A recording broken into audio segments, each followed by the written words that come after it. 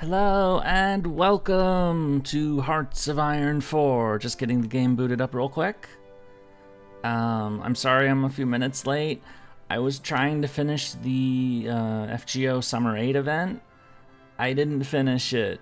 I realized like I would need probably like another 10 minutes, and I was like, I can't delay anymore. I just will turn my AP into blue apples and we'll just get started because I'm already late. So we finished our Germany playthrough yesterday, and we're moving on to start the next one, which we did a poll in the chat, and Mericuh barely won against the USSR. So we'll do the Soviets after the US. But today we're playing as we played as the baddies last time. This time, we're playing as Mericuh. How did my rolls go? I've been on the channel lately. Ash was very nice to me. Summer Castoria was fairly nice to me as well. Summer Melu was a little meaner, actually. Hello, Yurie in chat. Hello, nice to see you again, Quartz. Okay, so I'm gonna read all this junk as like an introduction. I'm not gonna like retread too much of some of the stuff I talked about when like with Germany. Like I'm probably not gonna talk much about like the Berlin Olympics, for example. So when I played as Germany, I said a lot of stuff about like, from a German perspective and what Germany was dealing with in the 1930s and like why they made the decisions that they did, as messed up as they were. This time, of course, we're doing the US, so we're doing from a more US perspective. Anyway, I'm gonna read the brief history section that they have. Oh, Floop, thank you so much. Thank you. Of course, you had to spam me with Umu. So how many Umus is that? Umu. That's 7. Have a great stream. Thank you. Wait, are you not gonna be around? I thought you had the day off. Anyway, I'm gonna read the thing now. The United States retreated back into isolation at the end of the last war and enjoyed a period of economic prosperity during the Roaring Twenties. This came to a dramatic end when the nation was gripped by the Great Depression. America's policy of non-intervention in foreign wars has stood firm, but tensions are rising both in Europe and Asia. The Great Neutral may find itself drawn into the maelstrom whether it wants to or not. So, for those of us, which is basically all of us who are here because, World War II ended 80 years ago. Not quite to the day yet. September 2nd, it will be 80 years to the day. It's almost 80 years since the atom bombs were dropped on August 6th and August 9th.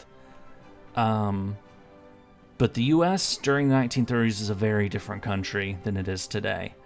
Very much, isolationist, very much didn't want to be involved in foreign affairs. And World War II is what changed that. So, alright, let's get into it. So we're playing as Mericuh, which, as far as like geography goes, doesn't really need any introduction. It's this is before the Alaska and Hawaii became states, though, so it's actually 48 states, not 50.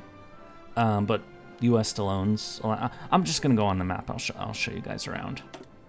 So Iron Man USA stream, just so I save and play. Let's do it. Attention, General Crazy Harrison Tech. Okie dokie.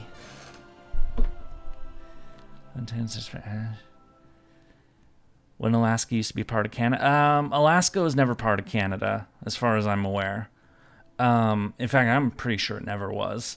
Alaska used to actually belong to Russia.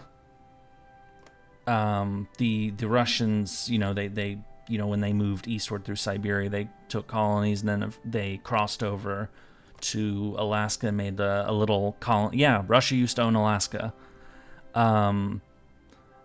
After their wars, like the War of 18, or of the Crimean War, Tsar Alexander II sold Alaska to the United States for like, I think it was like, I don't remember how much it was, in 1867.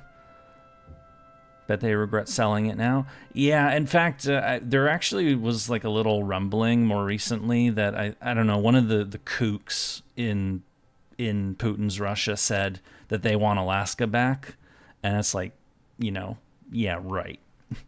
Come and try and take it, basically, is I think would be the only proper response to that sort of crap.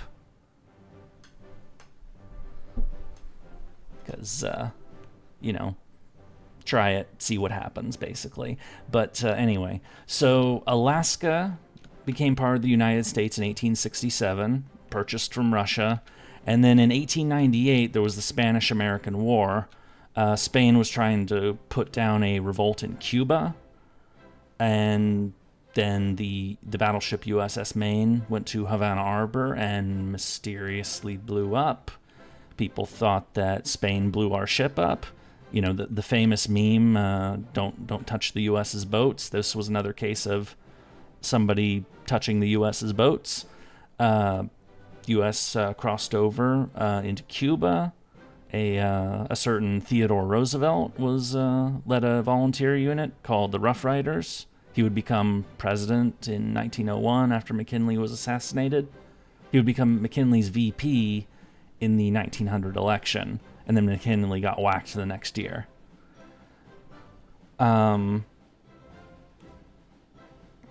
Anyway, so in the Spanish-American War, Cuba became independent. The U.S. gained Puerto Rico, Guam, which is this little ass island right here, and the Philippines.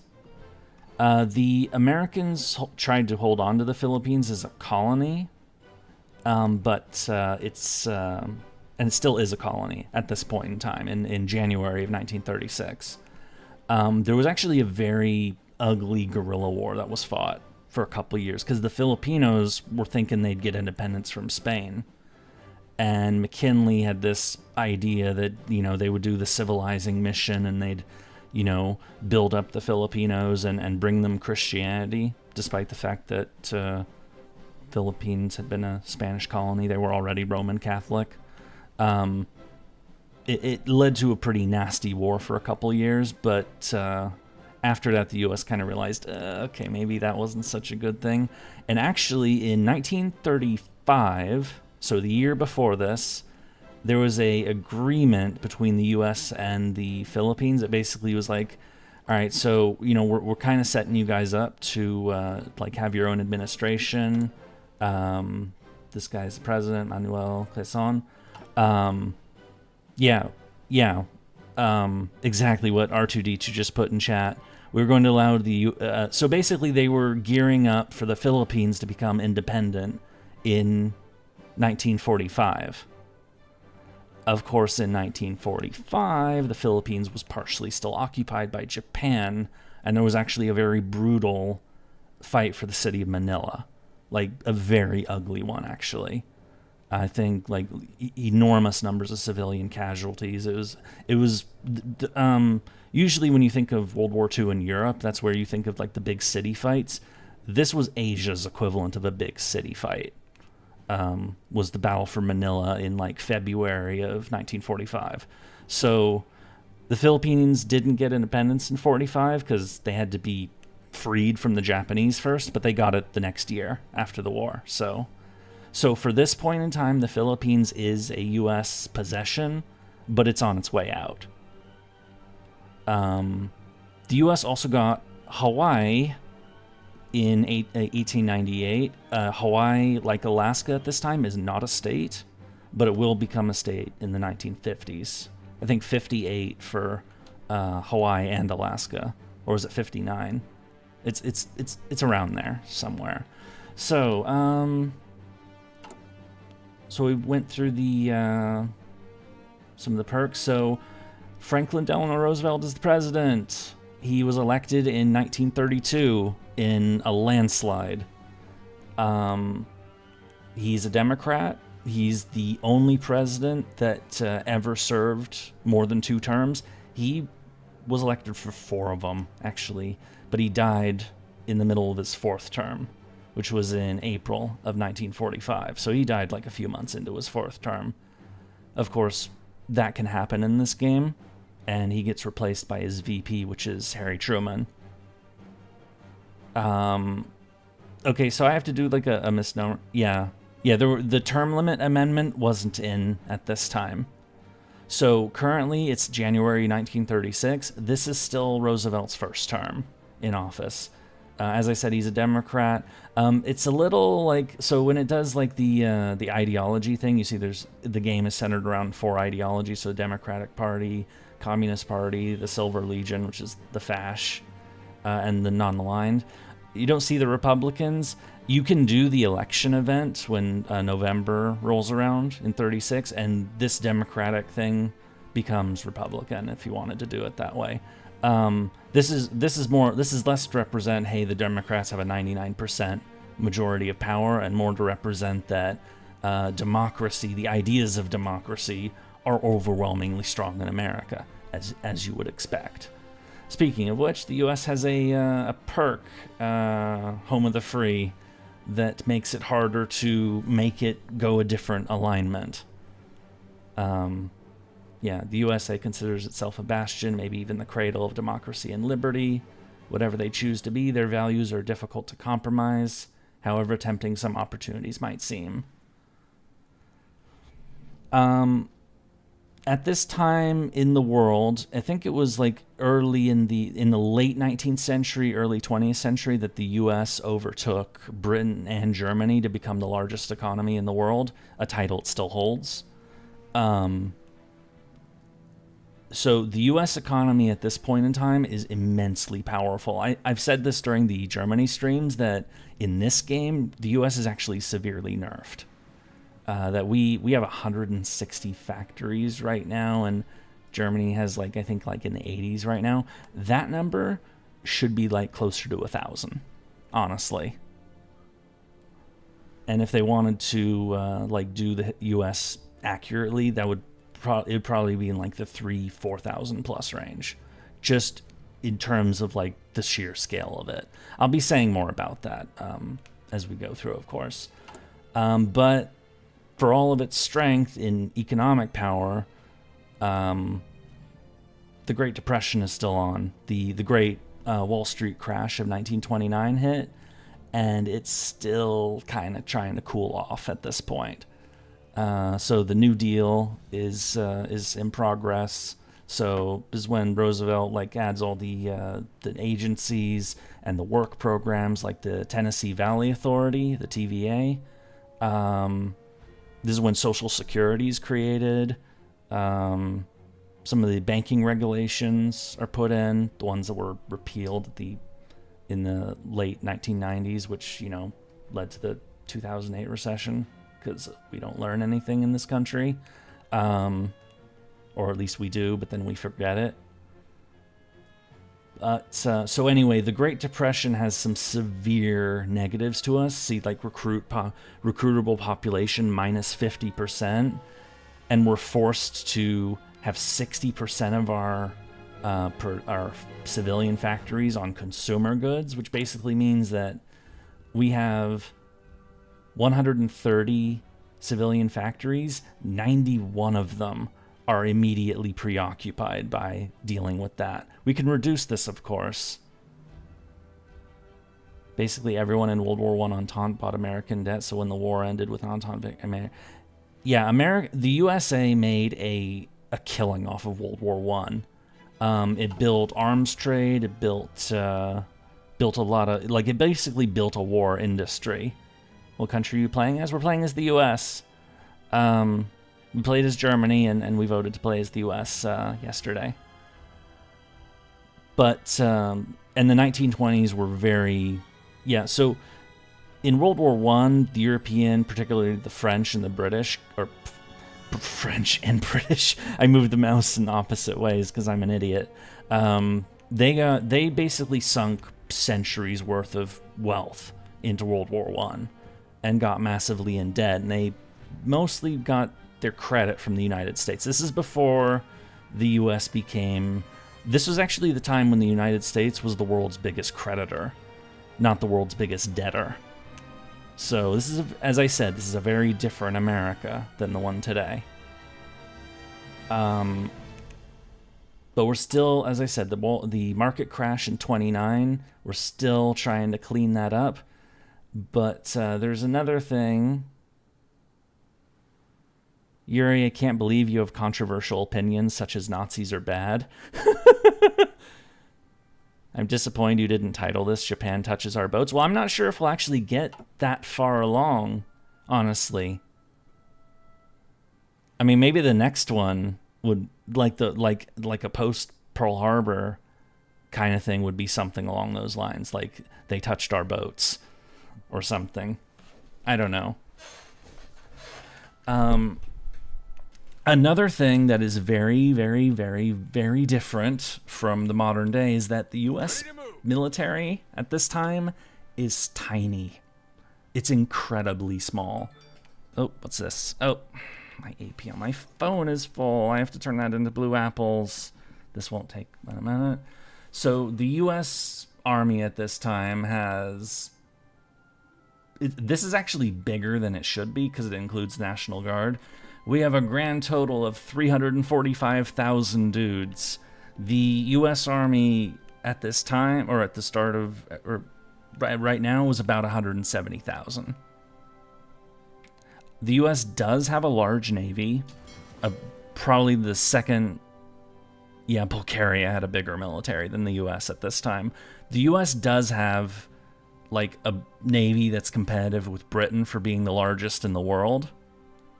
So the Navy is very powerful, but the Army basically just stays home. Of course, the key word here is that this is peacetime. War potential in the U.S. absolutely goes bonkers during, you know, you will see that in this game, very much so. So I'm going to do some quick organization. So these are our divisions. These are the regular ones. We have the 1st, 2nd, and 3rd U.S. divisions. I like to put these together. These are, so like a Puerto Rico force, Panama Canal, the Philippine division, and Alaska defense. I like to actually put these as guard just because. Yeah, so we also have the National Guard divisions, which are these ones. Boop. So, the State National Guard, and this is the Hawaiian Division. I like to sort that separately. So U.S., so regular divisions, National Guard divisions, and then these are, the 1st Cavalry. Let's put that over there. And then these are the various island garrisons, like Guam, Johnson Island, Wake, Midway, Phoenix Island. So mostly, like, a lot of, like, Pacific islands. So we have just tiny little ass garrisons standing around. And Yurie back on the Hoi Four grind. Indeed, though, we're just getting the framework started. We're like, I'm talking about, like, the backstory, like what's America's situation at this time. Okay, so this is the main home army that we have, and these are all the island garrisons. I'm going to give these to somebody, this guy, I guess. I'm going to give, where's the, oh no, wait, the Philippine division, though, is going to be separate. And I am giving this command to this frickin' guy, Douglas MacArthur. Hang on a second.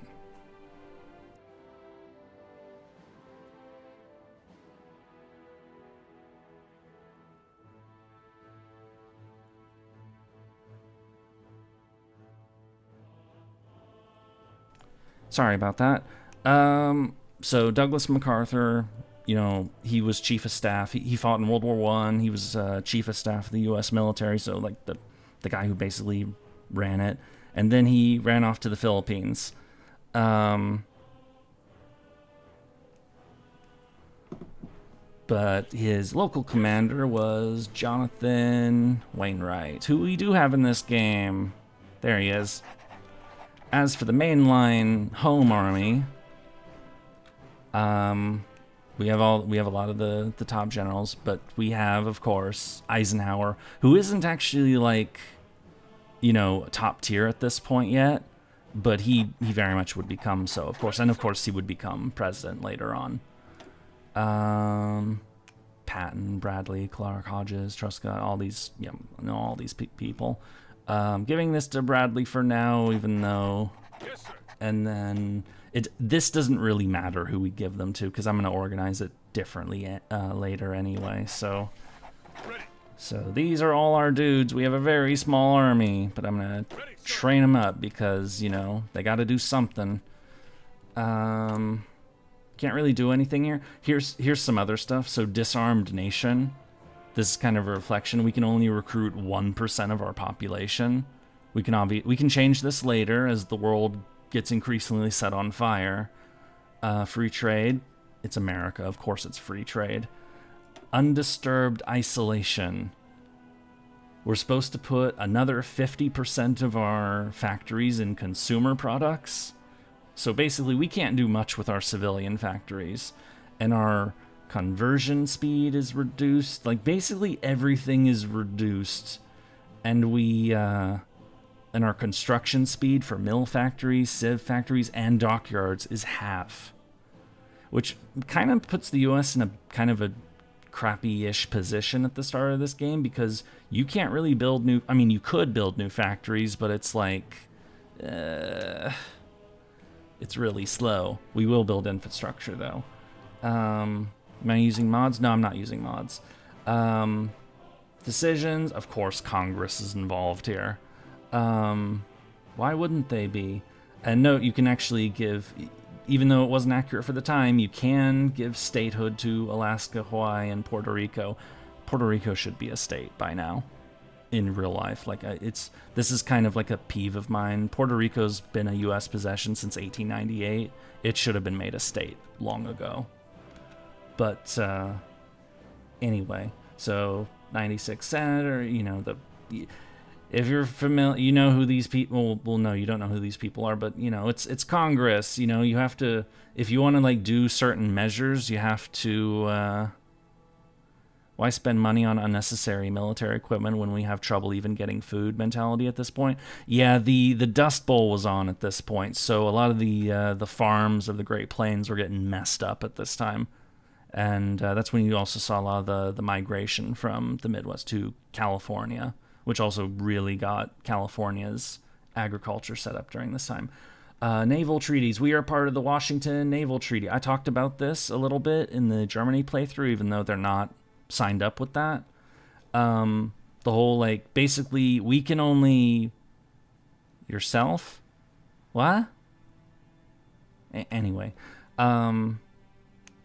We are one of the signatories of this. We can only build our ships to certain sizes. It's a treaty that's meant to limit arms races. So the U.S. Excuse me? Are you saying what I think you're saying? You got about 5 seconds before I assume that is what you're saying.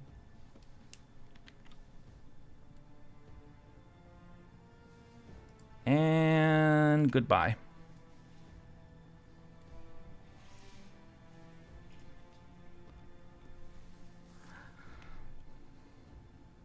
Yeah, so he's perma'd.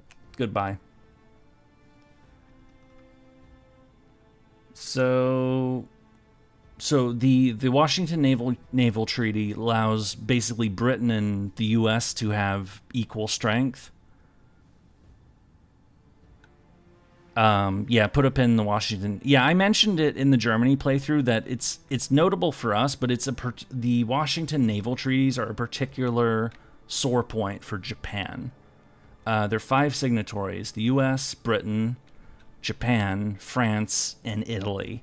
It doesn't really matter quite so much for France and Italy. They're kind of like mediocre naval powers. I mean, Italy's a bit more of a thing, but they're only really in the Mediterranean.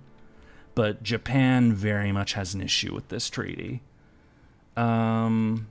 Worker can give refuge to German and Italian scientists because fascism is a thing, and they don't want to work in these countries, especially, the Germans have a bit of a Jew problem, or, that they really, really don't like them, as, we famously know. And so a lot of the scientists, they gotta leave, and they tend to come to the U.S. Einstein, of course, was German, came to the U.S., or was he Swiss? Either way, so that is represented by this stuff. So you can give refuge, and of course it boosts your research speed. Of course you lose it if they become democratic, but they're not very democratic right now. Lots of resource prospecting. This is actually one thing. The U.S., in terms of natural resources, is absolutely bonkers rich. It is.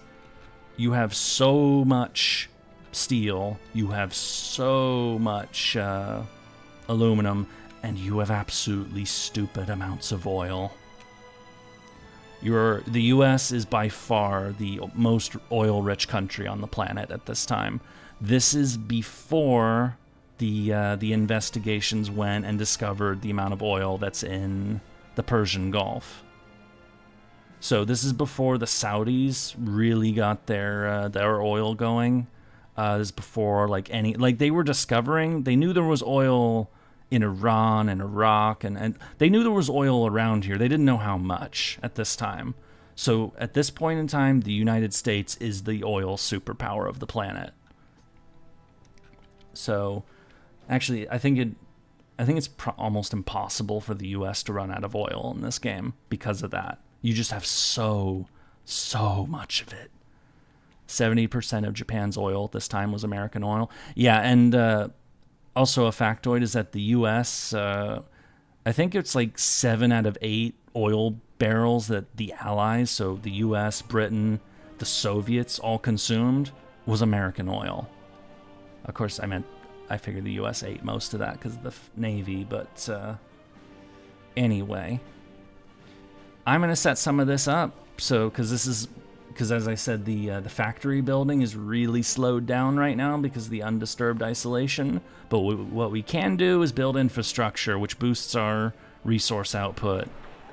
And a lot more oil in Texas sounds good to me. Same with oil off of California, and all these metals in Nevada. This is good shit. This is great shit. And we can trade it to other countries, and then they, give us money, which translates into factories that we can... Yeah, America's geography is absolutely busted.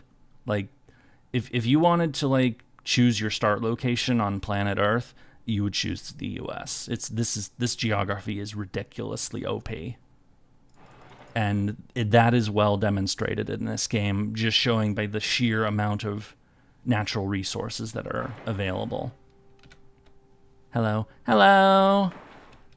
We're just getting started, so boosting all of our... So I'm looking for basically the best...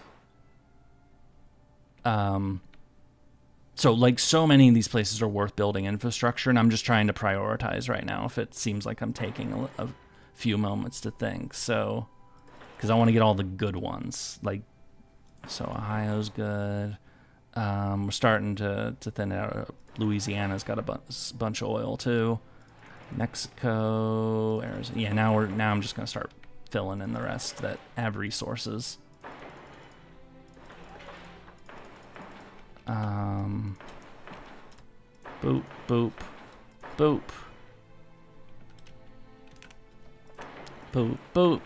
So that is our construction plan for now, because building factories isn't entirely worth it at this point, but we can build up our resource base and make an absolutely crazy amount of extra resources to do it. We did this already. Intelligence, we're not going to build an intelligence agency yet. When even the nightmare scenario of Red Dawn shows the Cold War Soviets have trouble taking the U.S., laughs in perfect geography for guerrilla warfare. Yeah, I've seen that movie. You might have a finance advisor that reduces by 10 the percentage of civilian factories. Yeah, we do actually. You're referring. I know who it is. It's Morgenthau, I believe. Yeah, Henry Morgenthau. Henry Morgenthau Jr. was the Secretary of the Treasury under Roosevelt. So, and he was in charge. He was in the office for like 12 years. So, the U.S. has 4 research slots to start, but if you play a historical U.S., let's actually look at the focus tree. You can get up to 6 research slots as the U.S. You can get both of these, or you can get this one and then either one of these two. We're gonna get that one, which makes it one of the best research countries on the entire planet. I think the only other people that get 6 are like New Zealand and maybe Democratic Germany. I don't quote me on that. Our focus tree is not as big as Germany's, but the U.S. one hasn't been updated in quite as long. And there are all alternate paths. You can do the historical path, which is what we're going to be doing. You can go like a more interventionist kind of path. You can go fash and go really sinister. That's what I did my Conquer the World playthrough on more recently. And you can also go communist. So, but our choice is continue the New Deal because we're doing that. Alright, so as for our research, some of these are kind of like standardized choices. Improve the industry, improve construction speed, improve research speed, improve guns, because why not? Oh yeah, speaking of companies, the military-industrial companies. Since many of our viewers are American, you probably will recognize a few of these companies. Some of them don't exist anymore. Some of them have been merged into others, but Chrysler is here. So you got all these. These are the tank companies.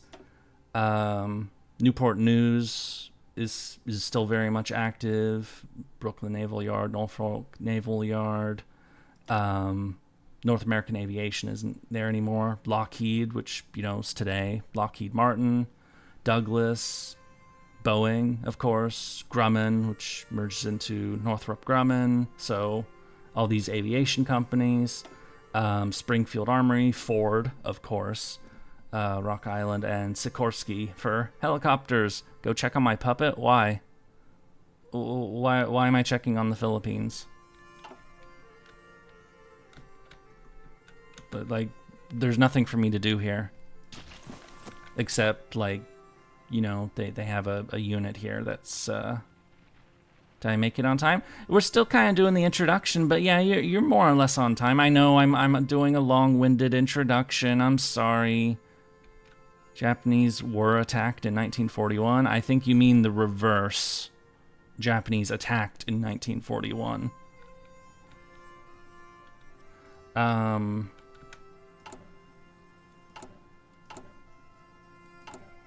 International market, we don't care. Well, we might care about this if we want to sell people guns, but so the only real weaknesses that the U.S. have as far as resources go are rubber, because remember, rubber is in Southeast Asia.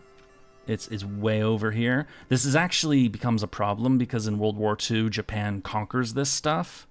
Hello, how you doing? Hello, I'm doing well. Thanks for asking.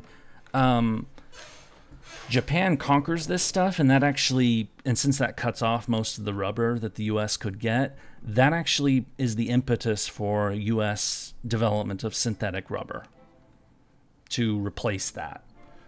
Chromium is also another issue, but we can get that from whoever. We're not going to lose that stuff, and we can still dig and find some of our own sources in North America.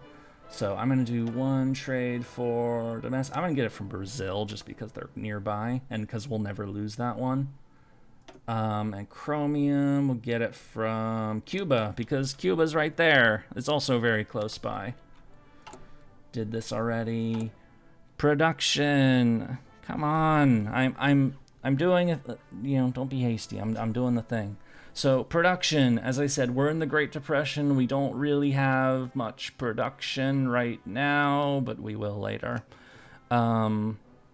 So rifles, you know, support equipment, artillery guns. Oh, yes. No, we didn't. No, the U.S. never owned Cuba.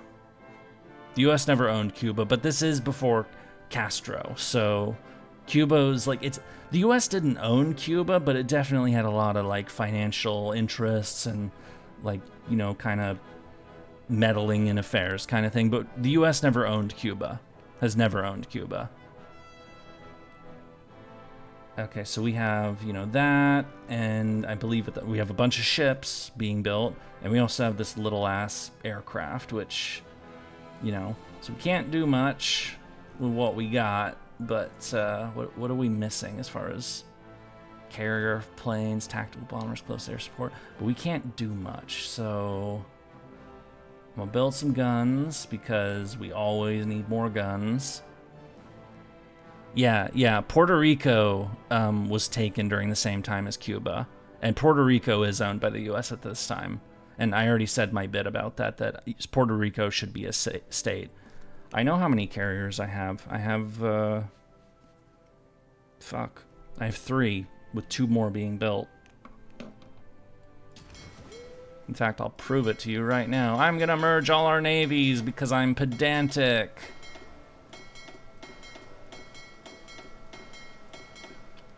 Boop. Yep, 3 carriers there. Yep, those are the 3 carriers. And it's the Lexington, the Saratoga, and the,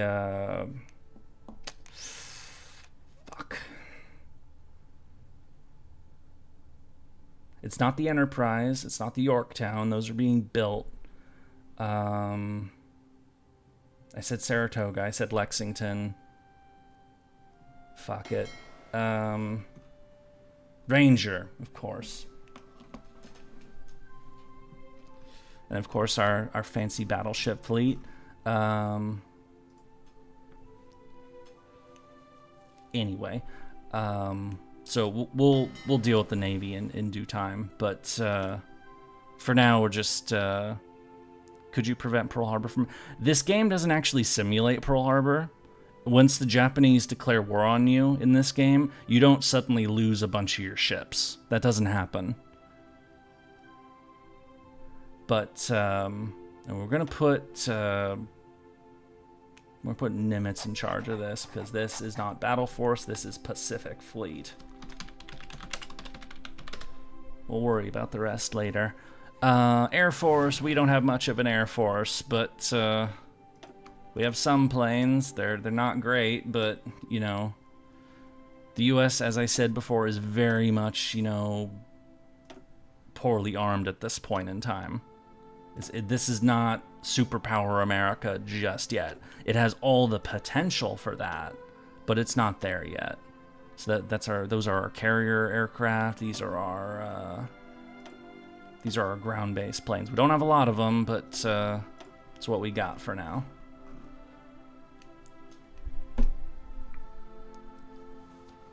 They say that change is coming to Hawaii Navy Force soon, such as merging all surface warships into a giant fleet of doom. Doesn't work out as well as in the past. I'm not merging all the ships to create like a doom stack. I'm merging them so I can reorganize them. I like to do things my own way, so we're gonna train the Air Force a little bit. Well, it's actually the U.S. Army Air Force and the U.S. Navy Air Force. The U.S. Air Force isn't founded until 1947, after the war, so it's not the U.S. Air Force yet. Facility with unassigned scientists. Oh, Maryland. We have a... Sure, why not? Do some research. Oh yeah, we still have a...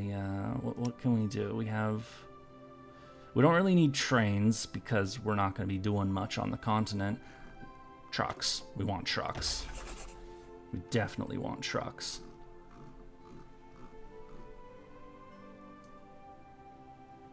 So, and then as for these ships, I'm just gonna dump them all into that big fleet.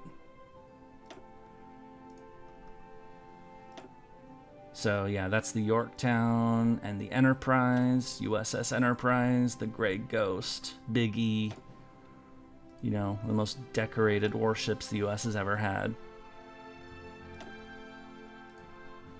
Which is why we keep naming new carriers after the damn thing, because of the one in World War II.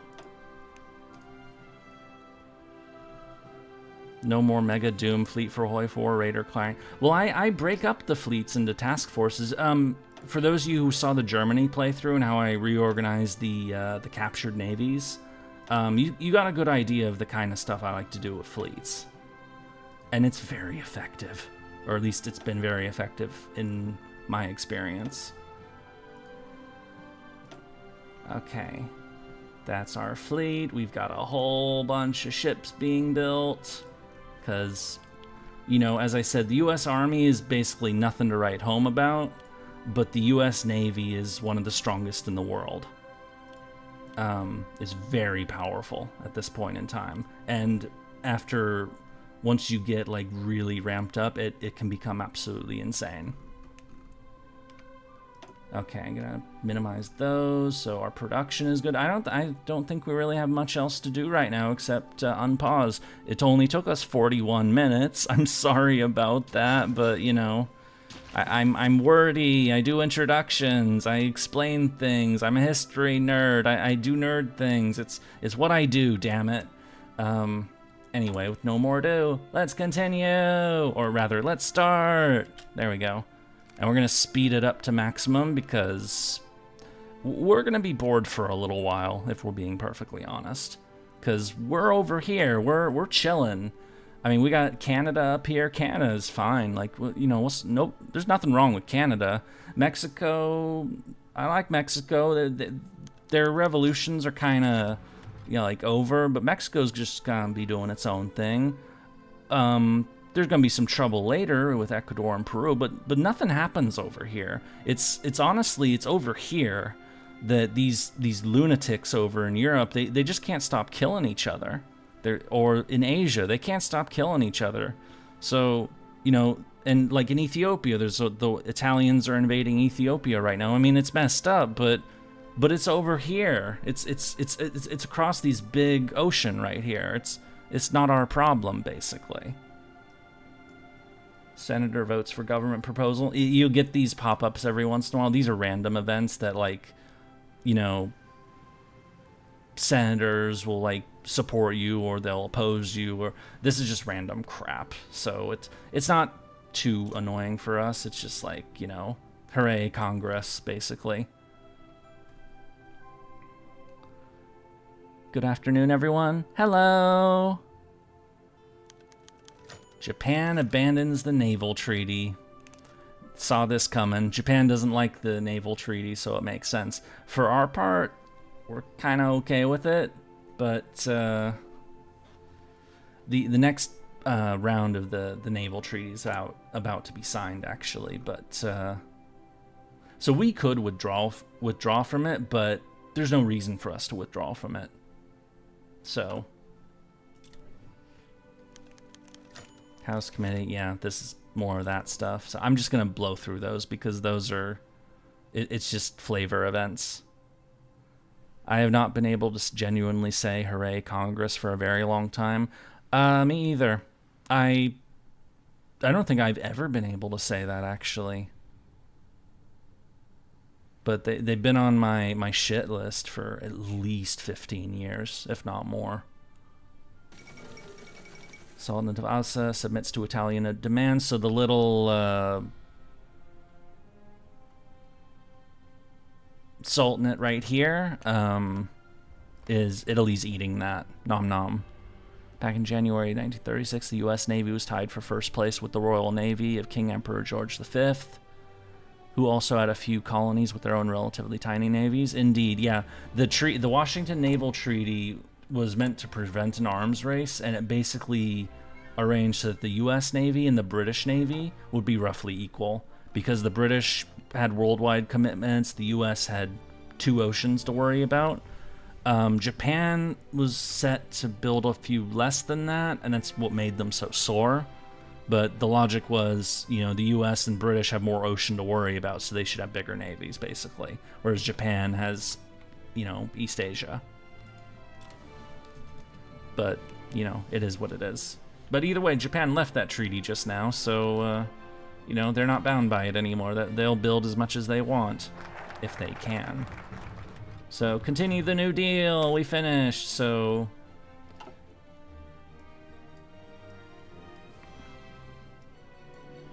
So we are going to continue the New Deal. We're going to do the WPA, which is the Work Progress Administration. So millions of people are still suffering from the unemployment resulting from the depression. An agency to put these people to work on public projects may not fully solve the problem, but it is a step in the right direction. So yeah, this is one of the many like work programs that Roosevelt had set up during these years.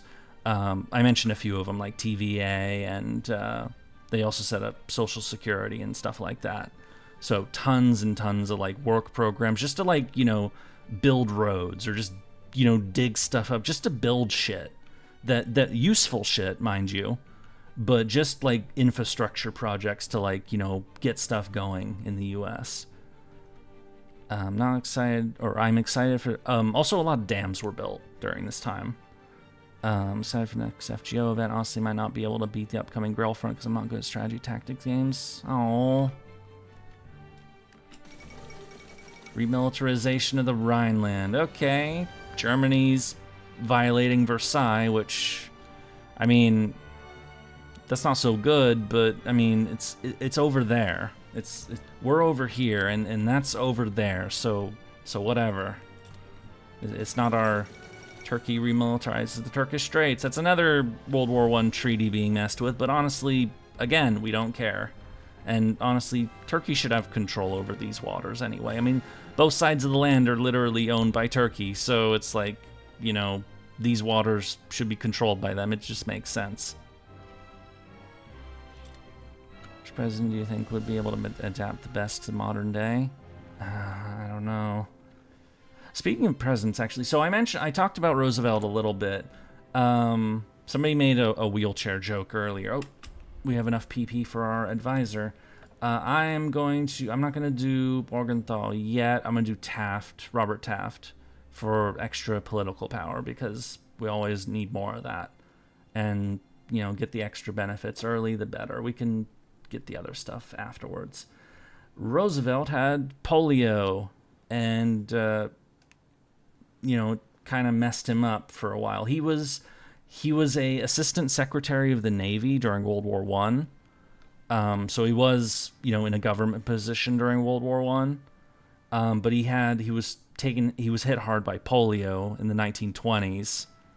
And he was more or less confined to a wheelchair, or like he had like these metal braces on his legs. All of which was very carefully disguised by the media to not show it. A lot of photographs of Roosevelt tend not to show his legs, or, you know, that sort of thing, to just like kind of cover up the fact that, hey, our president actually is technically disabled. Didn't stop him from being, you know, one of the best the U.S. has ever had, of course. He became governor of New York in, I believe, 1928. And then, of course, president in 32. So.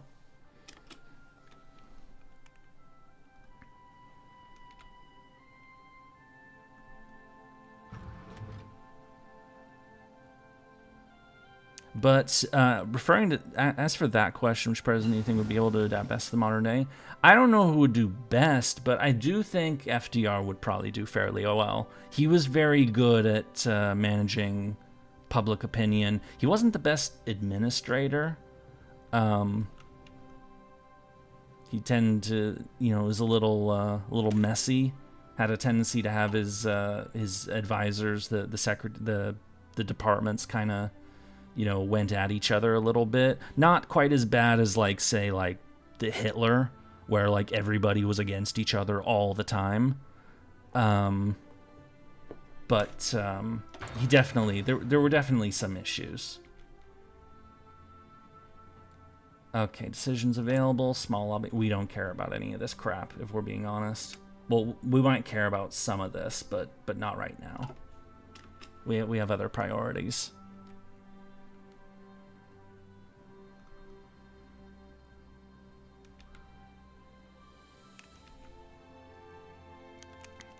Italy abandons naval treaty. Okay. So Mussolini wants to have a bigger navy in the Med. Okay. It's kind of annoying that this naval treaty with 5 countries and 2 of them have already left, and the only ones left are the ones that don't really want to fight anybody, at least right now. But okay.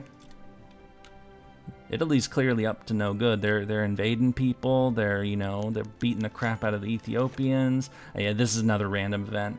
It's basically, hey, senator from Kentucky, we'll support you if you give us a little, like, hey, if you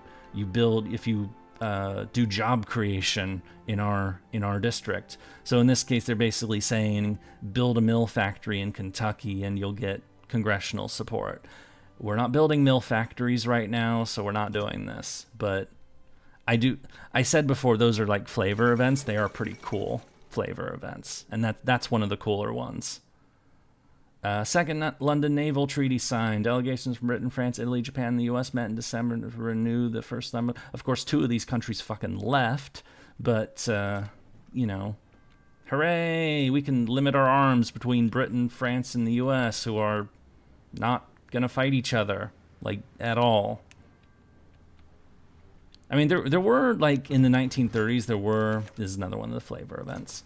There were, like, some weird, like, people that thought, like, oh, maybe, because Britain and the U.S. were the 2 strongest countries in the world, and they had the 2 biggest navies, that there was this idea that the U.S. and Britain might go to war at some point, like the 1920s or the 1930s, and the U.S. actually cooked up. It's actually a focus in this tree, War Plan Red, right there, of an actual, like, U.S. war plan in case that would happen. It wasn't pursued seriously, but some people actually thought that.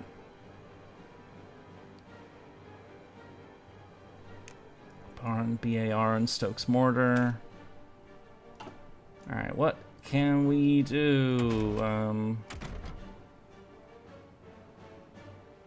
gonna research better tanks, because why not? We like tanks.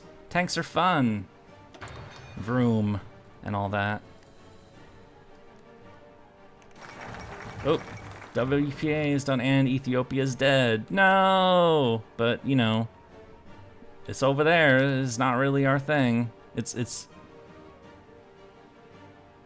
a believer in getting more votes in Congress. My own opinion is build that military factory in Kentucky fast. I would do it if my factory building speed wasn't so bad.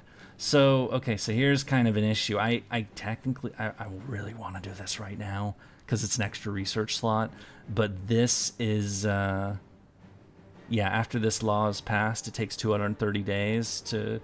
This is better to do right now. So the Agricultural Adjustment Act.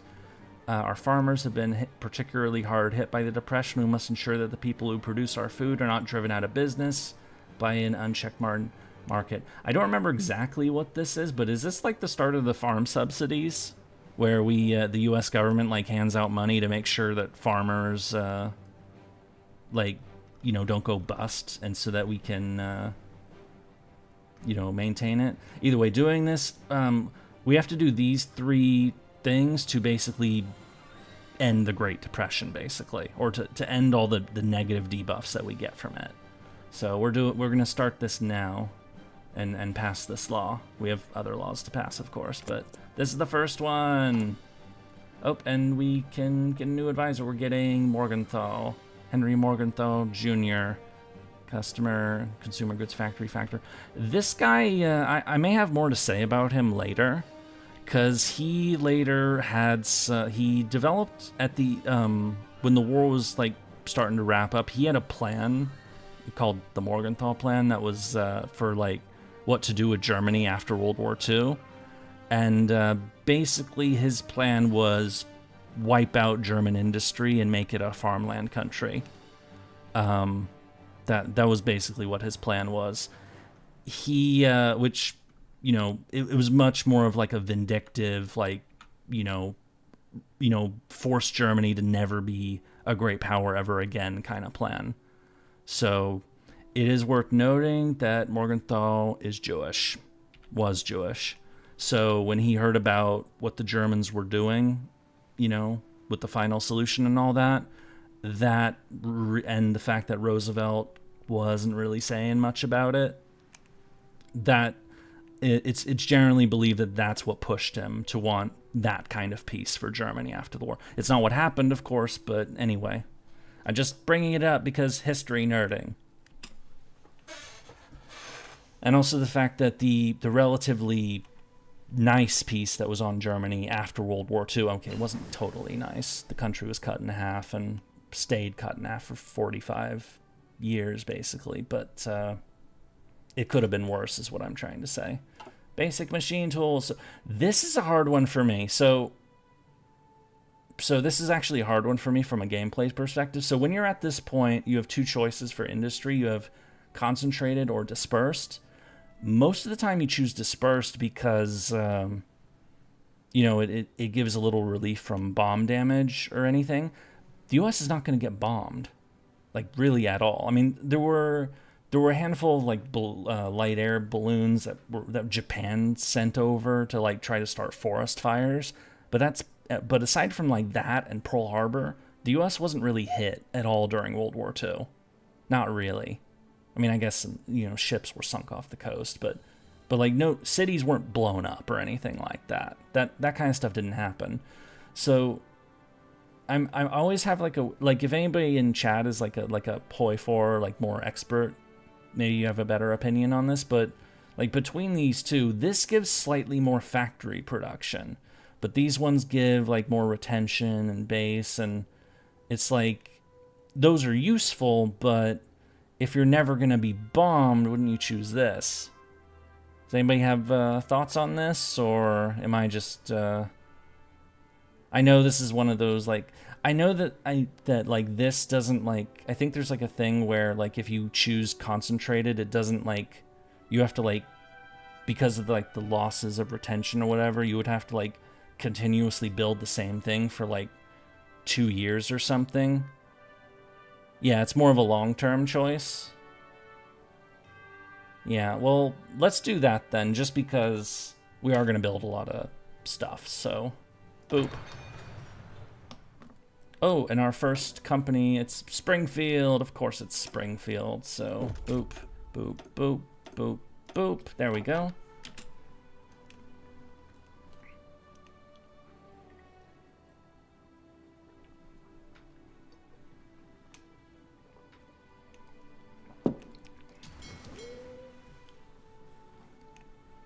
I should probably organize the Navy before long, but you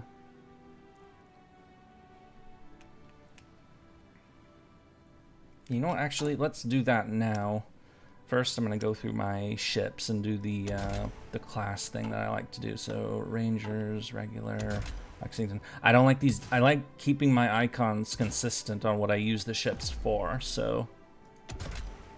Battleships, these are all fine. Uchida, this is a heavy cruiser, so I like to have the gun icon for that.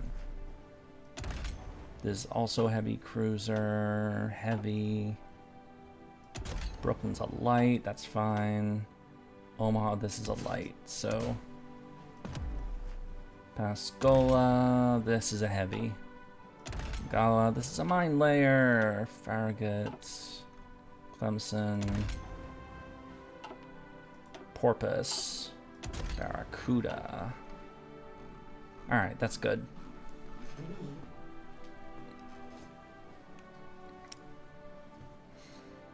Okay, so as far as like ship organization goes, we have 2 oceans to worry about, of course, but, well, in theory we do. Pennsylvania, Tennessee, Mississippi, Idaho, Colorado, Maryland, and Texas, I believe. Or I always try to... I forget which ones were in the Pacific and which ones were in the Atlantic. So, nope, that's too many. That's it wasn't all these. Colorado was in Pearl. And I want to say Pennsylvania was too, so... So this is what will be the core of the Atlantic fleet once we get it going. Well, the battleships of the Atlantic Fleet.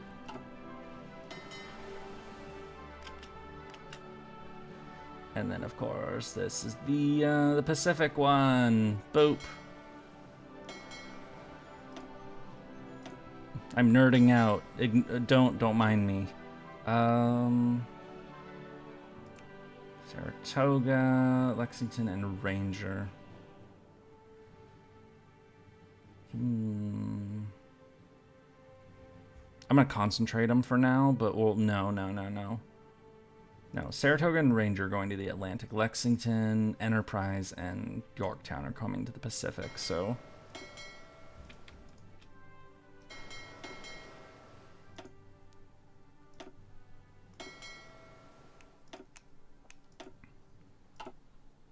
I'm gonna give... That's, you know, these ones and these ones are Atlantic Fleet, so...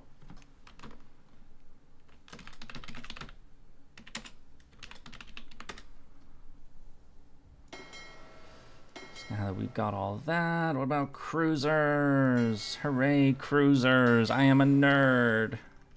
I am a super nerd. 1936 designs are these ones. We've got 7 of them and 8 of the old ones. So I'm gonna put the old ones with the battleships. Boop. And boop. And then these ones, I'm gonna split them. Wait, do we have a... Are we building a cruiser? We're definitely building... These are heavies. Okay.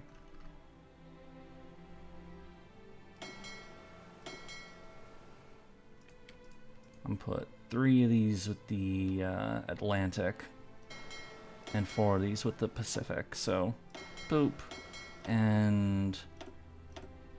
Boop, and we'll build one more for this, actually. So we'll build a... Wait, that's a... Wait, hold on a moment. Oh, no, these are the armored cruisers. I'm stupid. So, yeah, one of these is going to TF4. This one's going to TF3, and this one's going to TF4. So they're going to have 5 each. And actually,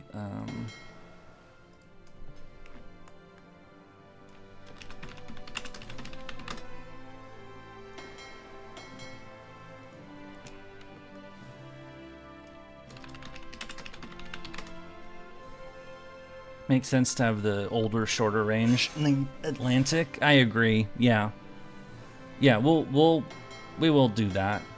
The reason I'm having the Lexington in the Pacific is because Lexington was in the Pacific. It got sunk at the Coral Sea.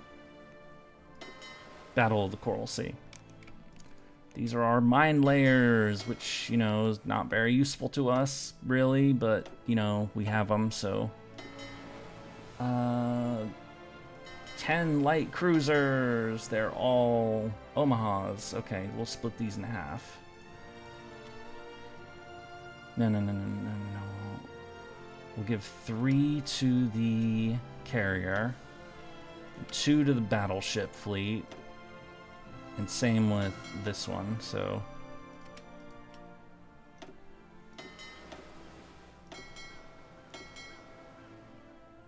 But the real impetus is going to be on destroyers, because we need to make sure that that these fleets are covered.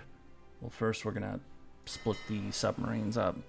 Ships look like you need to be upgraded. Yeah, we got a lot of older ships, but I'm not too fussed about it right now. So Clemson's, Farragut's. Yeah. Clemson destroyers. And the newer ones. So I'm gonna have to split these into... Shit.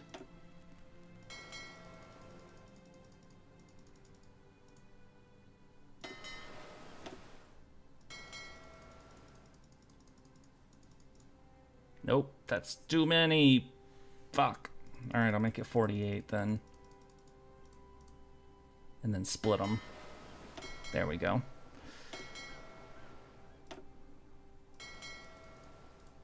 There we go. Okay, so 4 of 24. And we'll give them to the 3. It's just, you know, I'll want to switch them up later, of course, but...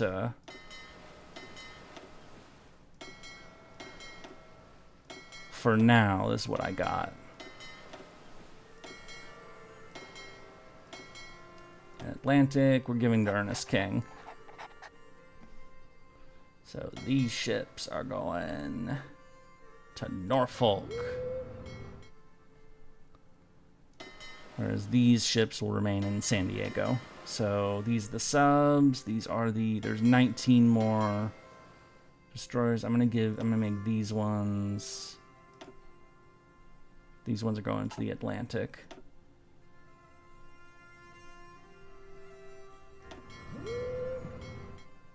And these ones are boop, boop. They're staying in the Pacific. Well, I'm gonna, yeah, TF5, okay. And then these are the submarines. Yay! Some of these are really old. Some of them suck. Submarines. Old submarines. We got so many old ones. Let's see, even send. I'm gonna put the Farragut's in the, what is it? It's TF5 that I put these in, right? Yep. Just so I know, like, where these types of ships are. I like my stuff organized. I am a nerd. I am a super nerd. I'm like the biggest nerd of all time. Or something.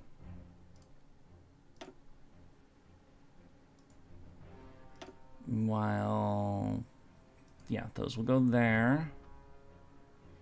Yorktowns will go to First Fleet. So we're gonna change these up a bit. I know it's better to have naval bombers like this, but I like to have cast just for goofy reasons. I'm weird. I know naval bombers are better. I just like to have a few, or maybe I'll switch it up and make it. No, I'll make it like that actually. Or no, I don't even need it to be like. I'll make it like this, okay. 2, 1, and 3. There we go. Yes, I am a nerd. Guy from Breaking Bad. Yeah.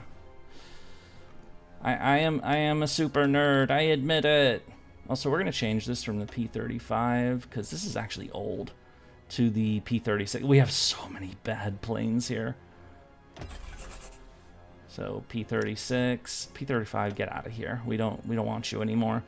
Interwar close air support. We don't really want that either because we have the basic up here.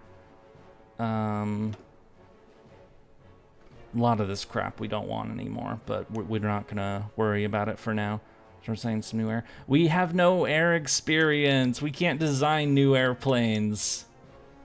At least not yet. But we'll get better. Okay, so these are our subs. Our old subs. We don't really like these. But, who should we give these to? Give it to this guy. Hey guys, what I missed? We're just getting things going. We're gonna put this guy in, New Haven. Or, was that New Haven? Or am I getting... No, we'll put him in Philly. We'll keep these together for now. And then everyone else can just, you know, exercise, learn how to do things. Yeah, our army experience isn't, we're not gonna get very much of it. We're gonna try by doing this. But we are gonna get gobs and gobs of naval experience. Nope, not like that. That's not what I was going for. Daytime. We'll exercise our planes, try to get at least some air experience, but also exercise our plain ones, so that, or our carriers, so that they can be a bit more trained. But just slowly building ourselves up, trying to have a somewhat functional military, despite, you know, the peacetime and the depression and all that stuff. Norfolk Naval Yard construction, yay! We definitely want these perks, so, or research options. Oh, production output for shipyard expansion. Yes, please. Reliable. That's 1, 2, 3, 4, and 5. There we go. We can also modify our officer corps. Oh yeah, okay, so here's the thing. You have a pre-assigned thing right here, the Bureau of Ordnance. Your torpedo hit chance is minus 10%, because the US Navy, when they entered World War II, they had torpedoes that they hadn't really checked on for a long time, and they didn't work very well. They actually, like, they undershot targets by, like, I think like 5 meters or something. So, like, what was that, like 10, 15 feet? It's more like 15, 16, 17 feet. So if you fire a torpedo at a ship, you're aiming for the hull at the bottom. But if you undershoot the torpedo, it just goes under the enemy ship and doesn't hit the damn thing. And so for like the first few years of World War II, they were like realizing, hey, our torpedoes aren't blowing shit up. And, you know, they were like, hey, we got to fix these. And there was pushback from the Bureau. It's like, no, the torpedoes are fine. They're fine. Until they finally got enough, like, combat experience, like saying, hey, our torpedoes are shit. Please get new ones or fix them. And then the U.S. finally did. And then we were even more dangerous than before. So, yeah, imagine if the U.S. Entered World War II with torpedoes that actually worked properly. Battles like Midway or, the ones off Guadalcanal could have been so much worse for the Japanese. Oh, the Spanish Civil War has started. Yep. So I am gonna throw tidbits, of course, like I did with Germany. So I made a lot of fun about how the Germans, had a tendency to build way too many different types of vehicles, and they were bad at logistics and all kinds of stuff. There's plenty of other stuff to say about the U.S. war effort that was kind of sus or sketchy, and the torpedo one is kind of infamous for being particularly bad. Yes, we need our new research slot. We need 5 research slots. I want 6, but we can't get the 6th one just yet. Maryland Naval Facility. Oh, yay, we can research things. The Montana Super Heavy Battleship. I'm gonna go for cruiser submarine, though, because we like subs. We very much when it comes to submarines, Germany tends to get more attention for their U-boats, but American submarines did a real number on Japan in East Asia. After the torpedoes were fixed, of course. Yeah, once the U.S. got into like 1944 and basically started moving subs down here when Japan, had all these colonies and they were trying to get like the rubber and the oil and ship it back to Japan, the U.S. would just have submarines here and sink it all. And I think like by like 1945, I think it was like 3/4 of Japan's shipping was already gone. All right, 1936 Olympics, which I talked about in the Germany playthrough. It was like a big propaganda show by the Germans, slightly undercut by the fact that Jesse Owens, a black American, got 4 gold medals, which, the most of anybody in the game. So it undercut the whole Aryan supremacy thing a bit. But Newport News, shipbuilding. Yes, we definitely like ships. 1, 2, 3, 4. No, not that one yet. 4. That'll do. Yeah, once we get more PP, I'm gonna try to get like a naval chief and or an air chief and an army chief, so we can get. See, our fleet experience is great. Like exercising all these ships, we're gonna have no problem getting fleet experience at all, because we have so many. Like the more stuff you have, the more experience you can get with exercises and stuff. So we have a ton of ships, so we get a ton of naval experience. We don't have a very big army or a very big air force, so we don't get very much XP when we train them. What's this? Improved. Oh yeah, we can. Okay, we're not going to do those yet, but okay, we're not going to do that. We're not going to ban commies, however tempting. Don't really need to do those. Don't need to do that. Don't really need to do this for now either.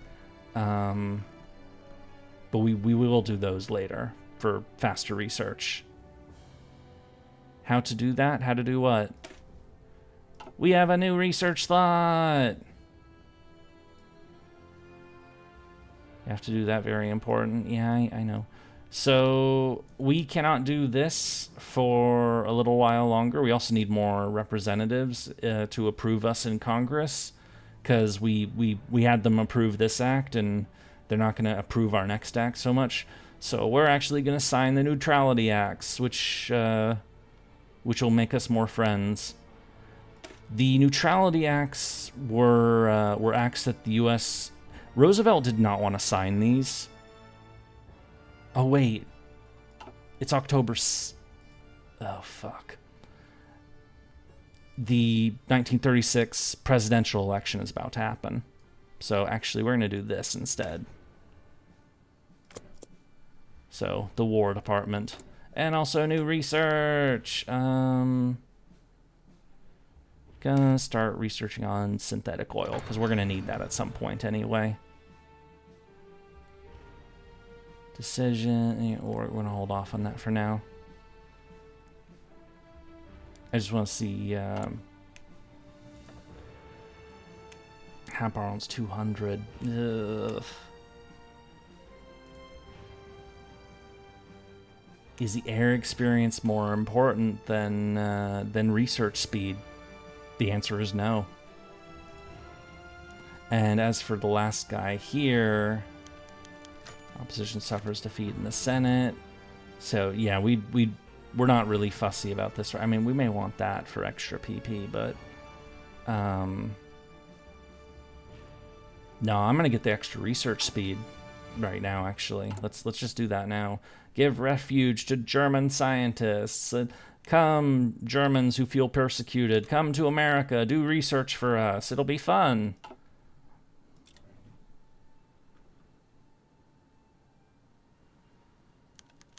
'1936 election. So this is, you know, we're still in Roosevelt's first term. Historically, he won by quite a bit. But of course, you can choose the results if you want to do things differently. So, day of the election has arrived. Roosevelt has already implemented several of the programs referred to collectively as the New Deal, intended to take the U.S. out of the Great Depression.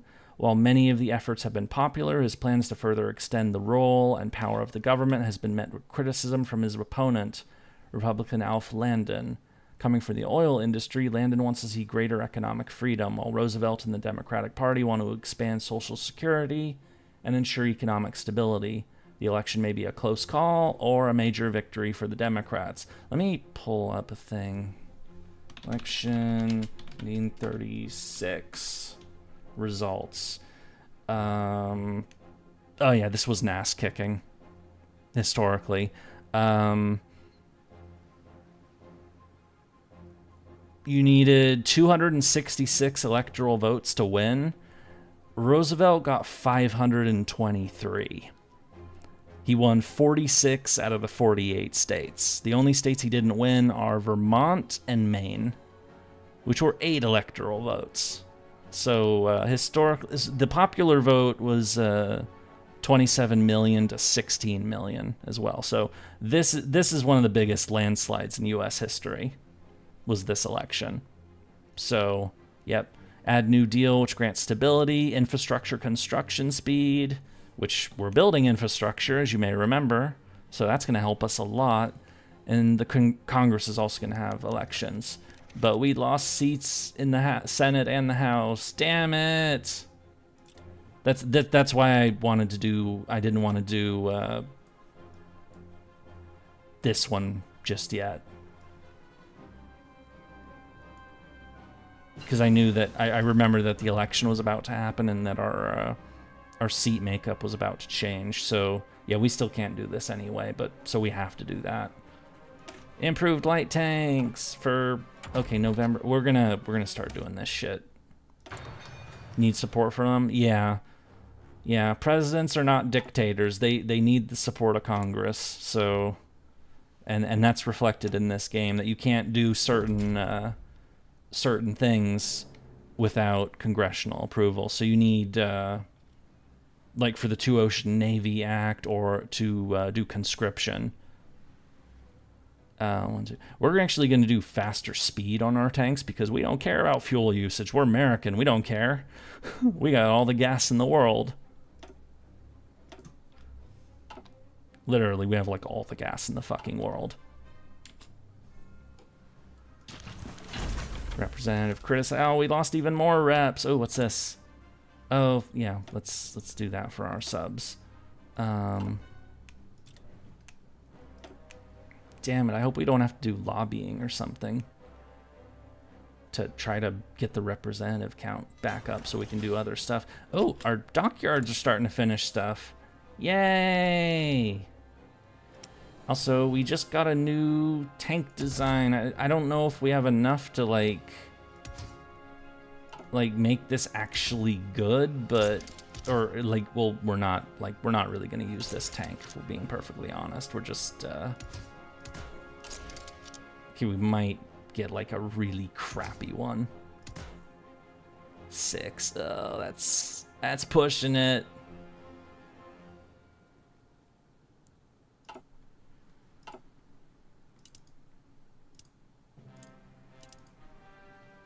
And Marmon Harrington, boop. Yeah, this is about what I got. We'll redesign this thing later, but it doesn't even matter. We don't have the factories to build the damn thing, but I'm just, you know, boop. There we go. We have a new tank, and we'll build some in time at some point.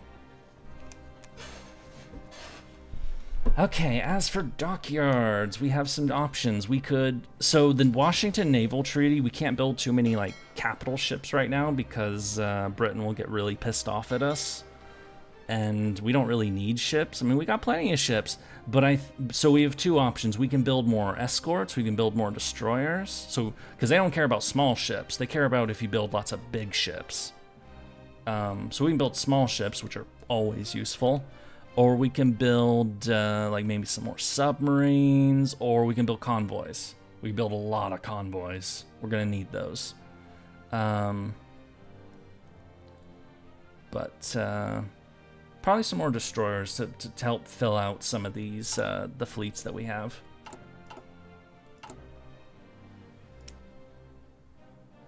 Yeah, small ship sounds good. So Farragut's, no, not Farragut's. Oh, right. We have 1936 destroyers. Let's build better destroyers. So escort fleet. I'm gonna make these cheap, if we're being honest. I'm gonna make these real cheap. Dual use we don't even need a 2 for that. Sonar, definitely sonar. No. Fire control. No, fire control and sonar. Some anti-aircraft, and some depth charges, and this should do fine, honestly. I'd be tempted to add torpedoes, but no, let's add torpedoes. And we'll leave that one alone just for now, so 36. So this is our, we could make cheaper destroyers than that, but we'll use this for now. So we're gonna build 12, send 12 to each fleet. So we're gonna build 48 of these things.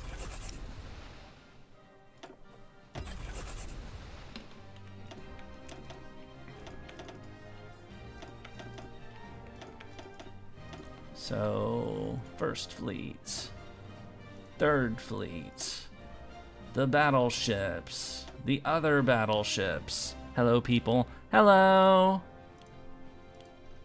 Alright, that will do for now. And that'll keep our dockyards occupied for quite a bit, so...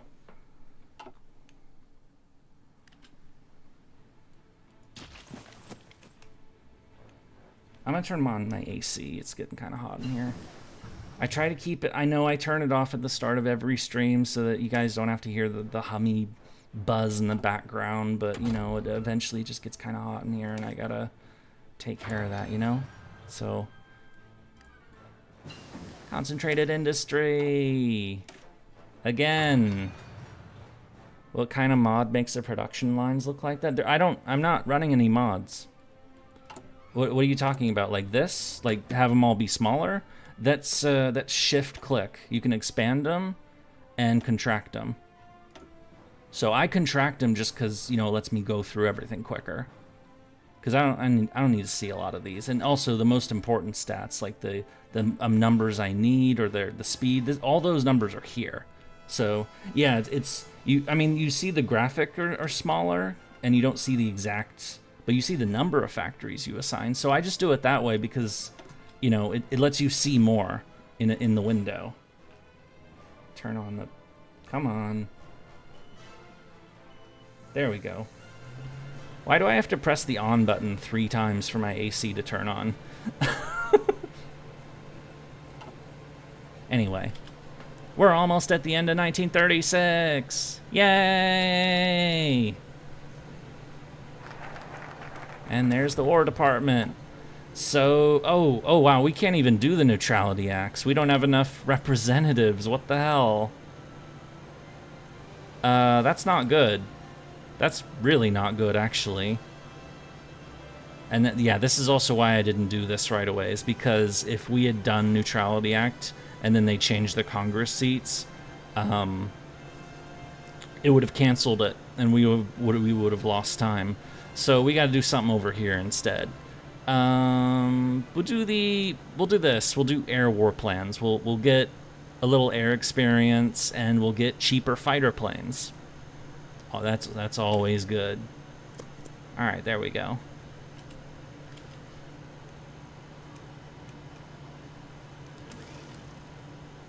What the hell is this?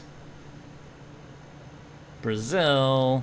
Why aren't you doing your job? You're supposed to sell me rubber. Where did your rubber go? You want me to trade with somebody else? Because I could. I got plenty of options. I just chose you because you're in my hemisphere, and I like you. But I could easily go to that slave, or... Okay, they're not quite doing the slave empire thing in the Congo anymore, but it's still not a fun place.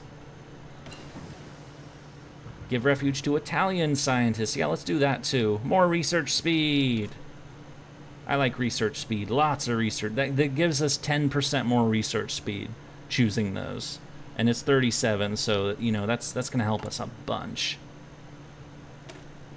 Excavation. I'm going to get radios. We could always use more radios. Or better radios. How's our infrastructure going? Okay, so it's starting to go. We don't have all of them yet, but soon we're going to start building actual factories.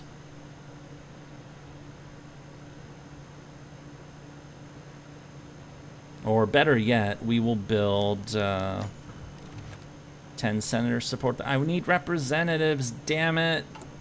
Do I really have to do one of these up here? Do I have to, like, pay farm subsidies or something? No.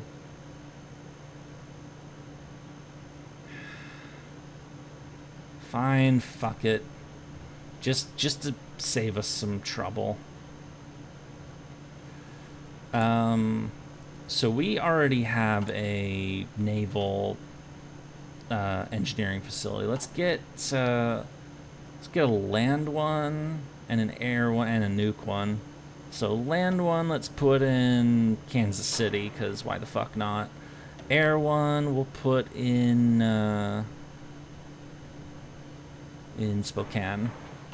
That is Spokane, right? Yeah, it's Spokane. Does this game mention or bring up the Navajo code talkers at the military?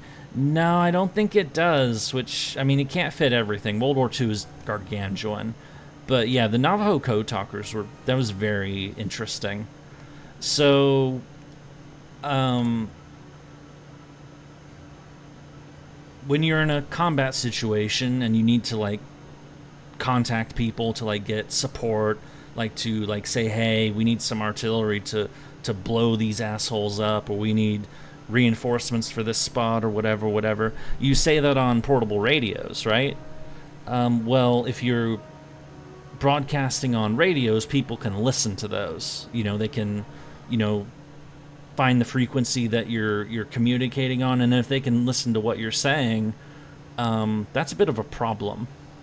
And yeah, different countries have different languages. Not everybody in Japan knows English. Not everybody in the U.S. knows Japanese, just using those two countries as an example. But somebody probably does. And if you're going to have somebody listening in on enemy radio traffic, that guy probably speaks English, or at least knows English. So one of the things that the U.S. did during, I think, both World Wars, actually, but famously during World War II, is that they had the Navajo code talkers, where they would have those radio people be like Navajo Indians, and they would speak the Navajo language to communicate the radio messages, like, hey, we need artillery here, we need reinforcements here, etc., etc. And enemies trying to listen in on that, they don't have a fucking clue what they're saying. You know, because Navajos are, you know, they're down here in the American Southwest. They have no, you know, that the Navajo language is not being taught in universities in fucking Berlin or Tokyo. And so the U.S. used that as a way to basically keep their messages secret from the enemy listening in. So it's a really cool like hidden story. There's a lot of those, of course, in World War II. But thanks for bringing that up. Let me go on a little tangent. It's not represented in this game, but you know, it is definitely a cool detail of a thing that I could talk about. So thanks for bringing that up.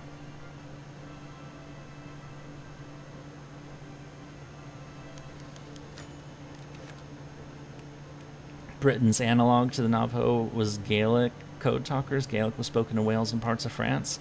I actually didn't know that the British did it too. Interesting. I didn't know that. Yay, we got representatives. Can we do the neutrality acts now? No, we can't. God damn it. Okay, we'll do more stuff. So this one's kind of tough in the sense. So you had the. So this is kind of like it's kind of a flavor thing. I wish you could do both. The U.S. in World War II, and well, still today, of course, is absolutely bonkers when it comes to the use of airplanes.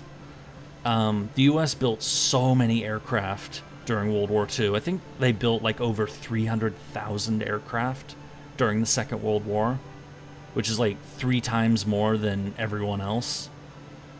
Than the next closest competitor. I think that number 2 was like either like the British or the Soviets were like built the second most, and they still only built like a third of what the Americans did. But the Americans built a lot of tactical close air support, this kind of thing, and they also built a lot of strategic bombers. So this is kind of like, what do I do? Because the U.S. was absolutely bonkers when it came to CAS, close air support, and they also brought out the B-17s, the B-24s, the B-29s to bomb the shit out of people. So it's like both of these are good choices from that perspective. I wish I could have both. This makes the bombers longer range and makes all of your doctrines cheaper for air, which is really good. This gives you a bonus to 2 of them. Tactical. These are research bonuses. I'm gonna go with the bombers, because in the long, these seem like better choices. So, and of course the U.S., as I said, was absolutely huge into both of those things. So we're gonna build a lot of planes. We're gonna build a lot of planes and a lot of ships.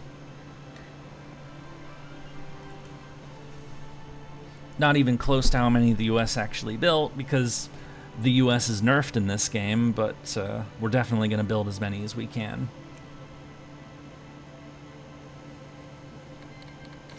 Oh, the anarchist uprising in the Spanish Civil War in Catalonia. I talked about the Spanish Civil War, or rather Germany's involvement in the Spanish Civil War last time. Italy was involved too, as were it was the Germans and the Italians sent troops for the nationalist side. The Soviets sent them for the Republican side. They call them the Republicans, but they actually show this here, is that a good chunk of their faction is Democratic, but they got a lot of commies on their side as well. So it's like this side was like, so the nationalist side was like fascist leaning, the military junta, the church, the monarchist types were all on this side, and this side was, the Democrats and the people who want democracy, but also the communists, the anarchists, and also hardcore Stalinists, which is why Stalin wanted to back them. And some American lots of volunteers went to the Spanish Civil War. On the commie side, Joseph Broz Tito from Yugoslavia fought in the Spanish Civil War. I believe George Orwell, the author of 1984, he was also there. Ernest Hemingway, I think, was there as well. So a bunch of people went there. Very, very messy affair. Improved machine tools. We're gonna get this because we like fire control. Well, do we like that right now? Because we're just gonna get the next one. This feels like kind of a... No, we're not gonna do it now. I'm gonna research this though, because we definitely want bigger planes. Oh yeah, I was gonna build... Oh yeah, I built those two. I didn't build the nuke research facility. And of course, the nuke research facility for America has to be at fucking Los Alamos, New Mexico. Boop. Which is right about there somewhere.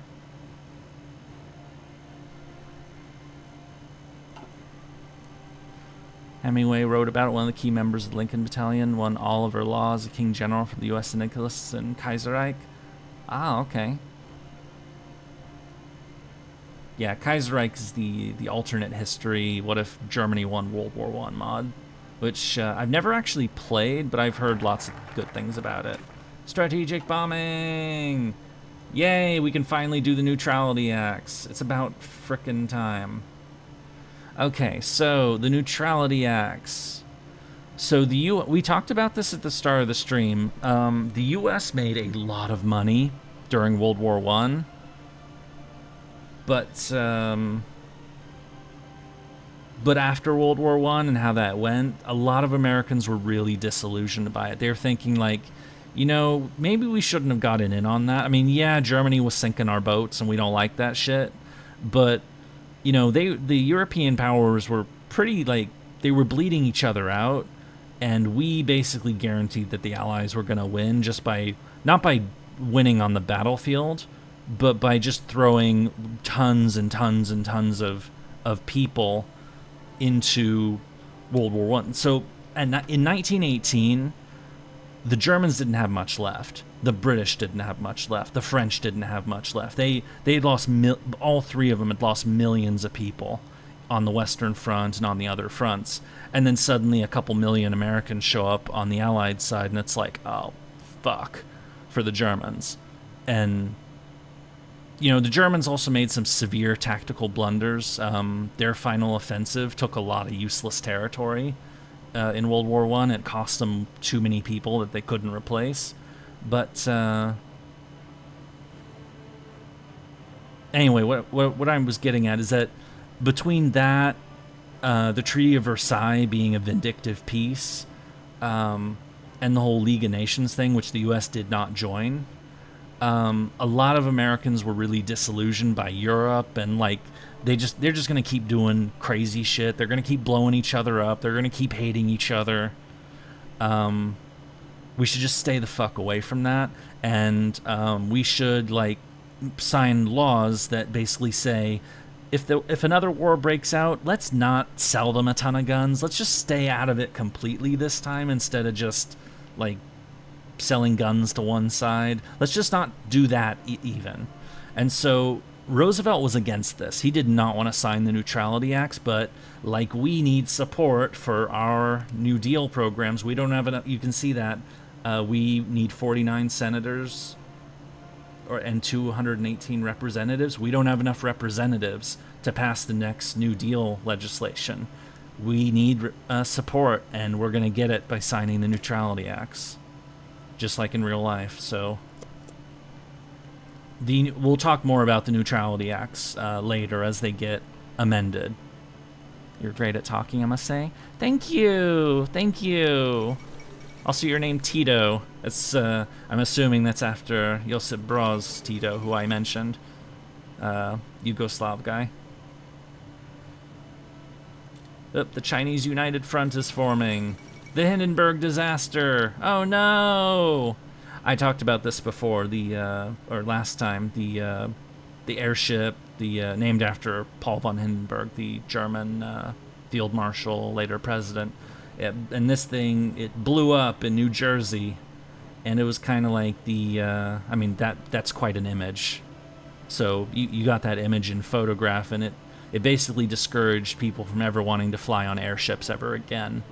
Or at least, they preferred aircraft, or passenger airliners were,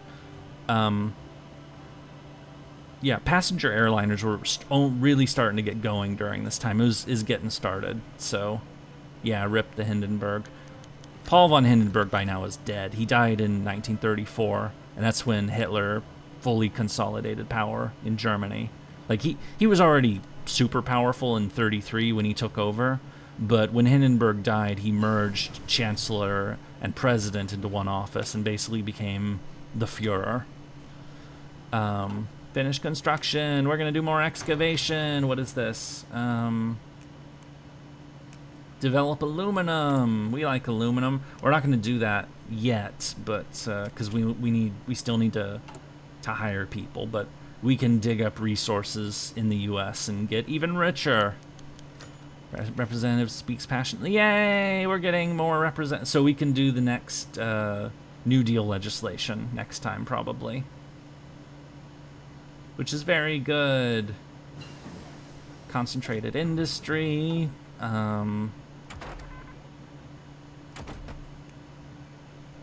Gonna improve the range of our aircraft a bit. We're gonna do Grumman this time. How many hours do I have in this game? Too many. I'm not like a super expert, but oh my god, I have too much. 1735. I have too many. What can oh no, shit.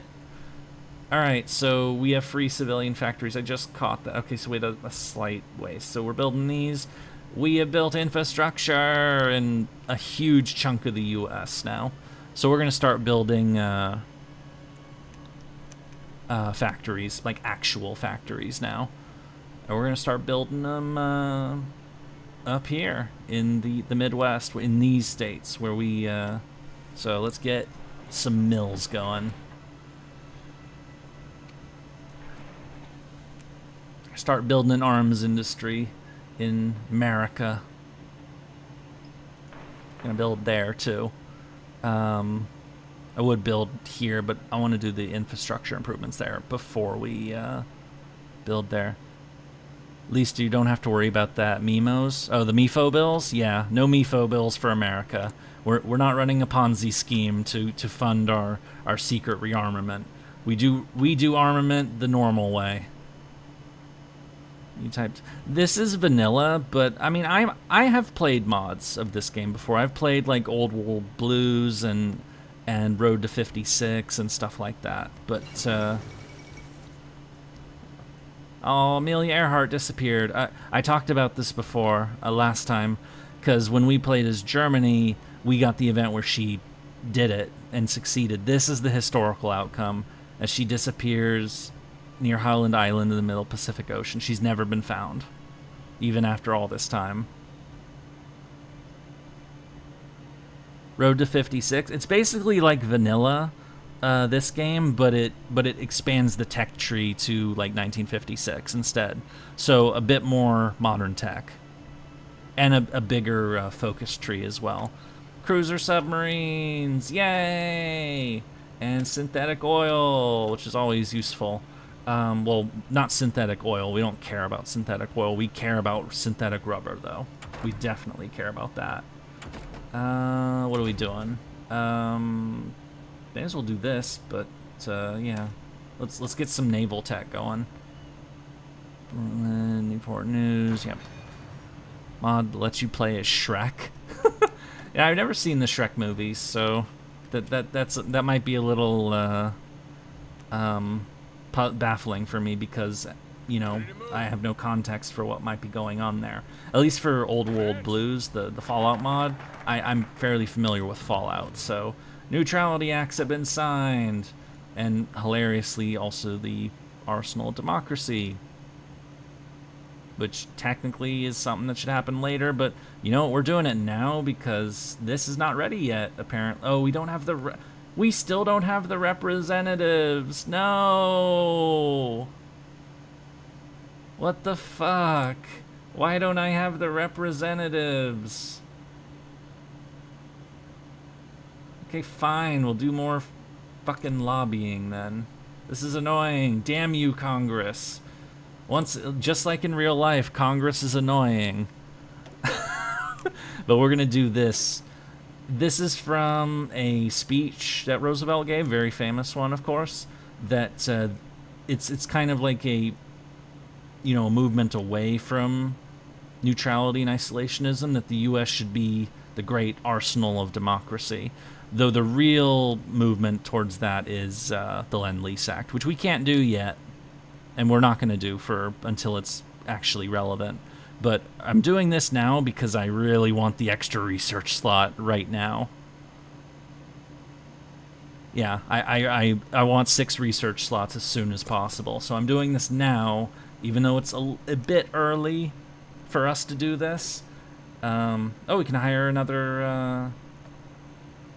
yeah, I'm gonna hire Cordell Hall probably for the PP gain, or see, I would do that, but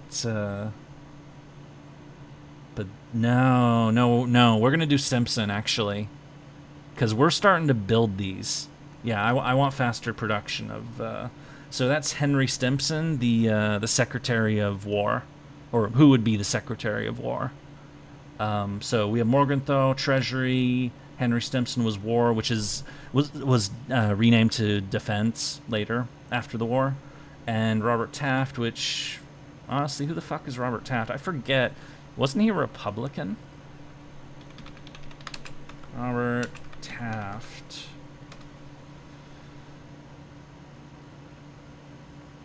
Scion of the Republican, lawyer and former. Yeah, he was the Republican majority leader in the Senate. So, but whatever, he's working for us, you know, that's cool. This isn't, you know, modern, you know, where both parties want to kill each other practically. This is, you know, we're working for the same cause at this time. I mean, they still don't like what he's doing, but, you know, they don't like a lot of the New Deal programs, but, you know, anyway. Though, actually, since I bring this up, I mentioned, if you guys remember the Draco video, where I mentioned that a bunch of people have been accused of being the Antichrist, FDR is definitely one of them. He's been accused of being the Antichrist by some quack out there. Also, Japan, looks like they're starting the war in China. That's, we don't like that so much, because we trade with China. China has lots of people we can sell shit to, because we're America, we make shit. I know this is kind of like the opposite of how you might think of things today, but you know, we make all the stuff in all our big ass factories up here in, you know, the Midwest and everywhere. So, and China's got loads and loads of people. We want to sell them shit like Coke and, you know, cars or whatever the fuck. Not really, I mean, maybe not cars, but I mean, we made cars, but China wasn't buying them. We were buying them. My point is, Japan starting a war in China is not really something we like. Because if Japan eats them, then we can't sell to China, now can we? But there's also this. The federal state of Austria breaks the Treaty of Saint-Germain-en-Laye. So this is their Austria's version of Versailles, so that they will now rearm. Why they suddenly want to... Can't stop them, but we can slow them down. Honestly, let them. We don't care. This is Europe. This is Europe's problems. These aren't our problems. I mean, Europe is going to fuck itself no matter what we do. Will Japan do better this time in the war in China? Don't know. Radios! Yay! Okay, what else? Yeah, let's do better artillery guns, too. Shibeshama joins the Shanzi. The United Front is forming. The Marco Polo Bridge incident. I talked about this before. I know I keep saying that, but the battle between Japanese troops and Chinese troops in Beijing. It was a firefight. Japan was demanded an apology. China said fuck off, and so the Sino-Japanese War, Second Sino-Japanese War, began, which is the beginning of World War II in Asia. So this is definitely, and yep, this is the Neutrality Act. Our boys will not be sent into foreign wars. That was definitely a line that people threw out there, because yeah, so yeah, this is actually describing very much like what I was referring to. With tensions rising around the globe, the U.S. Congress has been the scene of intense discussions about the role the United States should play on the world stage. Many members are concerned that President Franklin Delano Roosevelt might secretly be planning to intervene in a European or Asian war. He was sympathetic, particularly to Britain, and to a degree China as well, especially after seeing the kind of shit that Japan was up to in China. But more Britain. Some still remember the role the country played in the Great War and are anxious to keep the United States out of foreign entanglements. Eager to shore up support for his proposed programs of economic reform. What is wrong with me? See, this is why recording the videos is hard for me. I make so many errors. President Franklin Delano Roosevelt has signed the Neutrality Act into law, which places heavy restrictions on trade with nations at war and specifically prohibits the president from offering any kind of support to other nations. So I already talked about that. I'm just reading their blurb about it so that, you know, comparison contrast, basically. I smell something very yummy. I'm having curry tonight. I'm so happy. I'm very happy. It's only been like a month and a half plus. The Guangxi joined the United Front. I've talked about China being a clusterfuck during this time period. That you know, the nationalist government's trying to unite China, but you still got some of the local warlords holding out. So this is, you know, World War II takes place during one of China's like bicentennial periods of spontaneous combustion, when China just blows itself apart. Senator from Louisiana offers support. See, build new munitions plant. See, now that we're actually building munitions plants, this is something I want to do. So let's get congressional support by doing some job creation down there in Louisiana. So let's build a factory in Louisiana and get some, you know, we're doing some pork, as they call it, you know, like earmarks and, you know, adding little stuff to congressional bills like, hey, I'll sign your law about increasing funding for Social Security or that, but can you like give me some little extra funding for my home state, and I'll vote for you? U.S. Congress used to do that kind of shit all the time. I think they made that illegal in the late, like, 2000s or so. They stopped doing that kind of thing. And maybe they should do it again, to be honest, because pretty much ever since then, Congress has been a shit show. I mean, it's always kind of been a shit show, but it's been real. I mean, I mentioned earlier when we were talking about U.S. Congress that, like, I haven't had any faith in the U.S. Congress for at least 15 years. I mean, that what I just described, it's not good. Like it's basically like, hey, you know, bribe me to vote for you, basically, by giving benefits to my home state. But it's a way to negotiate. It's something. No, not that. We are going to get Logi companies. The U.S., the United States, by necessity, is the king of logistics. In World War II and today, the U.S. is the king of logistics. And as I said, it's by necessity because the United States is really, really far away from where the fighting is going to be. And that's how the U.S. likes it. We don't want to fight over here. We want to fight somewhere else so that it doesn't... We fight somewhere else so that it doesn't happen over here in the U.S. And because of the long distances, the U.S. builds its ships to travel longer distances. It builds its planes to fly farther. And it likes lots of shipping and transportation and transport aircraft and basing and you know, bases that you can use as supply places and whatnot. That's why the U.S. does that kind of stuff. It's so that the U.S. can, you know, do things and make sure that if there's going to be violence in the world, that it happens somewhere else other than America. Of course, me saying all this is more modern U.S., not World War II U.S. But anyway, words.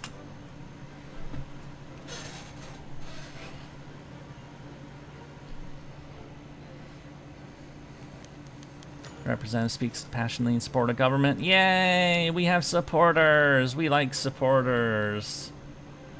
We could always use more of those. I want to get words. I want to get Hap Arnold in the Air Force. Oh, facility. Oh, John Walter Christie is our land guy. I mean, you see it in the tank design section. The you know, the... Oh, not this one. The Christie suspension. Yeah, John Walter Christie was a tank innovator guy.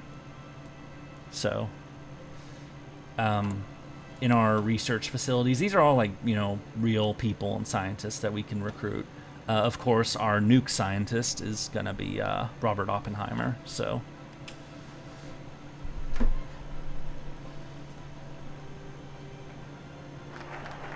We are the arsenal of democracy, like 3 years early, so that we can get this and get our 6th research slot and be absolutely busted when it comes to research.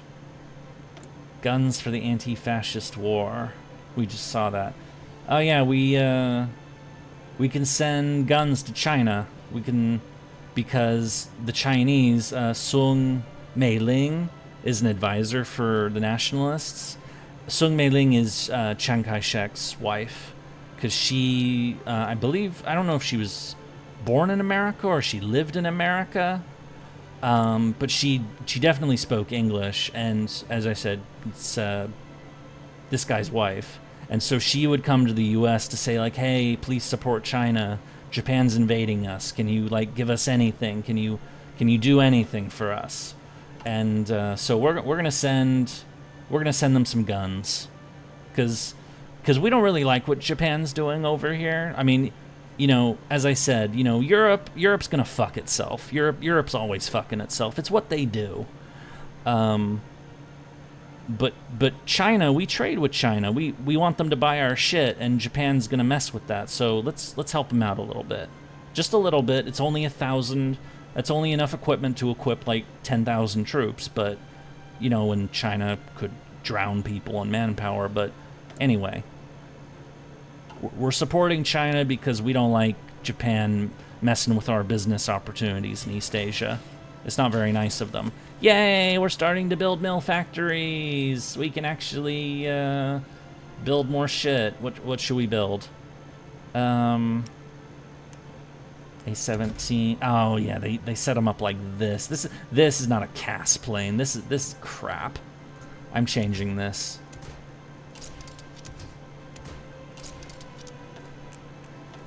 Douglas is still. Give this thing dive brakes. Yeah, now I'm gonna call it the A-17B, even though it's not really, just to distinguish it from the. There we go. And we're gonna start building these because we want fighters and we want CAS. We want close air support. Oh, we have a bunch of new factories. Oh, right. It's because we just did the Arsenal Democracy thing. That's why we have all these factories. Is murdering happening? No, we're building. We're gonna build some more of that because we're short of them. Gonna build some more guns. Gonna build. What about planes? We probably should start building carrier aircraft. So let's start setting those up actually. So this is our carrier airframe. Though this is no, these are outdated. Let's build some new types of carrier planes. So the so it looks like the F3F is still the carrier plane in question. And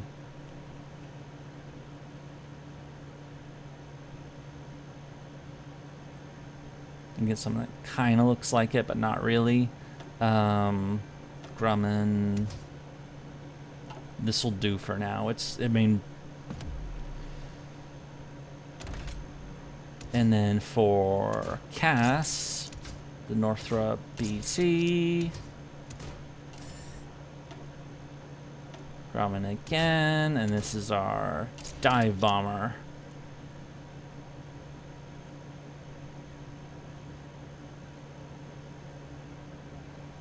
Building is more important right now. No Umu ship in this time.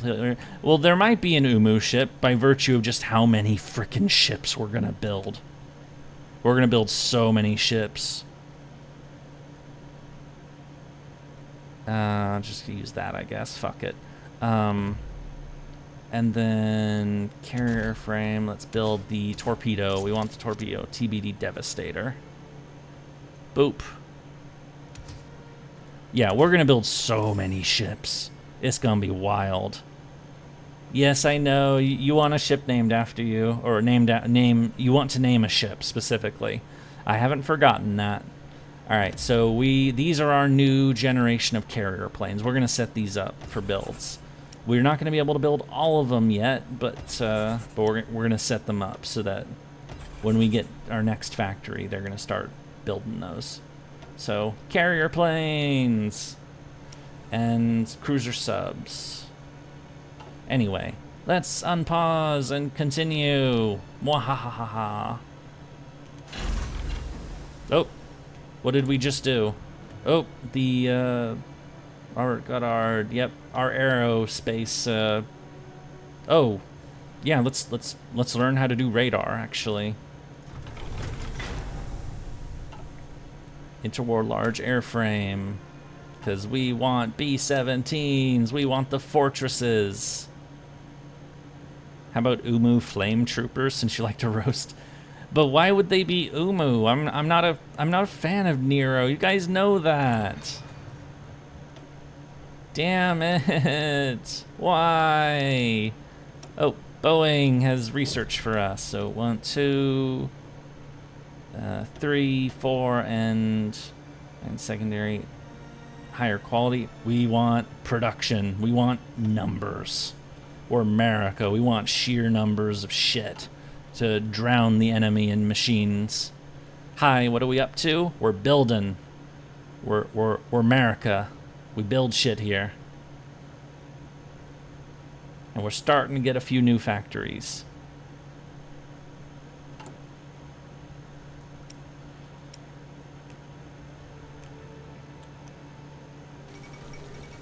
Xinjiang joins the United Front. Okay. So, oh, yep, now we are, yep, we're starting to build factories. So I'm going to have to start, like, assigning these properly soon. No, we don't have B-17s yet. What about our B-18? What do we got here? This is our... Can we,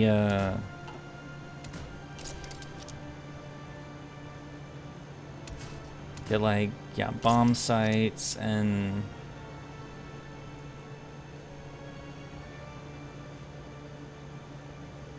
Yeah, this'll do. Okay. Boop. And whatever the fuck... This is the PBY Catalina. We should build these for flavor, but they're just not very good. So, B-18s. Alright, let's adjust these. So, let's build 10 for guns, 5 for those, 5 for trucks, 5 for artillery, 4 for tanks, and then 10 for planes, or 10 for fighters, 5 for CAS, 2 for tacticals, because we're not going to... No, 4 for tacticals. And then, yeah, so that way we don't have to keep coming back over and over again to reassign. Let's just have the factories fill stuff out for us. Because we're building new factories, lots of new factories. Yeah, America's all about building crap, indeed. New torpedo launchers, we like those. It's October of 37. We're going to start doing computing machine.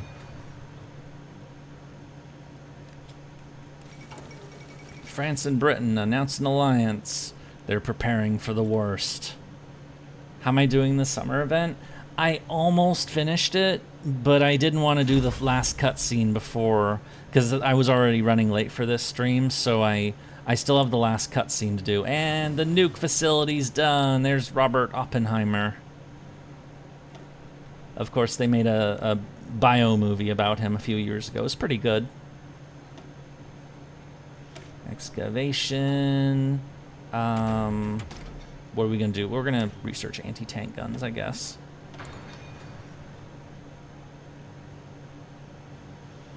We almost have our 6th research slot. I can't wait. We're going to research so much shit.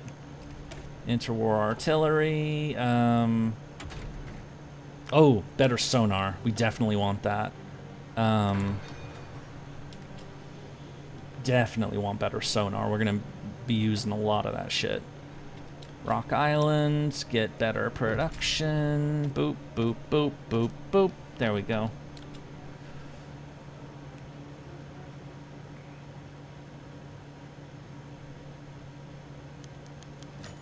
Senate committee investigates shipbuilding in New Jersey to get more. Yeah, this is like the thing I was talking about. Yeah, we want more ships, so why not?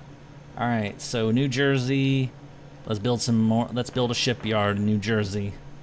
Oh wait, let's get roading in New Jersey so that our factories are built faster, but also the factory itself. We're definitely gonna want a lot of shipyards, so. Scientist Haven! Yay! And now we can do the next part of the New Deal.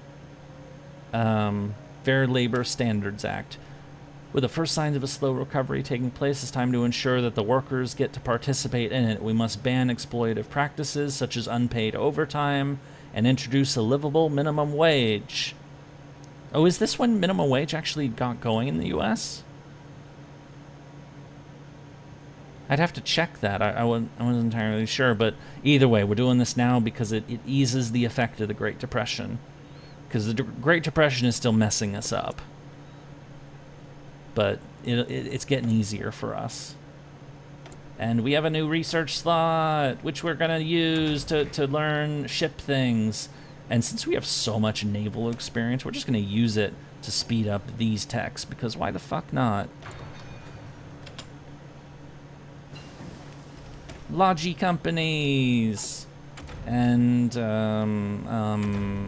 don't really need that so much, but oh, we do need these. We need to start researching bigger battleships. Because we're going to want to build some of those. Definitely.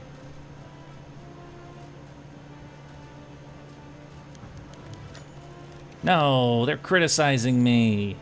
Jerks. The Ford Motor Company has research, reliability, or production. Nope. Sorry, but it's Ford. We make our stuff reliable around here.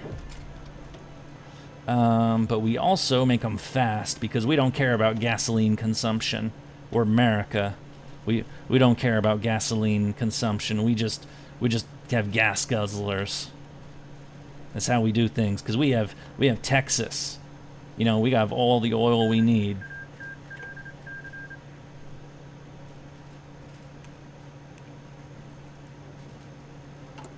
You know, who gives a fuck about fuel efficiency when you have all the fuel, basically?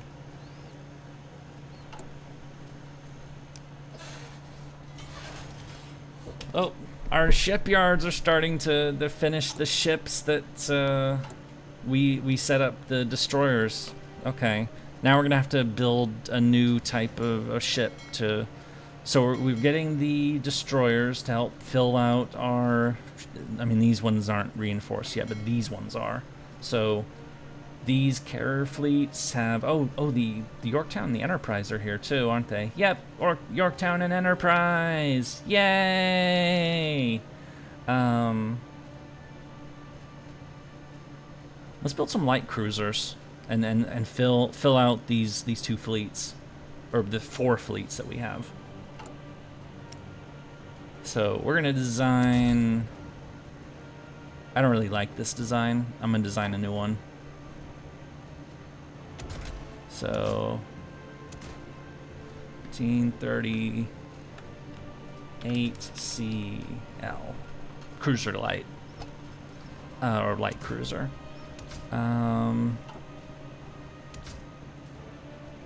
Like my secondary batteries. I'm not sure which one of these two is. Yeah, that one. Seen a movie called Hacksaw Ridge? I've not seen it, but I've heard the name. The air. Light cruiser. Guns. Guns. Guns. We like guns on our light cruisers. We also want a catapult. Yeah, these are going to be kind of mid, to be honest, but we want at least a few of these in our fleets. These aren't like... No, wait, actually, let's get... No, let's make these the scouter ones. Yeah, I like these for extra surface detection. I mean, these are light cruisers. They're meant to be, you know, kind of scouty anyway, so... Anyway, we're going to make some of these. We're going to make... production 5, 5, and 10. Build them here. They're faster. And 4. Alright, so... First fleet. Third fleet. Battleships. And more battleships. How many should we build?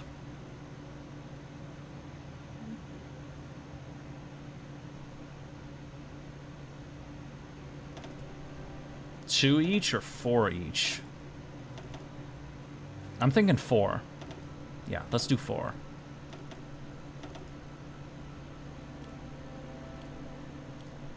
There we go. That'll keep our shipyards occupied for a bit. For quite a while, actually.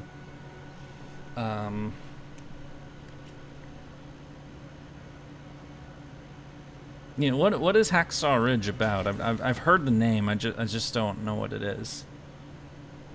I don't watch a lot of movies anymore, as I've mentioned on stream before.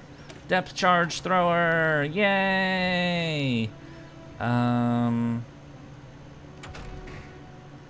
Start researching better. We like our naval tech. We're going to build a lot of warships, so we want to make sure all our ships can blow stuff up. Come on, where's Hap Arnold? Also, let's send our ships. Oh, Spanish Civil War is over.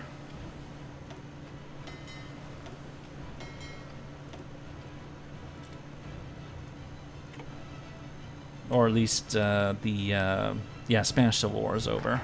The Nationalist won, as they did historically.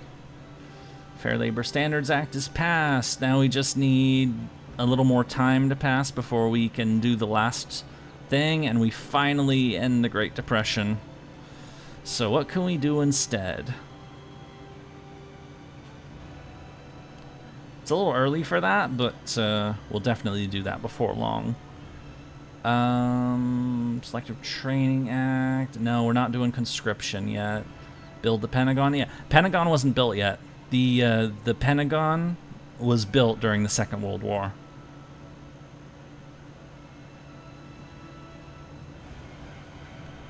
Two Ocean Navy Act, definitely. And it looks like we have a lot of congressional support, so let's do it.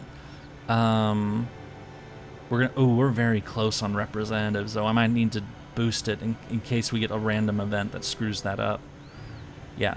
So the Two Ocean Navy Act is it's kind of self-explanatory. It's the U.S. wants to build a navy that can be good in both the Atlantic and the Pacific. The timing of this, the game hasn't had it happen yet because Japan isn't as good as they are in history in this game. This was enacted in the aftermath of Nanking and the sinking of the USS Panay, which are events that we will get in this game. They just haven't happened yet because Japan hasn't. By now, Nanking was taken in December of 1937, and that's when all the horrible shit that happened there happened. And it was in the aftermath of that and the Japanese shooting up a U.S. ship on the Yangtze River, the USS Panay, that we enacted the Two Ocean Navy Act, which is basically to increase the strength of the U.S. Navy. Basically kind of a hint to Japan saying, hey, you better cut this shit out, because if you want to play, this is not going to go well for you. So that's what this is. Two Ocean Navy Act. Also, I'm going to do the frickin' lobbying just to make sure that doesn't fail on us. Oh.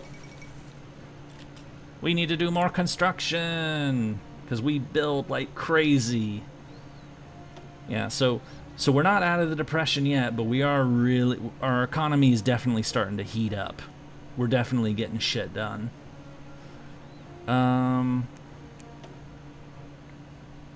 Let's start building some real... I'm going to do interior factories for now because... 1, 2, 3... Yeah. 4, 5, 6... Yeah. I'm going to build in the interior states for mills because I want to try to get more dockyards on the coast. So we're going to build all factories in all of these states because these are the ones we have perfect infrastructure built in. We'll do these other ones afterwards, or do them later. But for now, we can do all this, and we can get as many factories out as possible so we can make more goodies. Because we're going to need a lot of goodies. We need to deluge the world in weapons.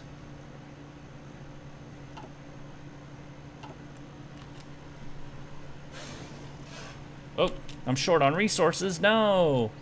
Oh, I'm not... Oh, forget the chromium trade. That'll save me 2 factories, but I'm... Brazil. Alright, you know what? That's the second time Brazil's done that. I'm done trading with Brazil. I'm gonna trade with Malaya instead. You had your chance, Brazil, but you screwed me. Again. I thought you only liked the baddies? What are you talking about?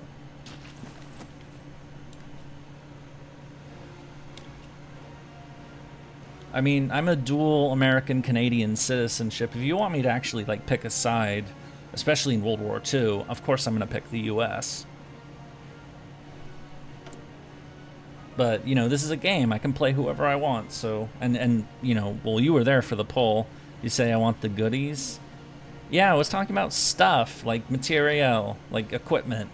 I want the goodies. The weapons. I want to deluge the world in armaments, because that's what the U.S. did. The senator will be okay. This is a this doesn't hurt us, but if it was representatives, that would have hurt us. Yep, they won the civil. They already won the Civil War. Why are they only telling me this now?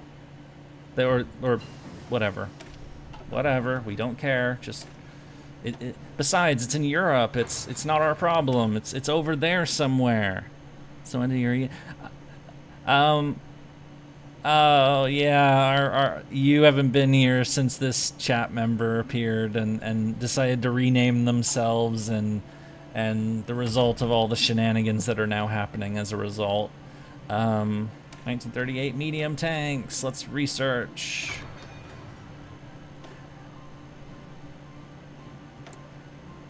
Brooklyn Naval Yard. Build stuff faster. We like that. 1, 2, 3, 4, and 5. There we go. Yeah, they're just trolling. It's not actually someone I know. This isn't something prearranged. I know I said that yesterday. Tiles, Rio Cruiser, Montana, Super Battleships. I'm kind of waiting for this, honestly. Many of us are here to troll. You're not wrong. That does seem to be a common thing around here.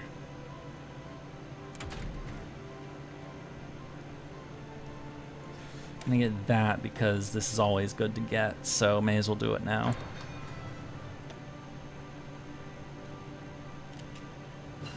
Yay! We have B-17s! Or we're gonna start getting them. Oh yeah, armor. Definitely want the, definitely. Let's build some, we can build anti-air guns. We're gonna need the... Technically, we don't need anti-air guns because we're gonna deluge the world in airplanes. But, I'll build a few. Like, maybe I can give them to people. I don't fucking know. Same goes with anti-tank guns, but let's just build those too. Cause fuck it, we're America. We just build shit. It's what we do. Build large airplanes. B-17 Flying Fortress. Where are you? There you are. Now the chat goes by without someone mentioning Umu. Yep. Fucking Umu again.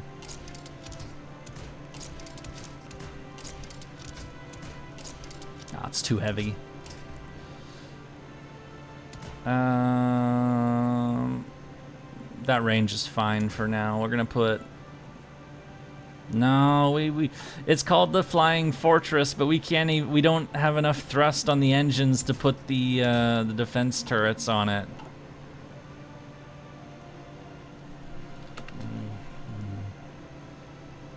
So there we go. We're building our first generation of flying fortresses. Our flying fortresses with no turrets on them. What the fuck is wrong with this? We're gonna build 5 of these for now. We have a lot of building orders and prep, so. Representative speaks passionately in favor of Yay!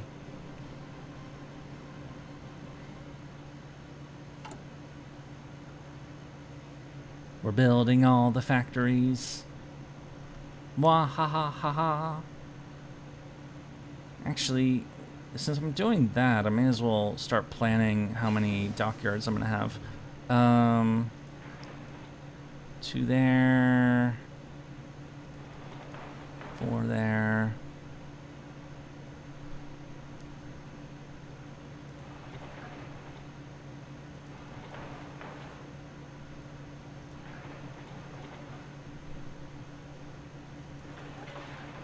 Yeah, so getting some dockyard building set up. But 1936 heavy ship, these are gonna be our new battleships. We're gonna build a couple of these.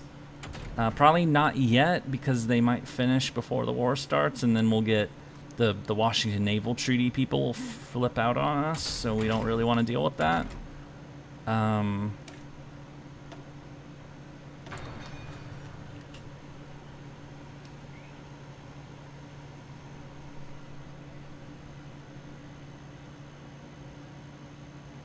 Missouri, land warfare. Oh yeah, military engineering vehicle. Yeah, let's make some of those. Or research some of those, rather. Small caliber semi-auto armor piercing shell. This is good. We're getting these done. Let's get the MPs. May as well. I don't imagine this fleet of planes is going to be called Air Umu. No, it's probably not. Two Ocean Navy Act! Yay! So, do we have enough for this? Not yet. Or this we do, but this isn't ready yet.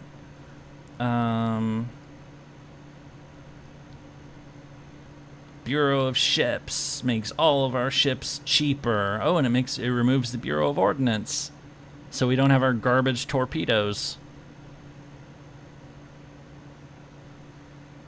Oh wait, no, do this. Dockyard construction speed faster? Yeah, definitely do that first, because we're actually going to be building dockyards. That's going to be very useful. We're waiting for that to hit 200, and then we can stop training our fucking planes. Actually, let's just do that now. Oh, carriers!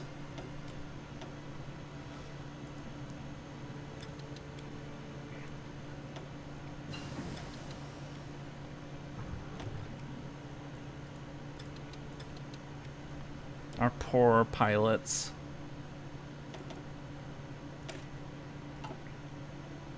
Smoke generators. Where's this from? Advanced Industrial Research. 38. Let's improve radio. Sounds good. Guns for the anti-fascist. Oh, China wants us to give them some more guns. Yeah. No, not yet. We have enough for Hap Arnold. Henry Hap Arnold. Get Air Force experience every day. We need that. We need that very badly.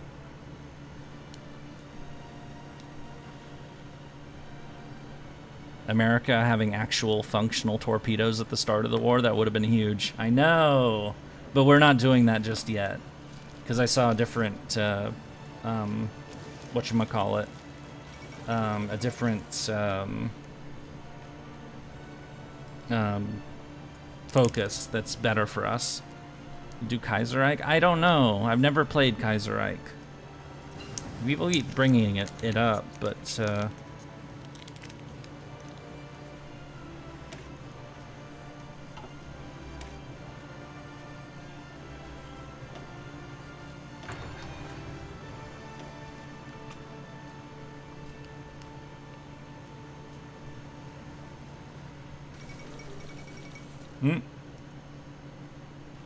the Germans have eaten Austria. Okay. That's, I mean, they agreed to it, so I guess that's okay, but, you know, it's a little ominous, I guess. Oh yeah, now we can give more guns for the anti-fascist war. May as well.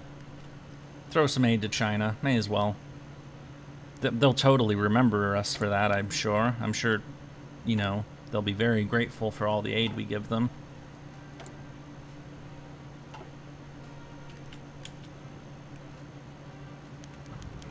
Senator votes for government proposal. Yay!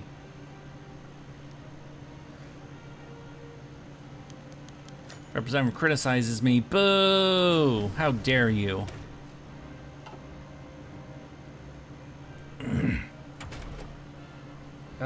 Maintenance company. Definitely research these.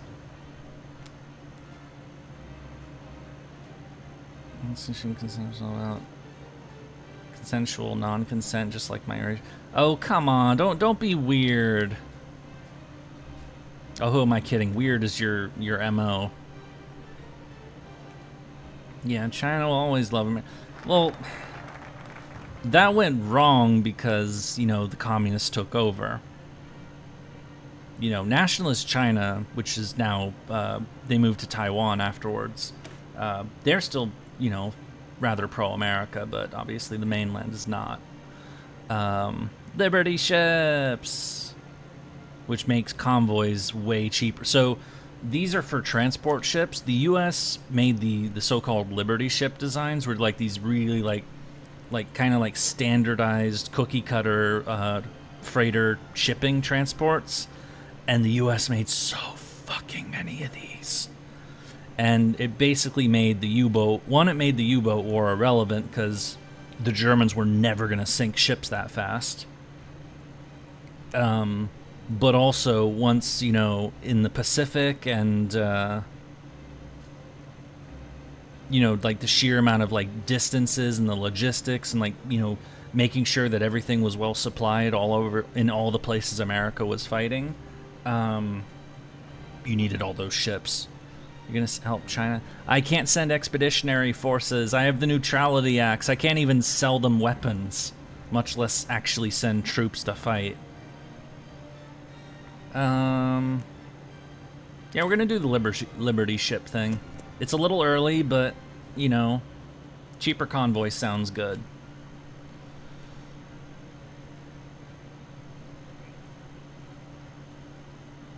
Or cheaper convoy production sounds good.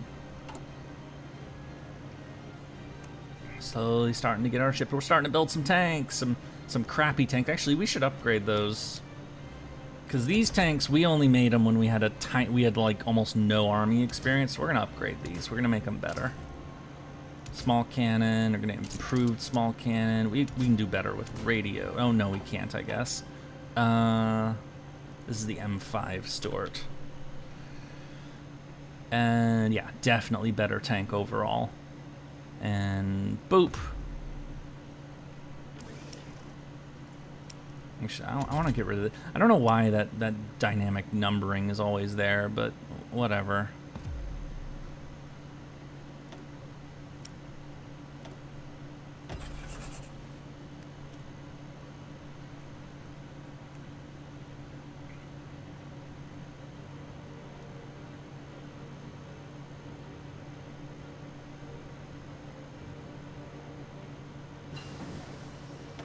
Army Ordnance Department, production output, 1, 2, 3, 4, and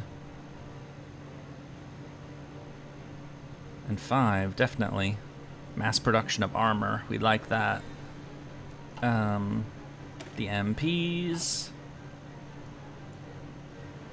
Build the signal companies too. We have, since we have 6 research slots, we can just research tons of shit that even I wouldn't normally do.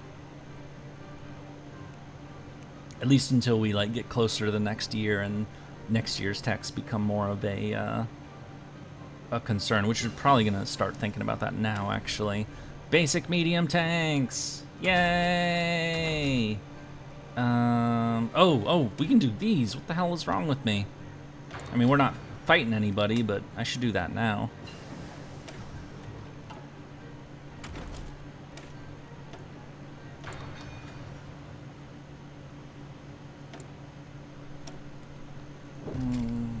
Three, 4, and 5. There we go. And that's another production one. We can produce so many tanks, or we will produce so many tanks. Actually, let's design our medium tank, even though we're not going to be able to build it. The M3 Lee, which was not a very, very good tank. Research for the US is overpowered early game. Yep. So, Christie suspension. Gonna give this a little ass gun, because, you know, it's what we got. And we're just gonna play it out and add the small cannon just for a goof.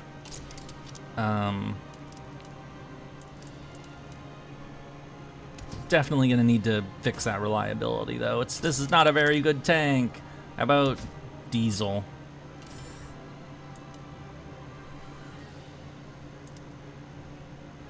There we go. That'll do for now. Or, I mean, these aren't the Shermans, so, you know. Boop.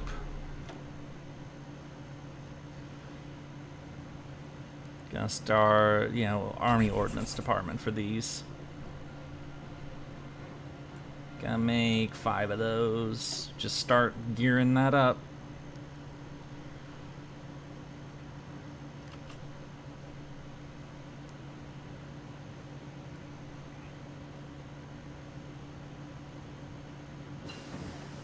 Improve fire control, excellent. All right, let's start looking at like what we should actually. We'll get those next year, or we'll. Oh, I'm clicking random crap. Why am I? Amphibious tanks, maybe, but not yet. 70% reliability is actually pretty good since the other divisions balance out. More than 80 is too much. I typically go for 80% reliability. I don't like to go too low because, you know,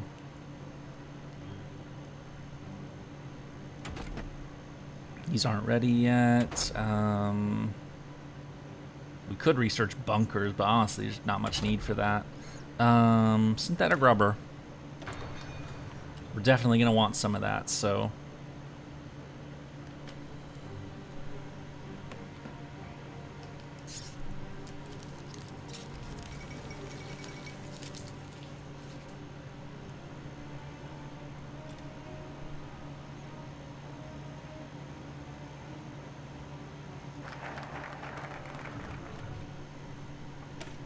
Liberty ships!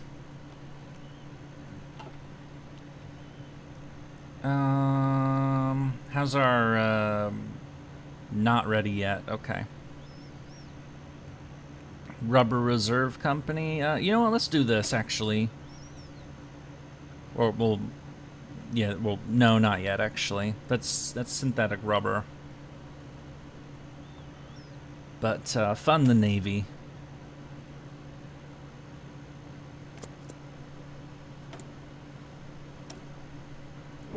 This is for grunt 1, 2, 3, 4, and 5.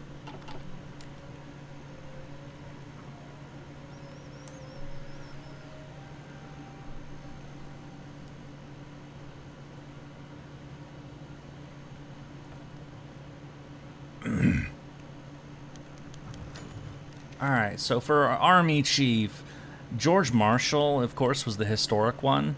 He became Chief of Staff in 1939. He's basically like the guy who built the U.S. military during World War II, or like, you know, he was the overseer of it all. Definitely a guy who deserves more fame than he gets. He's still pretty famous, of course. But for like pure gameplay perks, we're gonna choose attack power from Eisenhower. But it's worth noting that George Marshall was Eisenhower's boss. And the only person George Marshall really answered to was FDR. Senator retires. No, we're losing congressional support. Damn it. Are they going to mess us up on the next bill? Okay, this still looks... 238 and 60. How many do we need for the... we need 49. Oh, yeah, we're fine. Okay. Gonna go to... No, we're doing that. Except, yeah, we're gonna start the 39 techs now. 1939 techs.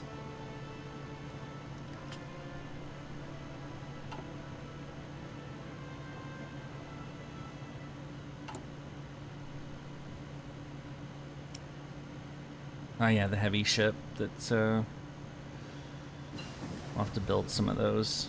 Improved radio. So machine tools.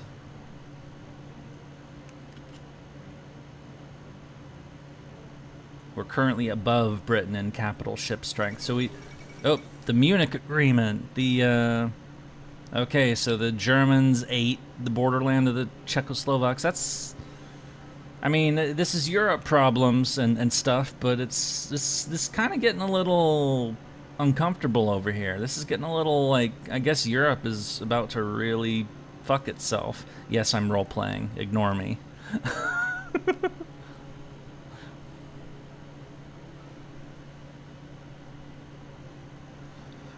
Japan's trying to do some shore landings. See, this is how I would... See, I've played as Japan, of course. When I play as Japan, I don't try to bulldoze down here. This is just a slog. I try to make shore landings and to start taking all the damn ports. It makes my front line really long, but I can actually get around there. Like, this is a bottleneck up here. This is ass trying to get through this. Role playing is fine. Thank you. But I'm saying those things as, oh, congressional election. Oh no. No, I lost seats in that. No. God damn, the people have spoken. God damn the people and their democracy needs and stuff. And for fucking up our gameplay mechanics. Damn it. Now we have to do lobbying. And no, I don't want to do farm subsidies. But you know what? Actually, yeah, do farm subsidies. I want to make sure that this is fixed. Because we need to do the last... Because we were about to do the last of the Depression focuses, and now we can't because we don't have enough support. I'm sad. Damn Congress. Damn you. Damn you. I need to do the Federal Housing Act, damn it, but I don't have enough representatives. I am sad. Not yet. Actually, yes. Expand the Marines. In fact, while we're at it, let's get some Marines. We haven't recruited any units, but we has the Marines. Let's get some.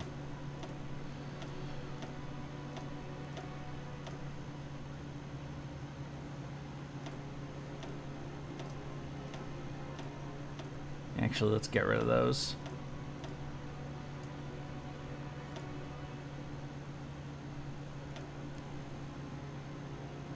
All right, and let's recruit one. Let's recruit the first.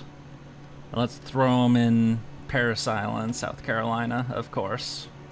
Later we'll throw them in San Diego, but for now, the first one is going there. Kingdom Hungary renounces Treaty of Trianon. More World War I treaties are being broken. Queen Maud of Norway died. A shame.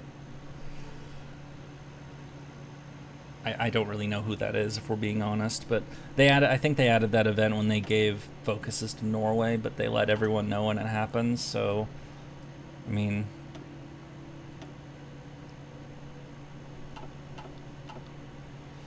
Oh. Improved infantry equipment. Yay! Okay. And also, since we're about to change the year over, let's start getting improved guns. Let's get the Tommy gun out. I do think it's a little screwy that the Tommy gun is ahead of the Garand, because the Tommy gun is older than the Garand, but whatever. They gotta put them somewhere. It's the Chicago typewriter, man. You know, gotta do some gangster shit with this. Gonna get the new artillery piece too. That was actually a thing that America didn't really like. Initially didn't like the idea of having submachine guns because they thought submachine guns were a gangster weapon because, you know, Chicago gangsters loved the Chicago typewriter, the Tommy gun. But when they realized how good submachine guns could be, especially in the Pacific, with like the close quarters and all the jungle hell fighting, they kind of changed their mind on that.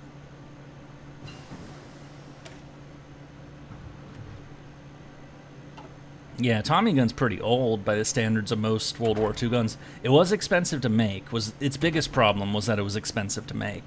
And so, you know, there weren't tons of them. But then, you know, the U.S. made the grease gun and the carbines. They made so many fucking types of weapons. I mean, it's kind of what the U.S. does. We make guns. We make lots of guns. We will drown the world in the power of gun, essentially.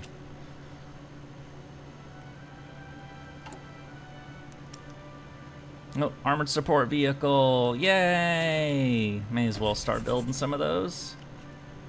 I like how it's a Sherman, even though we're like a year before we can actually even research Shermans, much less actually build them.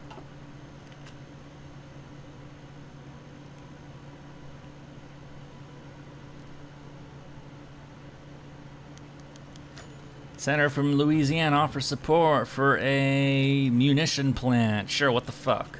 Why not? I mean, I know we... Yep, there we go. Munition plant in Louisiana. So in short, I'm Koyanskaya now.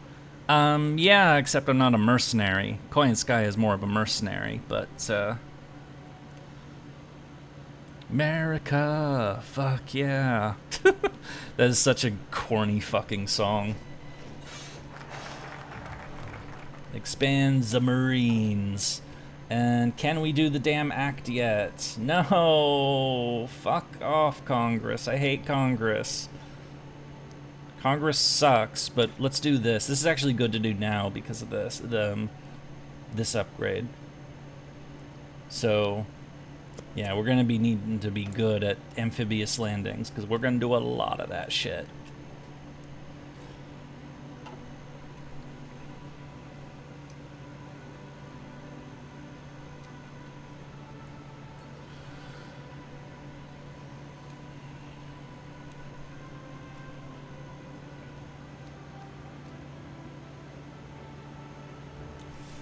Why hasn't the damn lobbying worked yet?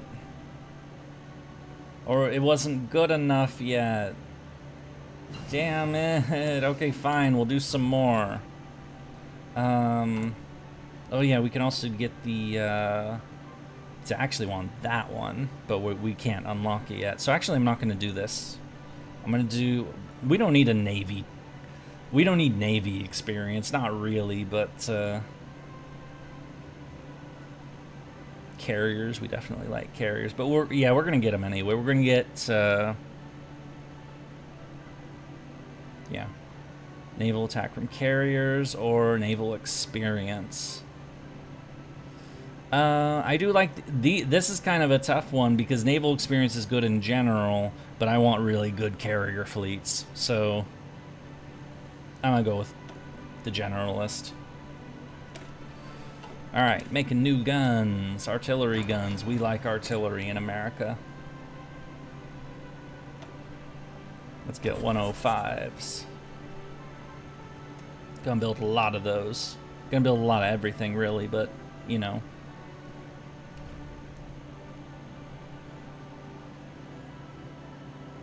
Who's this? North American Aviation! Yay! 1, 2, 3, 4, and wait. Oh, we're not building that with this stuff, but whatever. Anti-air upgrades. What's next? Oh yeah, we're gonna want the new naval guns. Wait, we're short on something. What are we short on? Rubber. Of course we're short on rubber.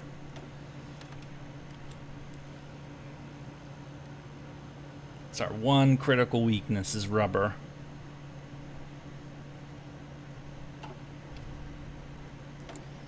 And this is Norfolk. Oh, it's already level 6. Funds gain, resource need. We want that one. We want output cost to be cheaper. At least I don't know of any that are... Yeah, but that limits their range. No, not doing that. Because we need range on our ships.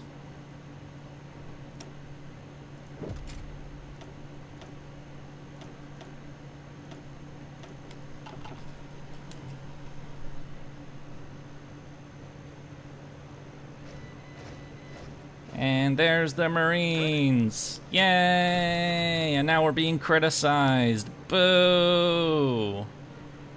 Why are they always criticizing me? Damn it. I just want to pass my stupid New Deal stuff. And oh, those ships are cooking.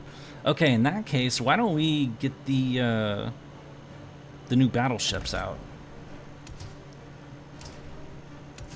So we're gonna build a bunch of these. No, we're not gonna build a bunch of them. We're gonna build a couple of them. We're gonna build 6, actually.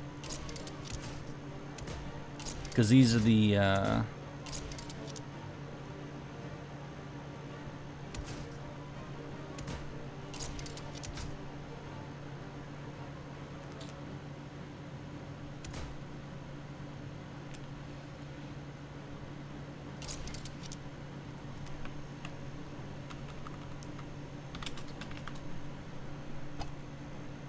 battleships. Save.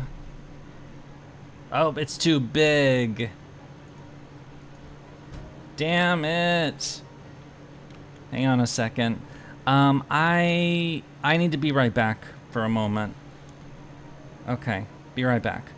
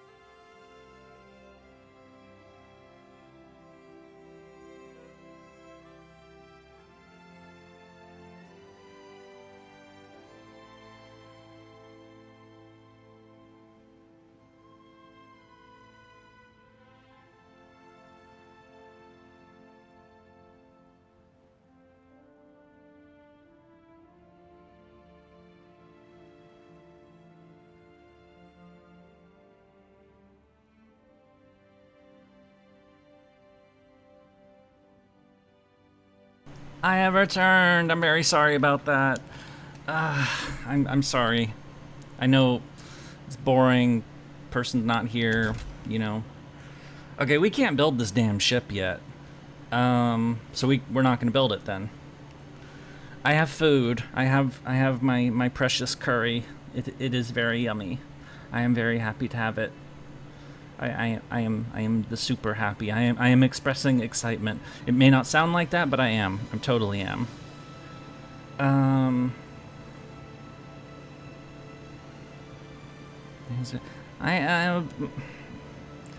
Oh, fucking.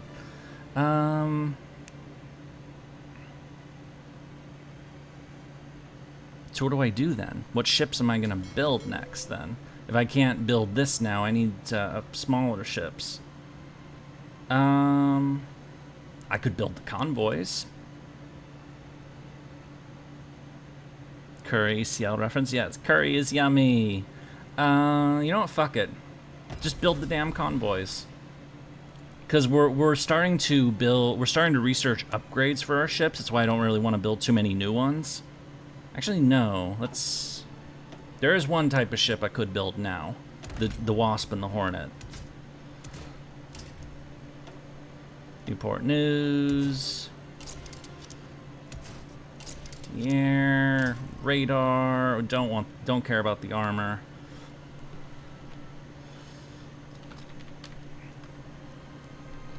The Wasp and the Hornet class, so they're slightly bigger, but they're still within the treaty limits. So we can build these right here. The Wasp and the Hornet. 3 on 4. That's fine. That's perfectly fine.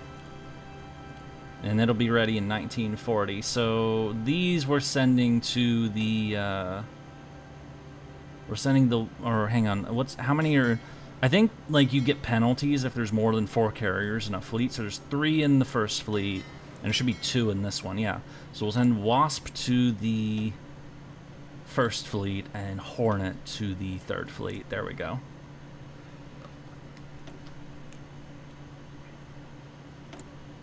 And we need chromium again, but we'll get it from Cuba, because, you know, Cuba's right there. Nobody's gonna blow those ships up.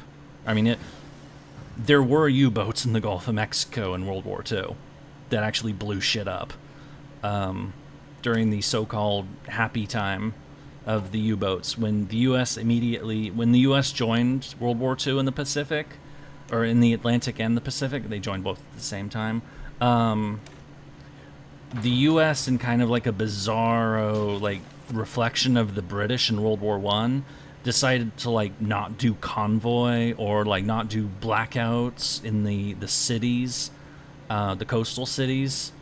They didn't do, like, you know, any of that shit for the first few months of the war, and so many ships were sunk as a result. The U.S. lost a lot of shipping in the first couple months because of U-boats. Like, you had U-boats sinking ships in the fucking, like, New York Harbor and stuff. I don't know if it was New York Harbor, but I know there was a U-boat that sunk at least some American cargo ships in an American port. And it was just like, what the fuck? But they didn't want to turn the they didn't want to black out the lights at night because, you know, tourism and fame and, you know, all that shit. But after that kind of stuff was happening, they got the message. And then we, you know, started dealing with the U-boats for real. Well, the U.S. and the British were, you know, joint effort for the U-boat campaign in Canada. And everybody who had an issue with moving shit across the North Atlantic got involved in that. Anyway, unpausing, and I have curry, and amphibious operations is done. Yay! Yay, there it is, finally. Federal Housing Act. As part of our ongoing efforts to eradicate poverty in the United States, we will create a program of federally subsidized housing. I believe this is when they started making the projects, which was initially, you know, an idea of, you know, cheap housing, but, you know, later they kind of became known for something else. This will finally remove the last nasty vestige of the Great Depression. So, yay, the Great Depression's almost over. We still have this, we still have isolation, which slows our factory construction speed by half. But Brazil joined the war because our ships were... Yeah, U-boats were U-boats were sinking ships like crazy. They sunk any ship that showed up around here. Which often meant neutral ships like the U.S. The U.S. ships being sunk, you know, was more of a fuss in World War I because it's what helped get the U.S. into World War I, but that shit was still happening in World War II. Congress finally got on my side. Indeed they did. I am happy about this. It took them long enough. Fucking pricks. Boop. Hello, Floop. Hello, Floop. I have curry. I am very happy about this. Attention. And the Marines are training. Mwahahahaha. We built our first new division in like 3 years.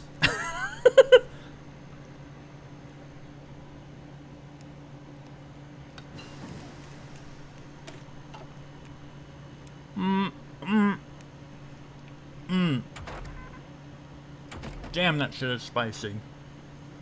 But good.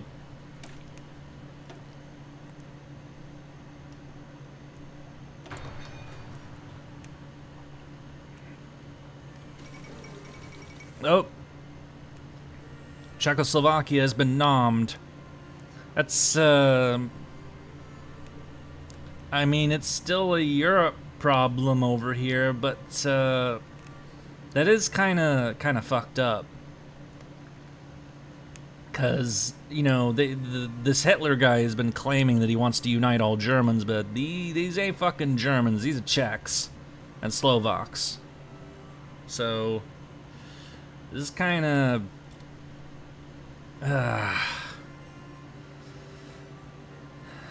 I just hope we can stay out of this shit. / roleplay. Senator retires. We lose some Senate votes. But actually, we've done most of the focuses that actually that we actually care about the Senate for, or about the Congress for. Most of the focuses we don't care, and most of them are the ones we've been doing. So we won't care about that for much longer. That mechanic. Concentrated industry, yay! That's oh no, that's still next year, but. Let's build more guns. We like guns. We definitely like guns. Oh, we're short on resources again. Rubber! It's because we're building factories and we're building planes now. We're actually, like, building shit for real. Oh, wait. We're starting to build flying fortresses. Yay!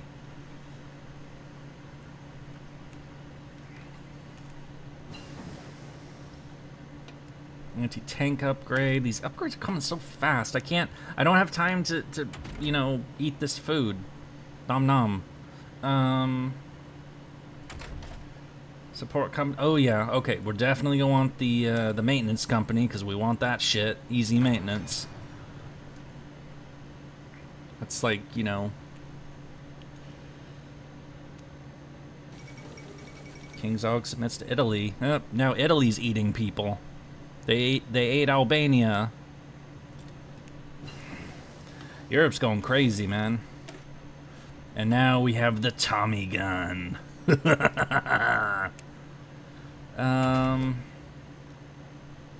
Logi companies.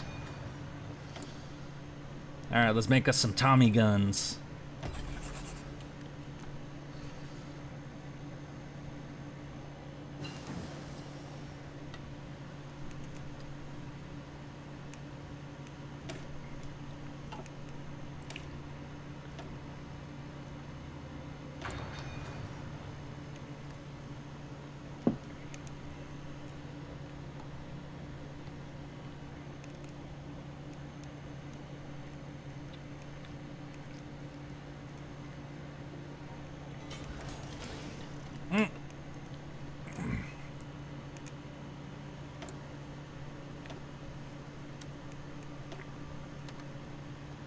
We still don't...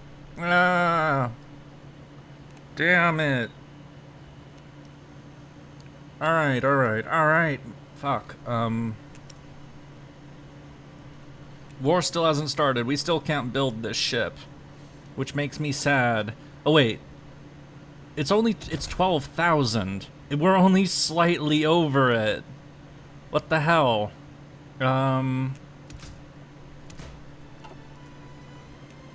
Oh, okay, fine. We'll do that. How about that? So actually, we can build the fucking things.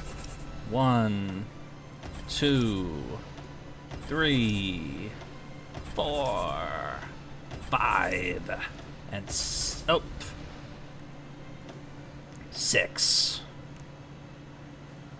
Yeah, it's only slightly over the limit, so now we're gonna make it, you know, slightly under the limit. So now we're building battleships. Yay!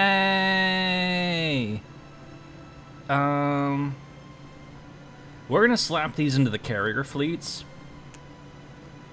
So these ones, first fleet, third fleet, first fleet, third fleet, first fleet, and third fleet. So alternate between them. So these 6 battleships are gonna be attached to the carriers. And they will finish probably in like 1941.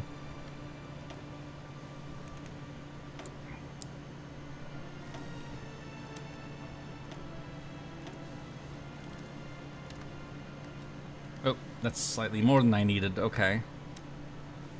I overshot. Okay. Damn, this is spicy. But it's good. It's so good.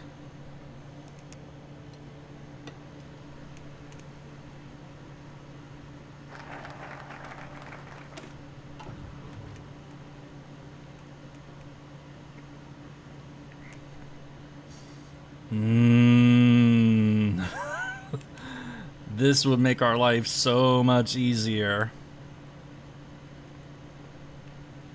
But, I mean, this we actually have to be at war, I think, so... Yeah, so we're starting to wake up a little bit. Let's do it. Because this changes the undisturbed isolation, makes it civilian economy, which really makes us... This is when we really start speeding up. Nations turn to us to protect the values of democracy and liberty. The world where a non-interventionist America was born no longer exists, and we must adapt accordingly. Yep, the giant wakes. Though it hasn't truly awakened yet. This is just getting it started. Or, you know, getting it started a little quicker. I was gonna start building some, infrastructure. I want to get these states to start getting... No. Or let's do them in how I did before with Illinois factories, Indiana factories, Kentucky factories, West Virginia factories. Actually, I got another idea. Synthetic oil, or synthetic rubber, rather. 1, 2, 3, 4, and 5, 6. Yeah, let's start getting some synthetic rubber action going.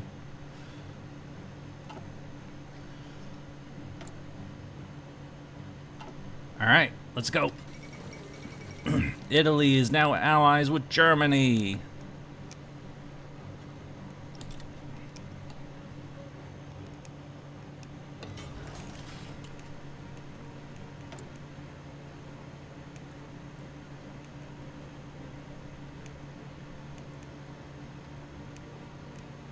Remember when we only had 10 mill factories? Now we have 65. We're still heating up.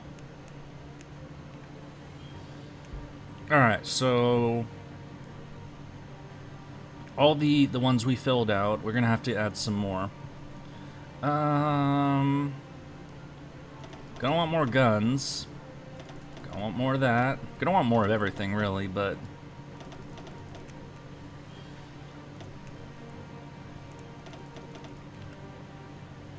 Hi, missed Germany run. Sorry, how did it go? We were trying to do historical Germany, and it turned out that we accidentally won Operation Sea Lion, and it actually pulled it off.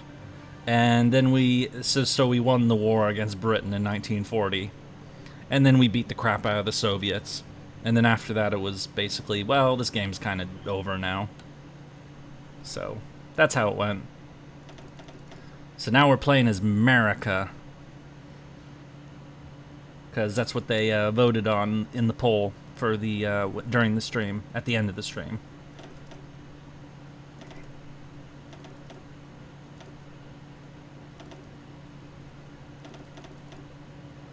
Let's start building the start building transport planes too. So, yeah, some of those.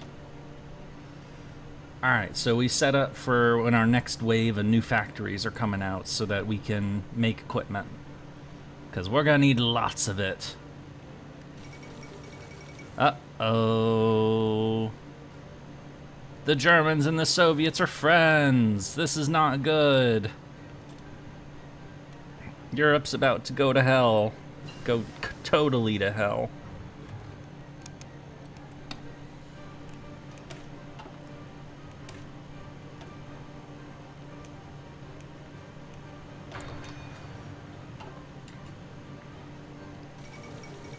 Oh, the Panay incident.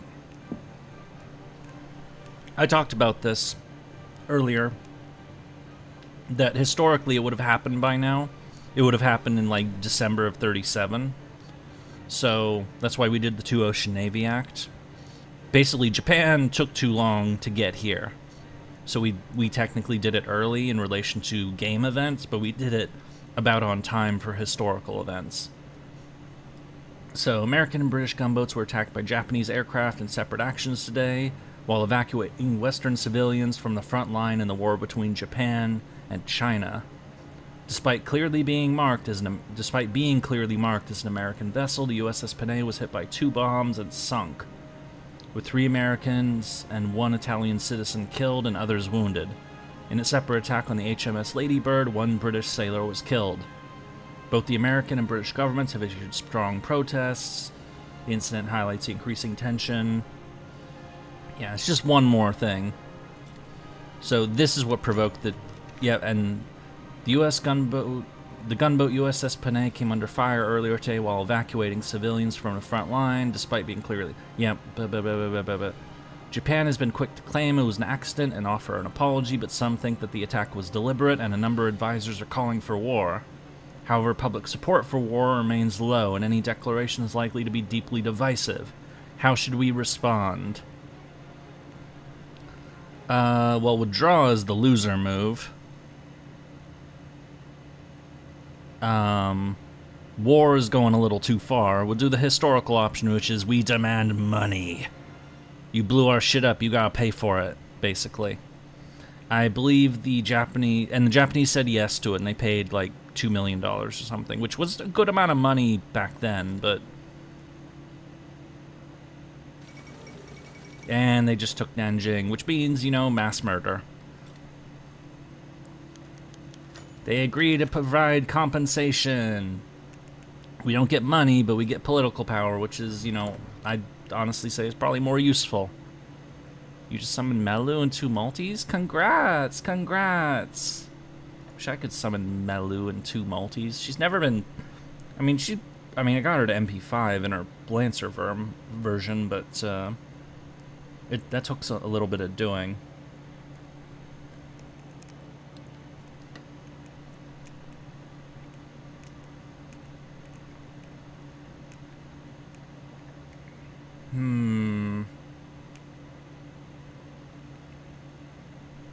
We can't pick him because, you know, Charles Lindbergh, the famous, see, he was kind of pro-German. He was big into the isolationist movement, like the America First isolationist movement. You've no doubt heard the term America First in context of more current events, but the original America First movement were the isolationists, and Charles Lindbergh was kind of their spokesman. He did change his tune once the war actually got going, but for a while he was weirdly close to the Nazis, and it was like, you know. But as I said, he changed his opinion later, so, you know, better late than never, I guess. Strat bombing. We like strategic bombing. We're gonna bomb the shit out of people. Yeah, he's my only genius advisor, but the only way I can pick him is if I unelected Roosevelt, which obviously we didn't do, so... Oh yeah, we can do this. What the fuck am I doing? Yeah, Arkansas. Let's get aluminum. We like aluminum. Let's get natural resources for fun. And because we like them. Aluminum is good. We need it for planes.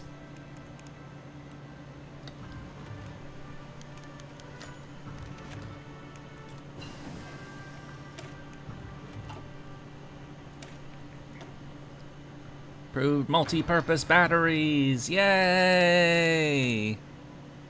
Expand steelworks. We need guns for the anti-fascist war. Yeah, let's send some guns to China, because may as well. I mean, we especially after what they sank our damn boat. Japan shot up one of our boats. That, you know, the only reason it didn't start a war is because it was a small boat. You know? But Japan, they fucked with our boat. You know, you don't fuck with our boats. So we're gonna send guns to China because Japan fucked with our boats.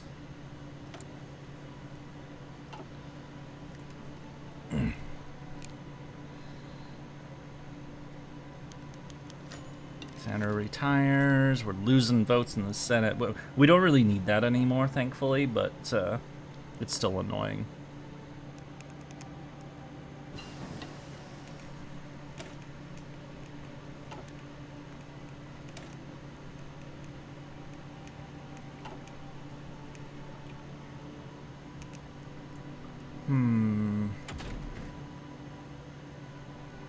Not yet. Not yet for these.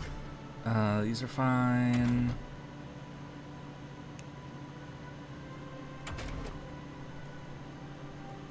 Engineers. Not quite ready to do the 1940 text, so... Oh, what's this? Chromium! Let's get it from Cuba!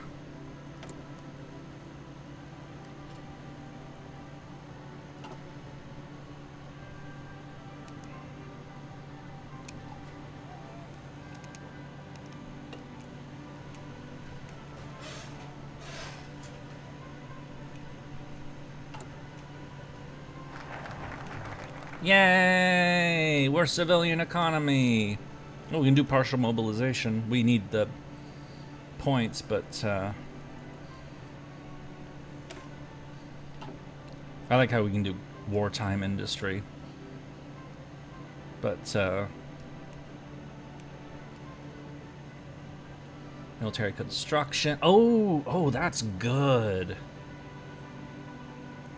South Carolina or South Dakota, no.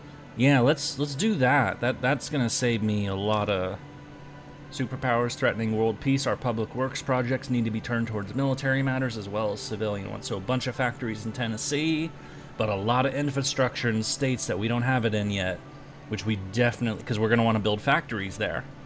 So that, yeah, I plan to. Because the world is starting to set on fire, and we're gonna, like, we're starting to see that, and it's a little, yep, invasion of Poland is starting. World War II in Europe has begun, and there it goes. Naval treaty is, the Washington Naval Treaty is basically dead because it's wartime now. You know, 2 of the 3 remaining signatories are at war, so... As it says, it was a noble attempt to safeguard peace, but, I mean, Germany wasn't one of the countries who signed it, so, you know, whatever. But this is fucked up. Like, he's just straight up murdering the Poles now. We still don't want to be involved, but, you know, we can at least say it's fucked up.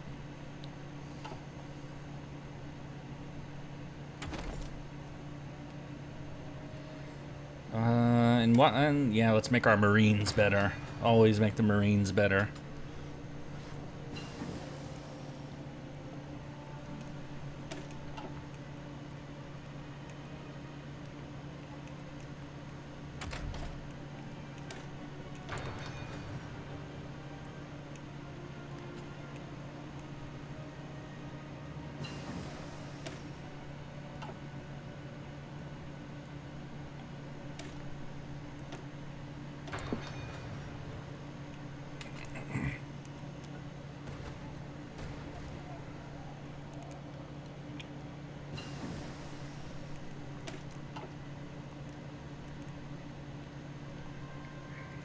What was that? I want to see this. Oh, it's 2 times. Okay. So in that case, we're going to do this rubber processing, and that's the last one of these we're doing before we get the focus that gives us double speed on the last 2.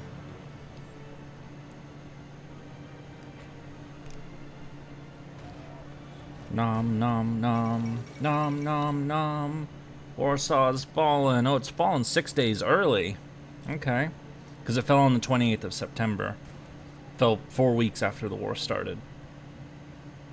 Yeah, September 1st, war starts. September 3rd, the British and French declare war on Germany for it. 17th, the Soviets invade Poland, which they leave out of this game.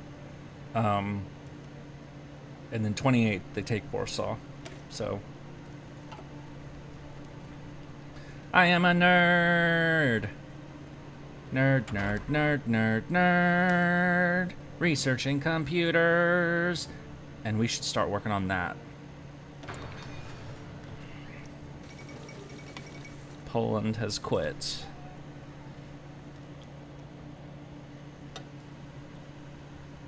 Yes, sir.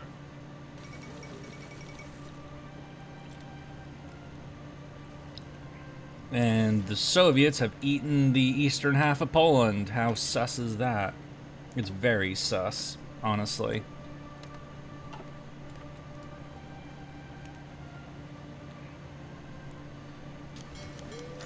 Representative speaks passionately for our government. I want to get my exercising going.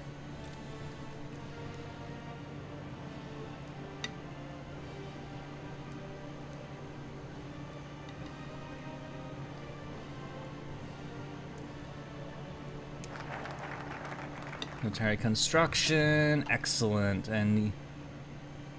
but we need to start looking at, you know, the unfortunate possibility that we might have to do something in Europe. So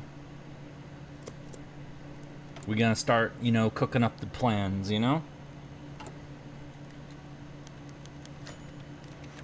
And we're also going to do partial mobilization as soon as we're ready to, which should be any second now. Yay! Oh, and the Soviets are invading Finland. Alright, that's a mobilize. Partial mobilization, because we need to get this shit in gear.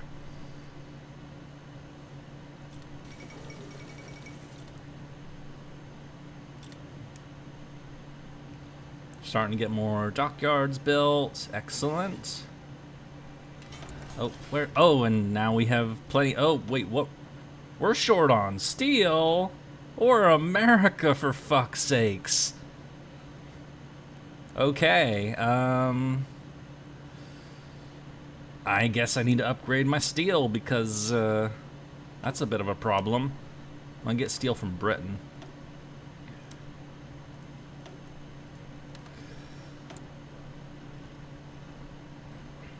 Alright, so we're building these new ships. How much steel am I using? Yeah, how much steel am I using? I'm not even really going hard on ships. 335. Alright, so yeah, we're definitely going to need to like boost our steel production because we have a bunch of of these over here, like a bunch of these, just to boost our steel production. So we're gonna have to do some of this, and also the chromium too. But that requires PP, which we do not have right now, but we'll get it. So anyway, ships. I'm kind of in a holding pattern until the next ship upgrades are ready to go. So I'm actually gonna build. Well.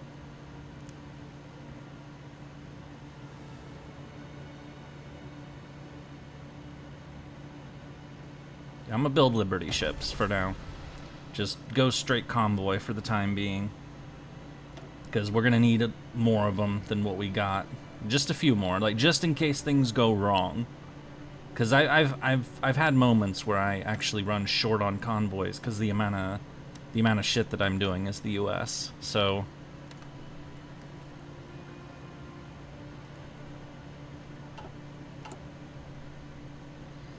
Besides, they're Liberty ships. They're cheap. We made it so.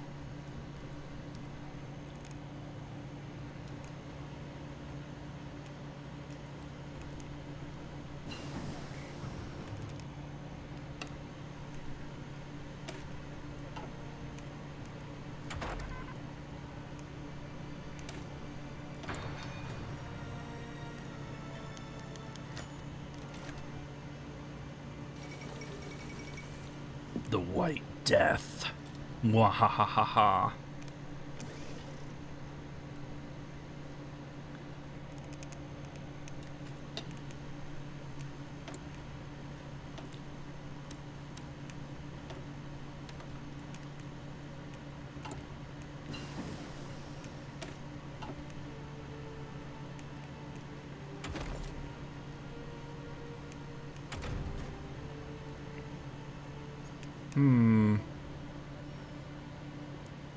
I'm gonna start building subs. Better subs. The reason I haven't built any subs, as you may have noticed, is because I want to get these ones. I want to get these good ones for what I plan to do later.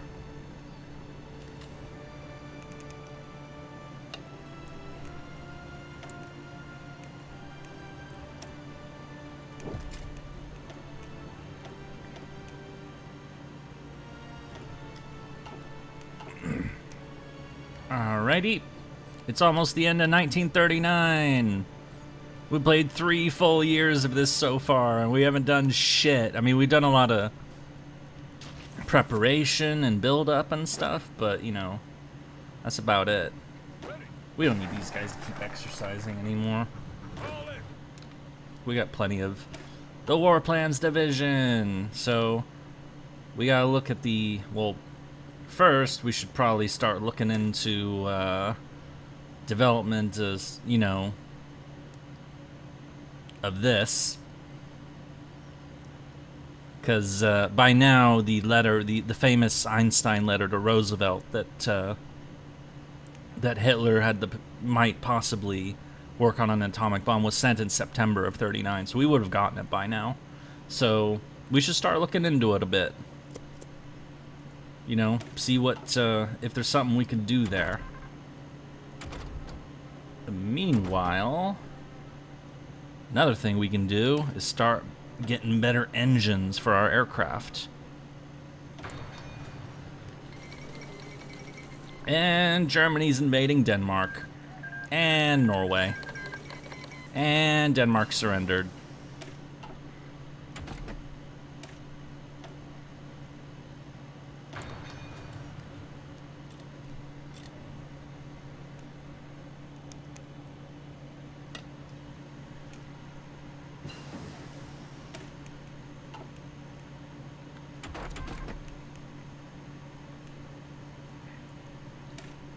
Gonna start building better planes, because we need them. We're definitely gonna need better planes.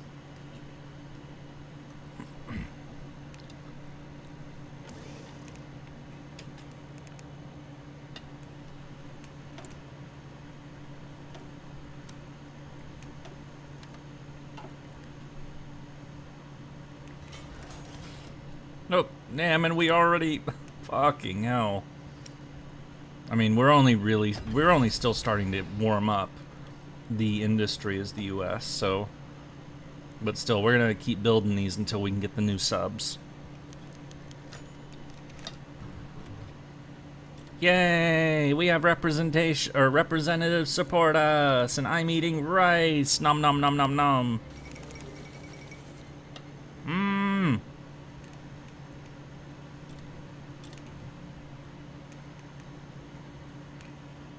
And the Germans are invading Western Europe a couple months early.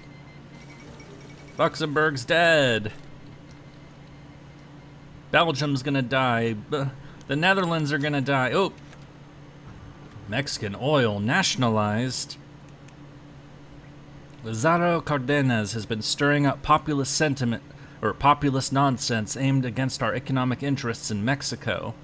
And now the Partido Revolucionario Institucional, I'm probably butchering that, has passed legislation to nationalize the assets of Royal Dutch Shell, Standard Oil of California, which, I believe it's... Fuck, who are they again? I know I looked this up. Who the fuck is...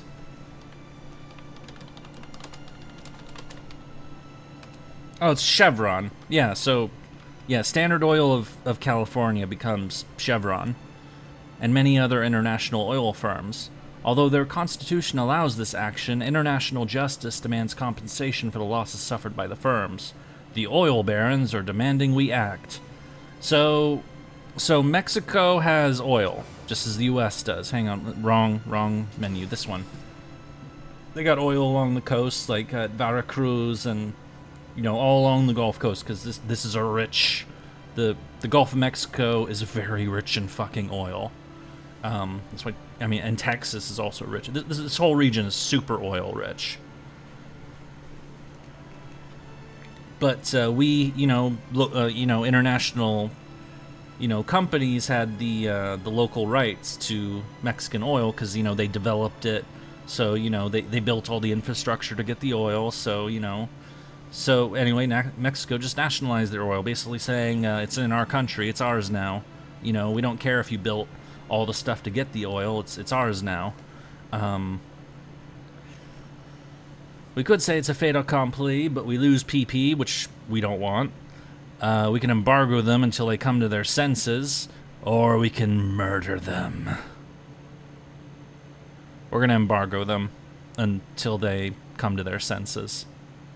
Because even though we have more oil than we know what to do with, we don't like them taking shit from our companies.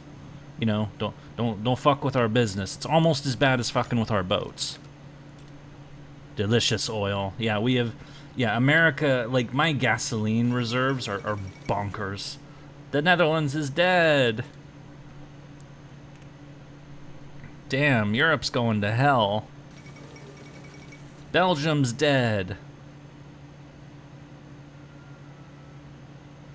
And I think France is about to die too. Because they're getting real close to Paris. Paris is gone. The Germans have taken Paris. Okay, this is getting kind of concerning now. Because, yeah, war in Europe is one thing, but the greatest land, or was the third strongest land power in Europe after Germany and the Soviets, getting wiped out that fast, that's a bit much. Your back need to make some food. Yay, and France surrendered. Shit. We may have to think about that. Also, let's research better radar because, of course. You're back with food? Awesome. I have tons of food here. I'm working on it very slowly. Shanxi has capitulated in China. The flight of Rudolf Hess. So I talked about this yesterday when I did the, when we were playing as Germany. So in our gameplay of Germany, he died. But here, this is the historical outcome that Deputy Führer Rudolf Hess, he flew, parachuted himself into Scotland, with this weird idea of like trying to make peace with Britain, and the British promptly threw his ass in jail. And he was in jail until like the 1980s, because he also went to Nuremberg and was tried for war crimes and got life in prison. I think he unsubscribed from life while he was in prison. Finally, in like the late 80s. Like, he lived for a long time, but he spent more than half his life in jail after this. So.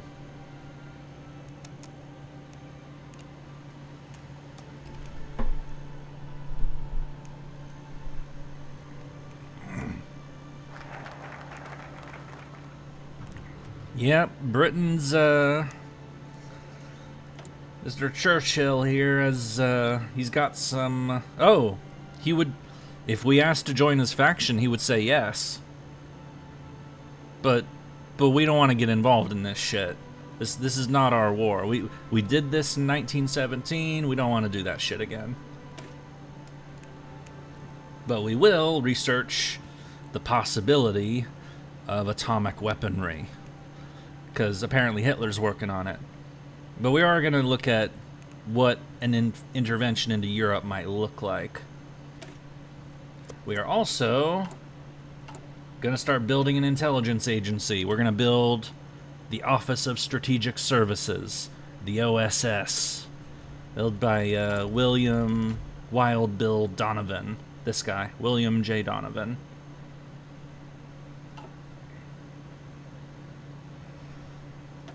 Not doing this yet. I want to get that one.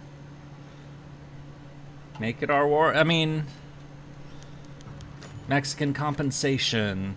Government of Lázaro Cárdenas has agreed to demands from Royal Dutch Shell and Standard Oil of California, Chevron, for compensation in exchange for the losses sustained by the firms during nationalization of the oil fields.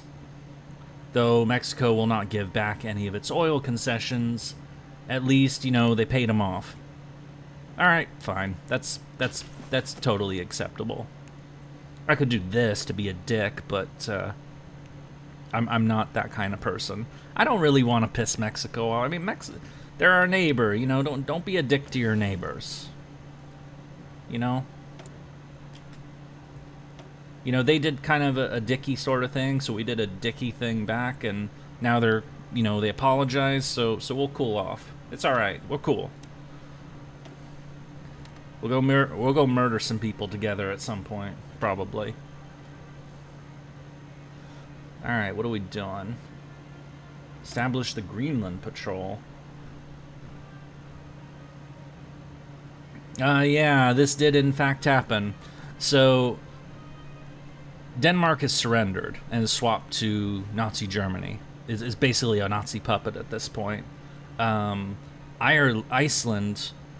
kind of has become its own thing. The British would actually invade Iceland and occupy it. That they don't do that in this for some reason. But Greenland is still owned by the home government of Denmark. But we don't want a German puppet state to have land this fucking close to North America. So we're gonna do this thing. We're gonna basically say, hey Denmark, this Greenland place, do you mind if we hold on to it for a little while, like while you're occupied? That's basically what this is. So the U.S. had a little like basing in Greenland during World War II because Denmark was occupied, and you know they didn't want this falling into Nazi hands. So we're doing the thing, and now it's America owns Greenland for now. We'll give it back to them later, you know, when they're not a Nazi puppet state. Air-launched torpedoes! Let's research more planes! Hooray! We will learn how to plane! Finland and the Soviets... Oh, Finland actually lasted longer than history. So I wasn't watching this. So their war started in November, but ended now at the end of March. The historic Winter War started at the end of November, like November 30th, and ended in mid-March. So the Finns lasted like a month longer than history, actually. That's kind of cool. Go Finland!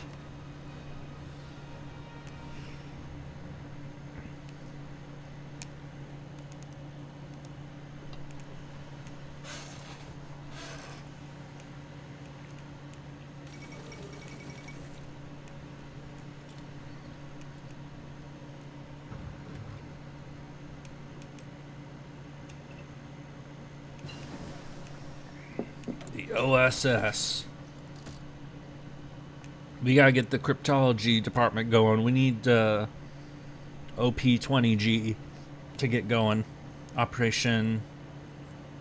What the fuck did that stand for? It's Naval Intelligence. Hang on, let me look this shit up just so I...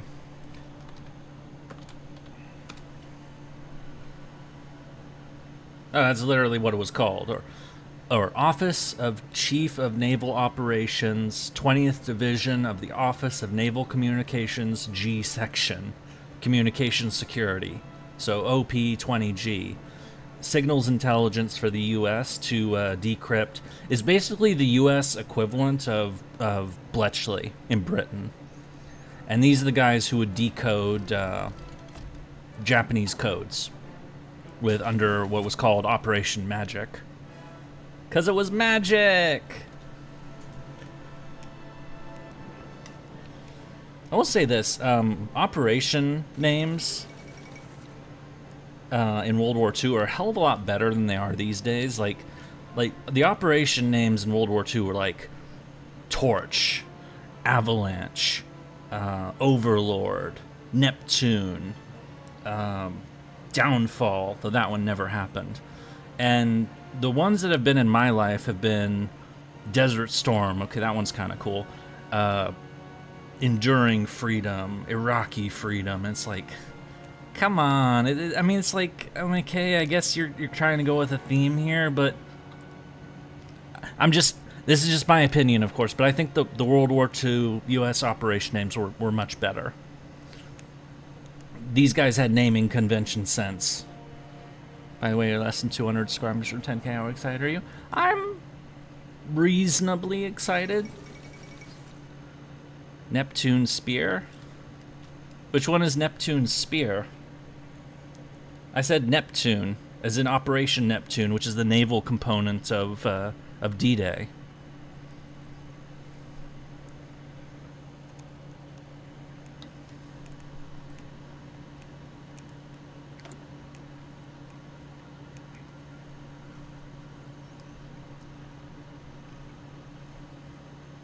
Oh.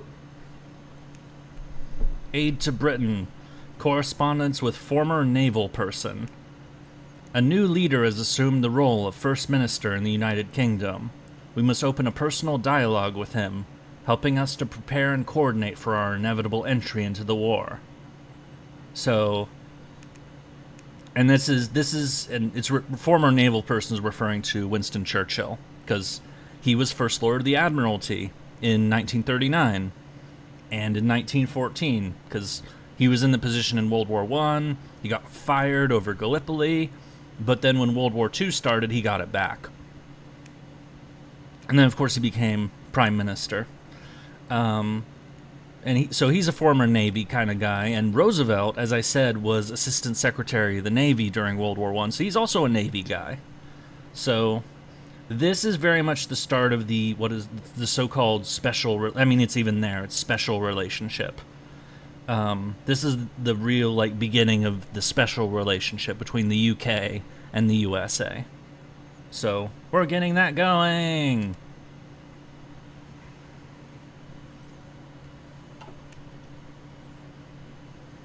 And Lockheed has production bonuses. Excellent. Excellent. I wish Lockheed could design the F-35 in this time period. That would be bonkers if we had F-35s in 1940. That would be what the fuck? Obviously, it's not what's happening, but I can dream, can't I? Did you see my response to your question on what Neptune Spear is? No, I didn't. No, the last two responses in chat are Neptune Spear, and then you asking that. So no, I didn't see shit. Do I need to look this up? Fuck it, I'll do it. Because if YouTube blocked it, then... Ah. Okay, so I that is a bit of a better operation name, but obviously the mission in question is... See, when I was saying, like, I think that more modern operation names are kind of meh, I was saying the operation names, not, like, what the operation itself is. Because obviously this, Neptune Spear, is definitely an operation that needed to happen, and I 100% approve of. It's, for those who don't know, because I looked it up on my own, it's the Osama bin Laden raid in fucking Pakistan, because they were hiding his ass there. For how long, though? Good. Ugh.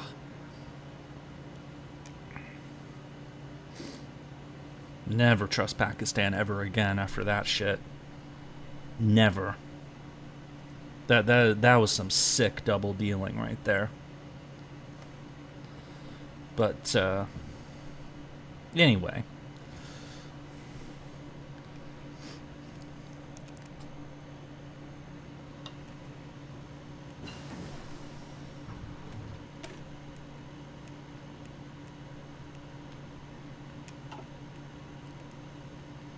Oh, I get it. I get it.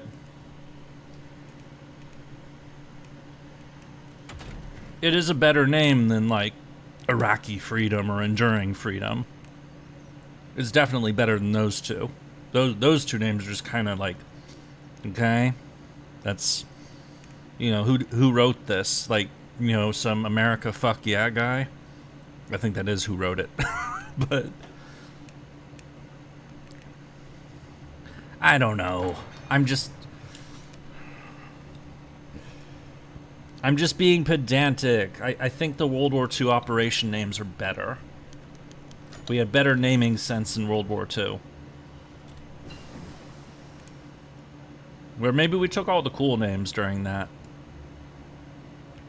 Improved computing machines! Advanced fire control! Excellent. Wait.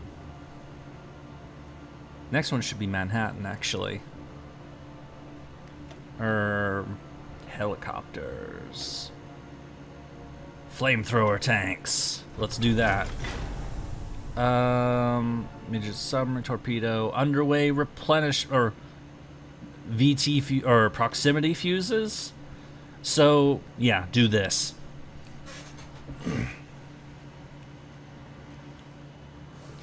If, God forbid, NATO got into a fight with Russia, what would you call that operation name?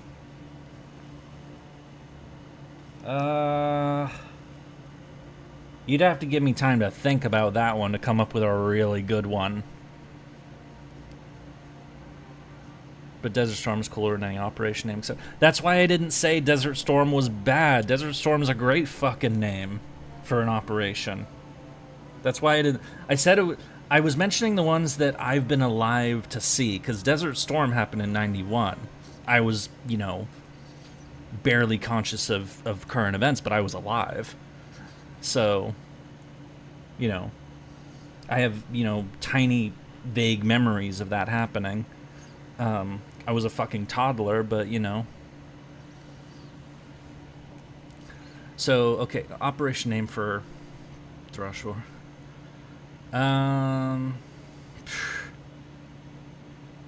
It'd have to be something relating to winter. It can't be Winter Storm, because that was the failed counterattack on Stalingrad. Winter's End. Operation Cabela, because we're hunting for boars. Cabela? Is that like a term I don't know, because I don't know anything about hunting? Macron would name it Operation Napoleon, but we win. To be fair to Napoleon, he did capture Moscow. Hitler didn't capture Moscow. Napoleon did. Okay, but let me talk about this. So one of the things about World War II and like inventions and stuff is that a lot of fuss is made about like, oh, the Germans, they designed jet aircraft. They made the Me-262. They made, you know, the first cruise missiles, the V1. They made ballistic missiles, the V2.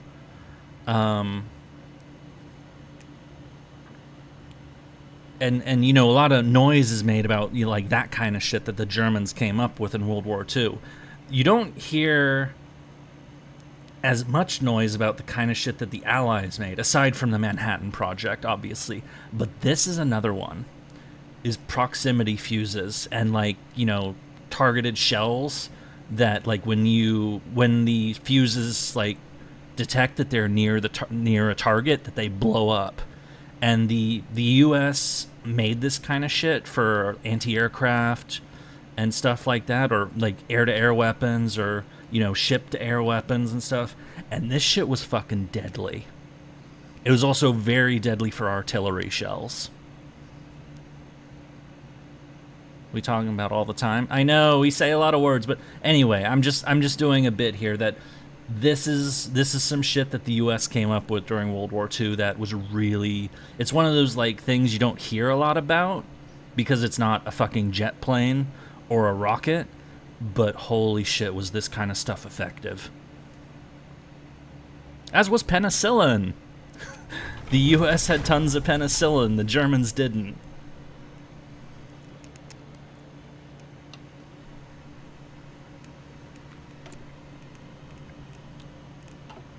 How about what's going on in the war? Well, Germany's defeated. We're kind of in the, it looks like there's some naval... Oh, shit.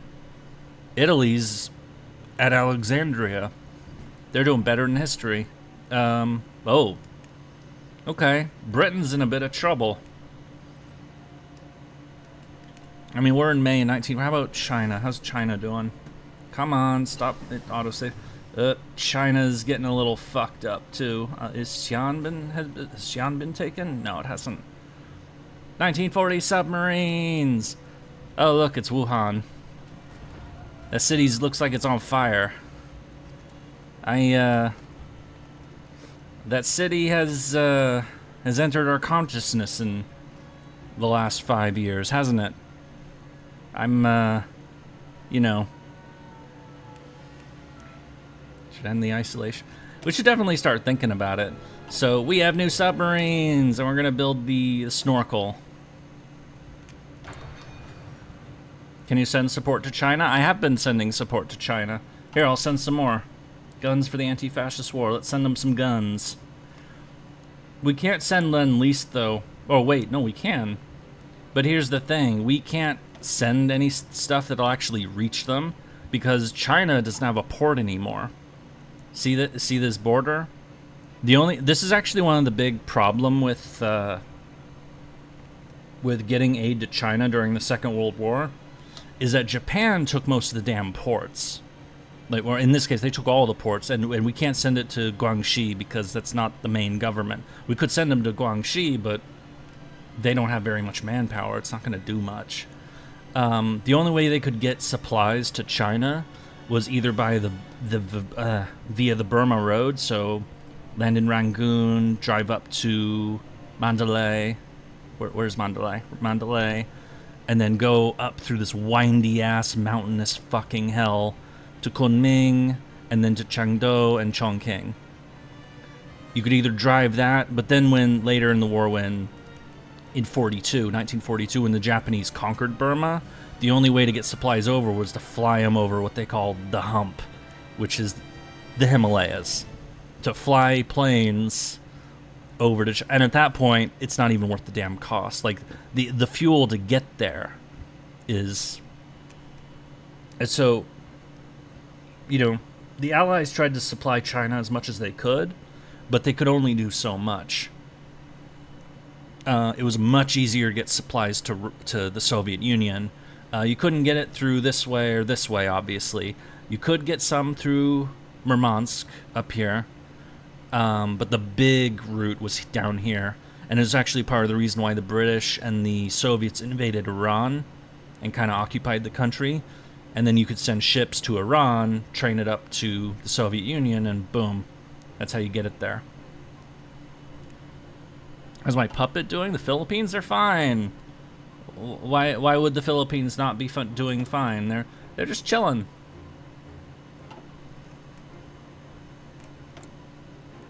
All right, let's make some subs. We got our new sub tech. I know it'll be invaded by Japan.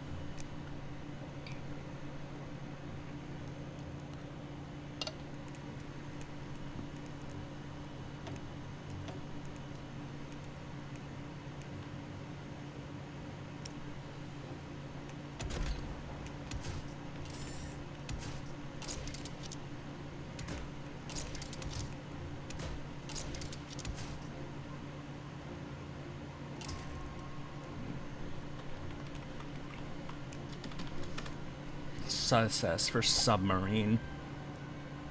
SSN is nuclear submarine.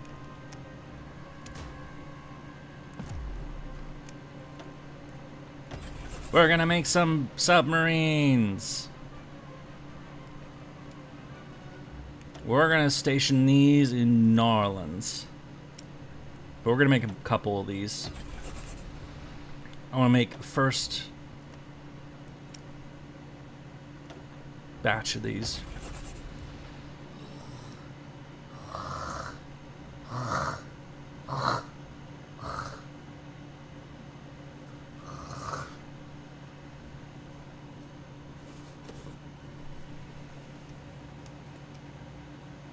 Fuck. Sorry about that.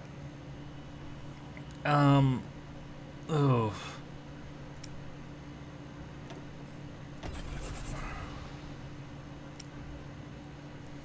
We are gonna make 60 submarines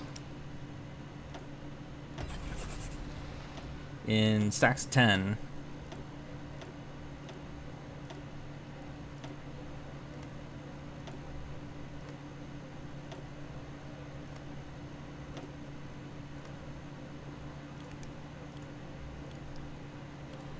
Hooray for the submarines! There we go. And that we're ending the convoy building, so they'll wrap up soon, and then all of those factories will move to the subs. So,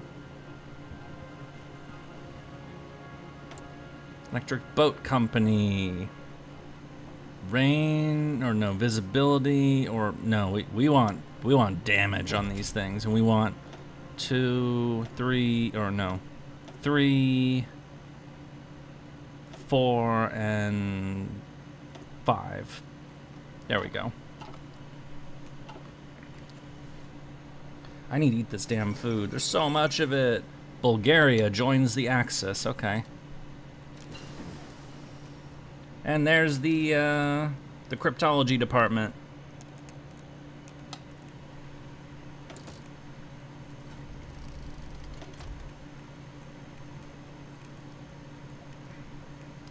And, like in history, the people who are interested in decoding are the Japanese. Operation Magic.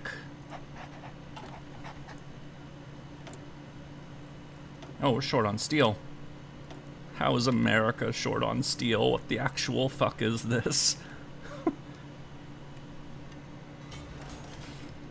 Be like the Americans being short on oil, though that hits a little because, you know, the U.S. was, you know, dependent on foreign oil for the longest time, but not during this, but... Oh, and now we have more stuff to build!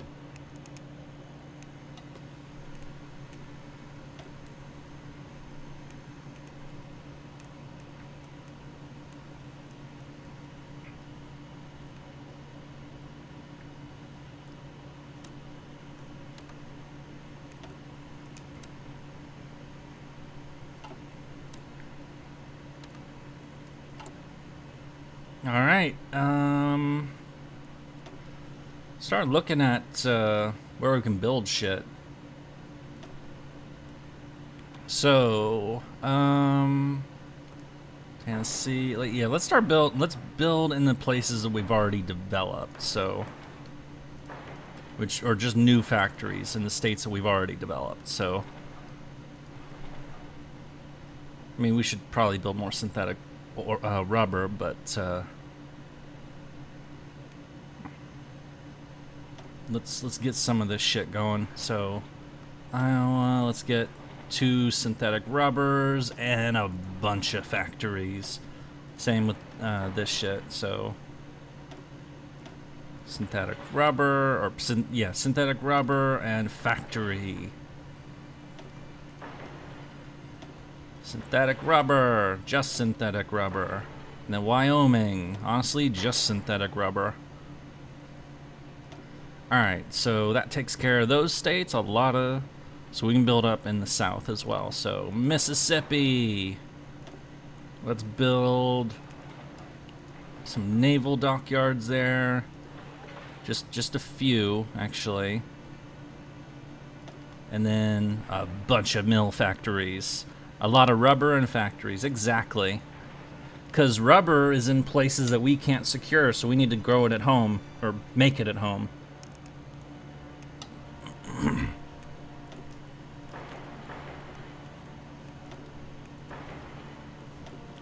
Alabama, Florida. Build lots of docks in Florida. There we go. Georgia. 2 and a bunch more. And that'll do for now. This is plenty of construction, so we'll see how this goes for the time being. There we go. Also, we have a lot of planes, I just noticed. And speaking of planes, let's upgrade the B-17 to have new engines so they can actually fly further and actually have guns on the fucking things. Wait, can it carry more bombs? Because more bombs or yes, more bomb. We must use the power of kaboom.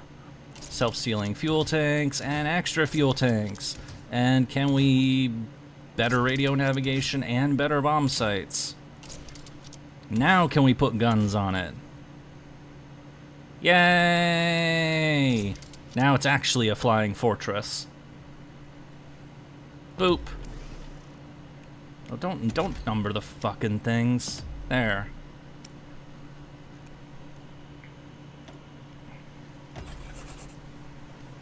It does need more rubber, but, you know, we need them bombers. We need to bomb the shit out of people, because we're America, that's what we do. We bomb stuff.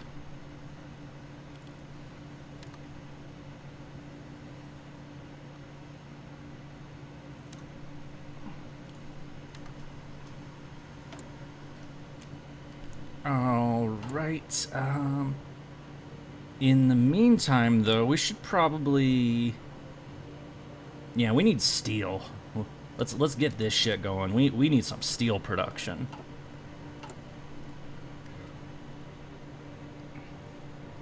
We gotta fire that shit up.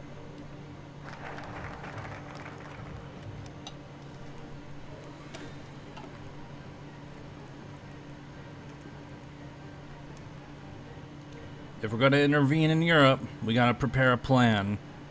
And that plan is War Plan Black for Germany. Because they're clearly causing a lot of trouble over here, and this is not good.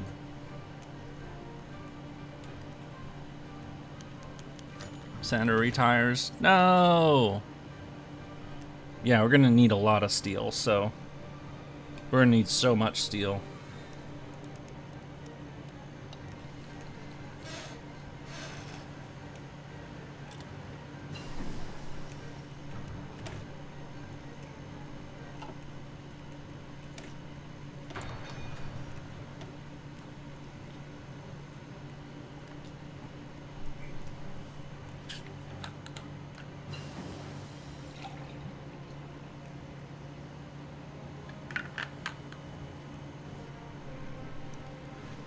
Radio interception! Yay!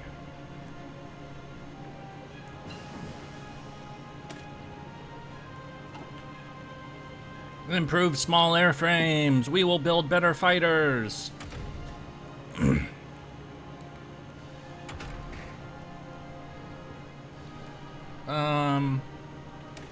Let's get better depth charges too. Damn, this food is spicy, but it's so good. But now we have new fighters. Let's design some new planes. We're gonna design a lot of new planes, actually. A lot of new planes. So, P-39 Airacobra.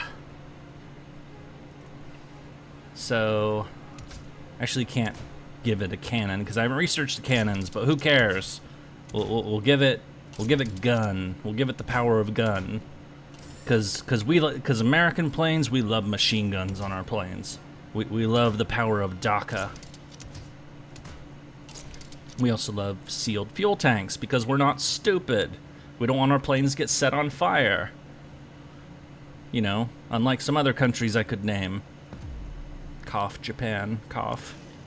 But, you know, they like the speed on their planes, so, you know. Alright, how about close air support, the A-20 Invader. And yes, I know the nickname of these stupid planes, which is why I'm adding it.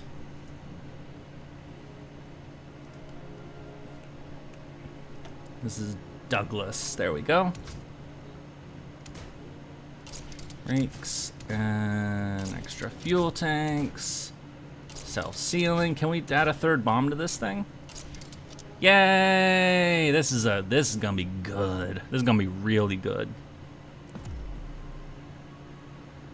And then a naval bomber, yeah, the Mariner, PBY Mariner.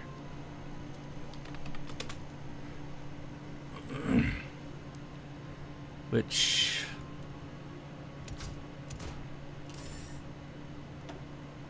Grumman. Extra fuel tanks and self-sealing. Those are just the land-based planes. Now we need carrier planes. F4F Wildcat. It's a cat, but it's wild. You know, raw and stuff. Oh yeah, speaking of plane, I need to make the P-38 too. I need to make planes! I need to make so many planes!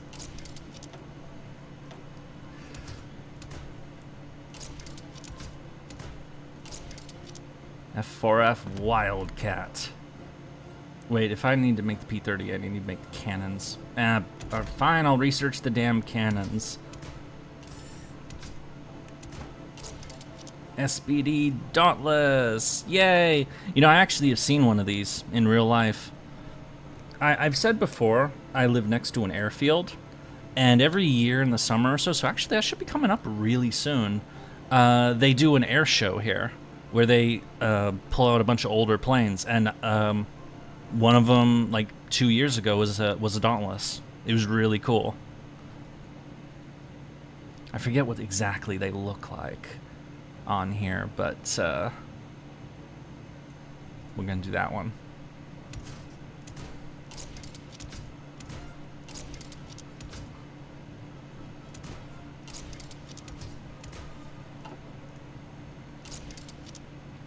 Can we get 3? Okay, good. Yeah, it is really cool. And the best part is that it's a show that normally you would like to buy tickets for, but since I'm literally like a block away from the fucking airport, I can just sit on the balcony and see the planes. I don't have to buy anything. It's basically a free show every year. It's really, I'm sure that's coming up soon. I should like maybe find out when that's gonna happen. Because, you know, they might have some cool shit this year. We will find out!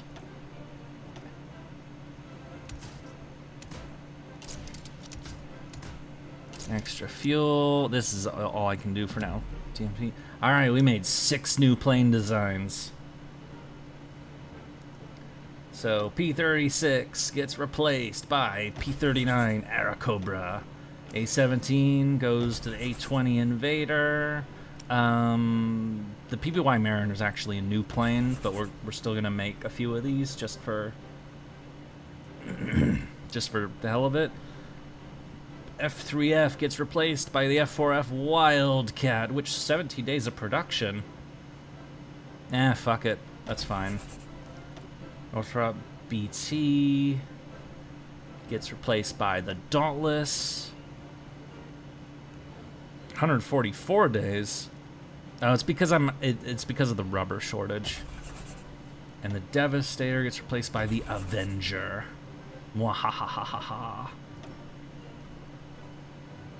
Alright, and let's get some rubber to make sure we can actually do that shit. Yay! Oh, and now we have an abundance of steel, so let's cut that a bit. Rubber from the Congo is down. No! Fuck you, Congo. You can't even do slave labor right. That sounds really awful out of context. That is a lot of planes. It's still not what the US built in real life. I mean, we're not really geared up. We're not at peak, anywhere close to our peak yet anyway, so.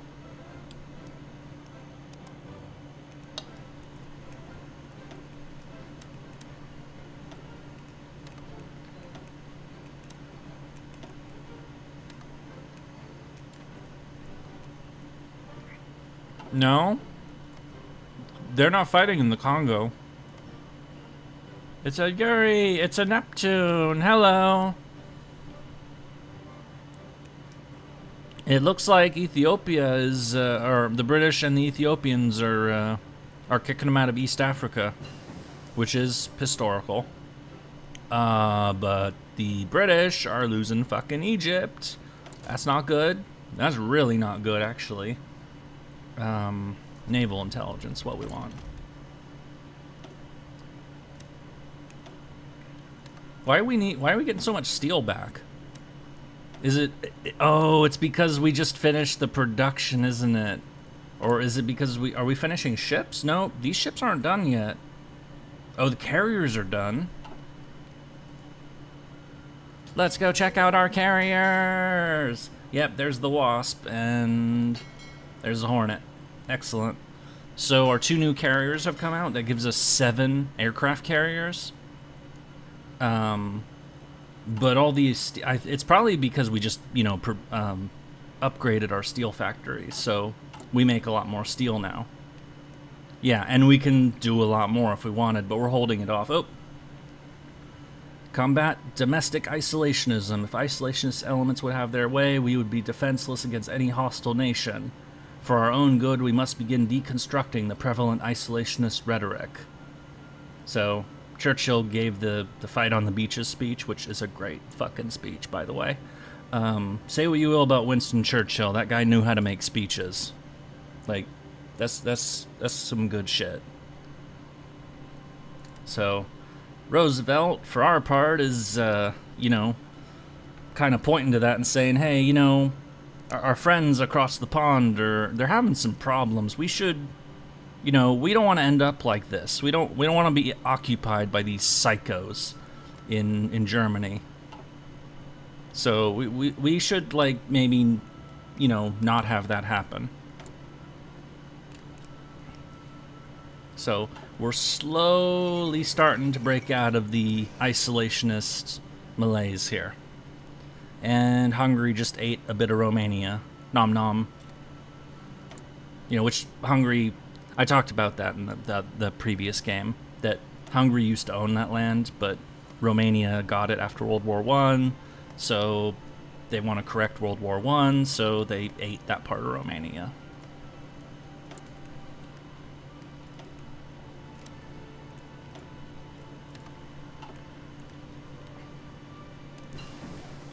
Advanced fire control!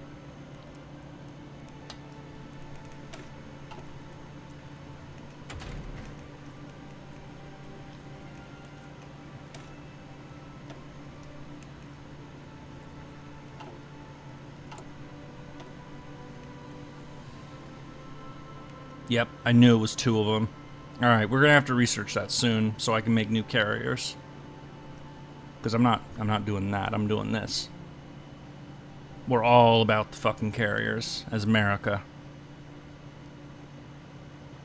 Oh, that's a 2x for subs, too. That's too late for that. Oops. We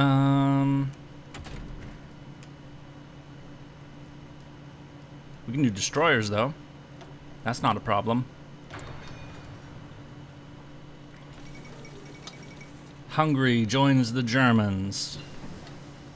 Submarine snorkel! We're still got... Oh, yeah, cannons. We need cannons for the P-38. Which I should have started making already, but I didn't. I haven't. Because I'm dumb. I am the dumb. It is well known.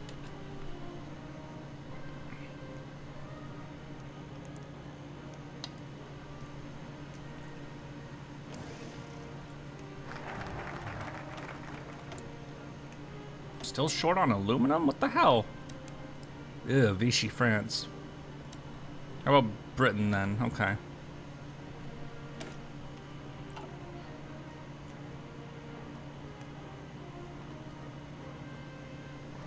We need to do that right now. So, Bureau ships.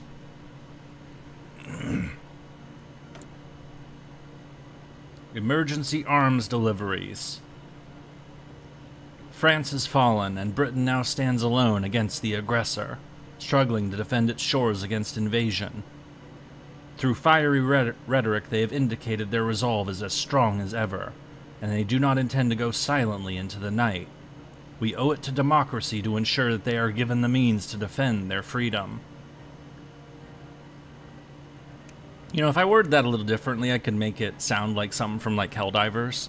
Like, democracy! You know, like that. That's such a... That game's funny. It's great. I should play that more. And this... Oh, yeah, this will allow us to send a bunch of emergency guns to Britain. A bunch of rifles... Some, and it's not even out stuff we have to give them. It just appears basically.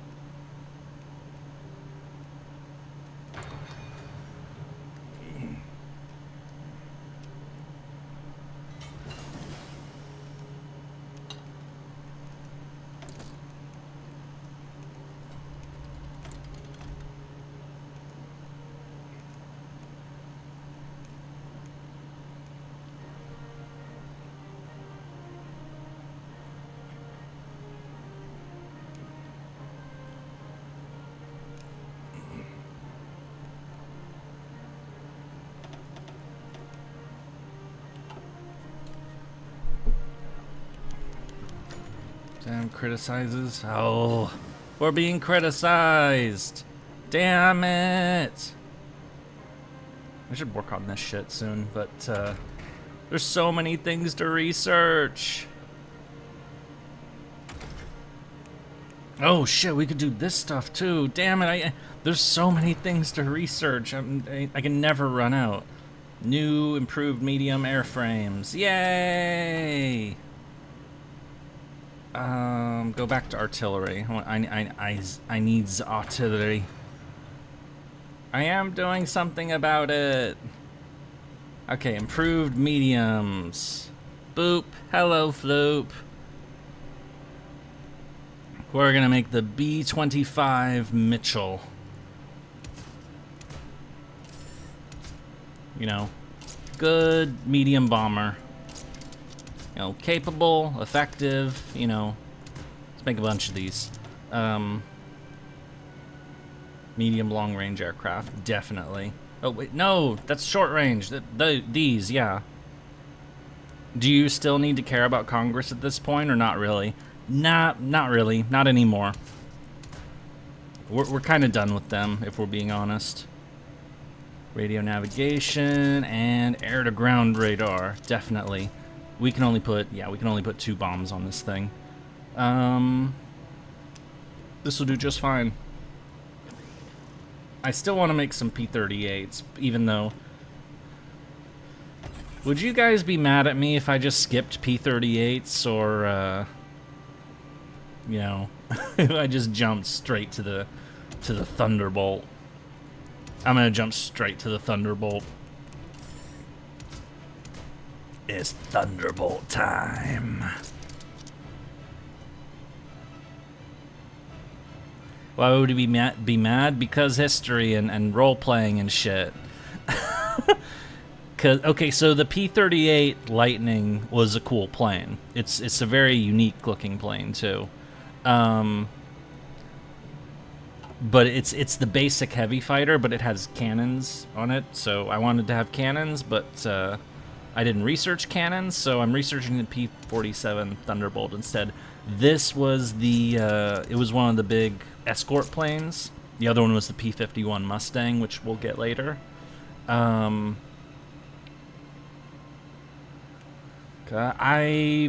don't speak Cyrillic language. I don't know what that says. This thing also, P-47s were also used as fighter bombers, but we're not equipping them for that. We're equipping this for pure good. I wouldn't call that good, because if I put that in a translator, it's not gonna say like "fuck your mother" or something, is it?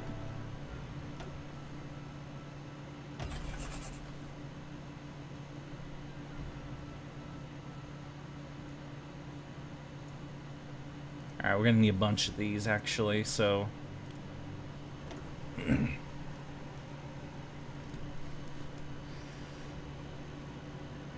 Don't translate? You realize this is my chat, right? You say that, I'm gonna put it.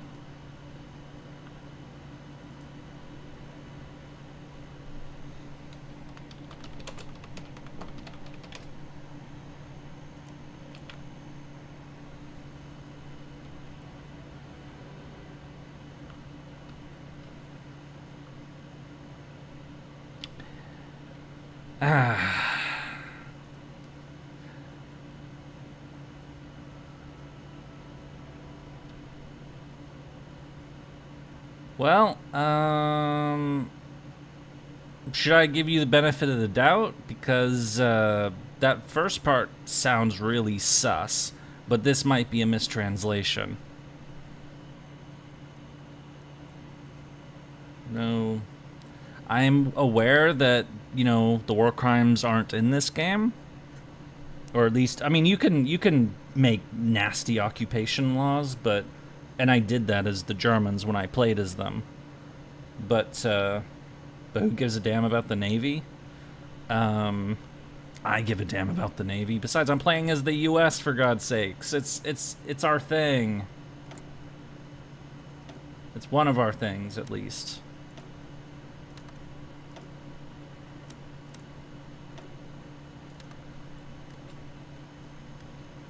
I'm not going to overdo it, but the whole point of this stream is to, you know, one, play the historical route, but two, also allow me to nerd out quite a bit.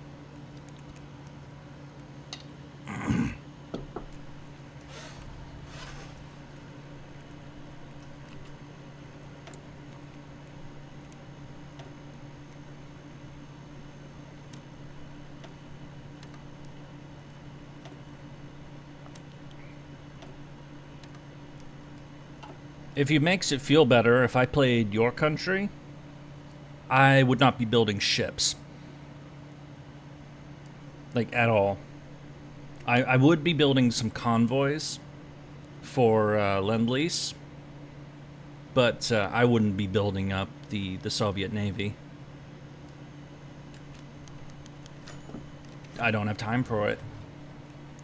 Representatives from Georgia offer support and invest in infrastructure in Georgia. I mean, sure, I'm pretty sure that's, like, down here anyway, so, yep, there it is. Go up there. May as well get support. Just for... Well, actually, no, it doesn't matter because... We're about to have an election. Legionary Romania cedes Bessarabia to the USSR. They just keep grabbing more land. It's them and the Germans. You know, their little pact, the Molotov-Ribbentrop Pact. They're basically BFFs for now. Of course, you know, they hate each other, so that won't last for much longer. Inevitably, they're gonna kill each other, but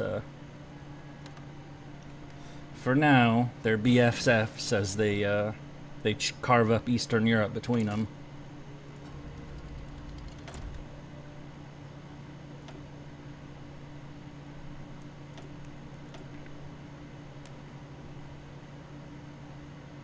Springfield rifle, or semi-auto rifles, because we have the Garand, and because, you know, that's a better one to pick anyway.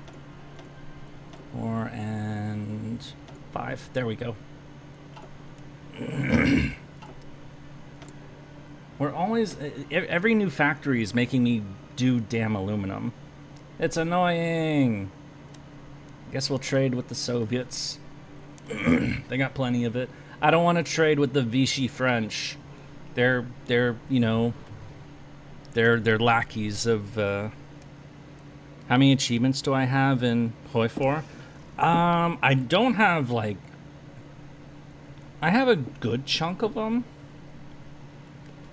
Gotta do that again. How many do I got? I have just under half actually. But a lot of the ones that are left are. The more I'm not gonna 100% this damn game ever. There's too many wild achievements in Hoi 4. Conquer the world without American president, Amiga challenge. I mean, I did do it as MacArthur not so long ago. I got the 3 Georges achievement.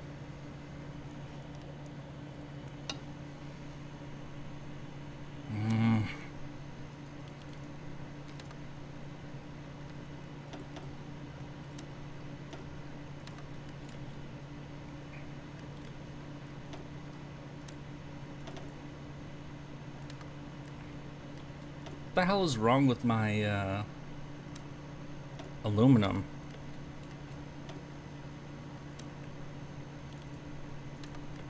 There we go.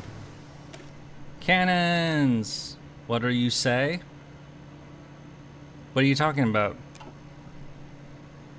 Oh, the achievement I did? The Conquer the 3 Georges? Yeah, it says it's an achievement for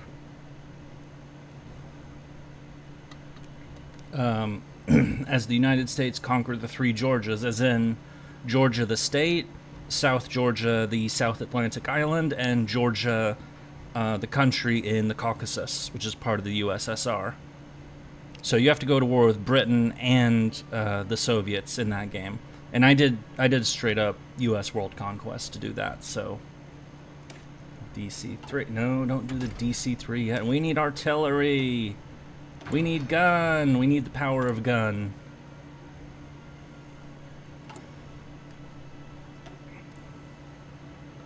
Got Luxembourg achieved on COD War.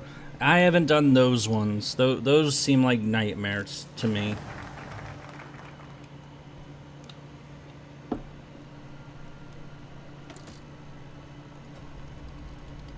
I'm not super good at this game.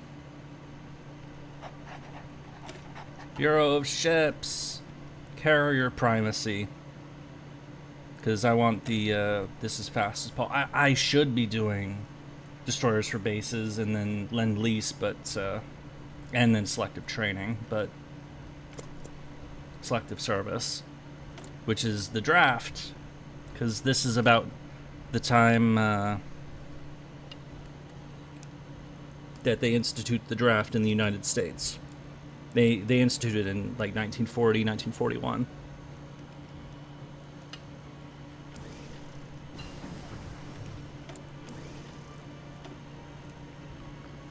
Use 3 doctrine? What 3 doctrines?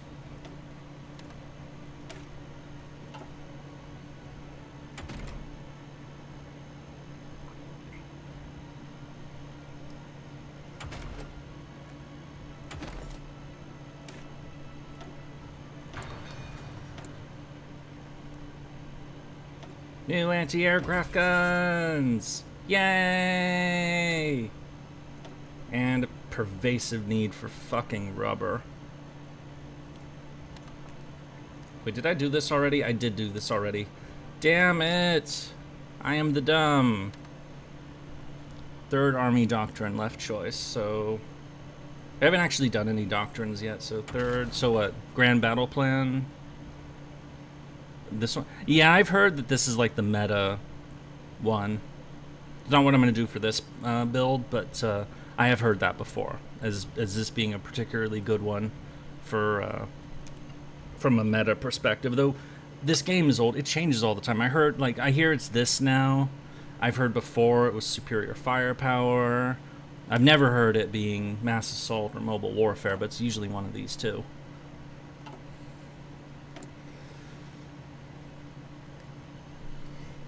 I don't play multiplayer, so I don't really concern. I just like to have fun.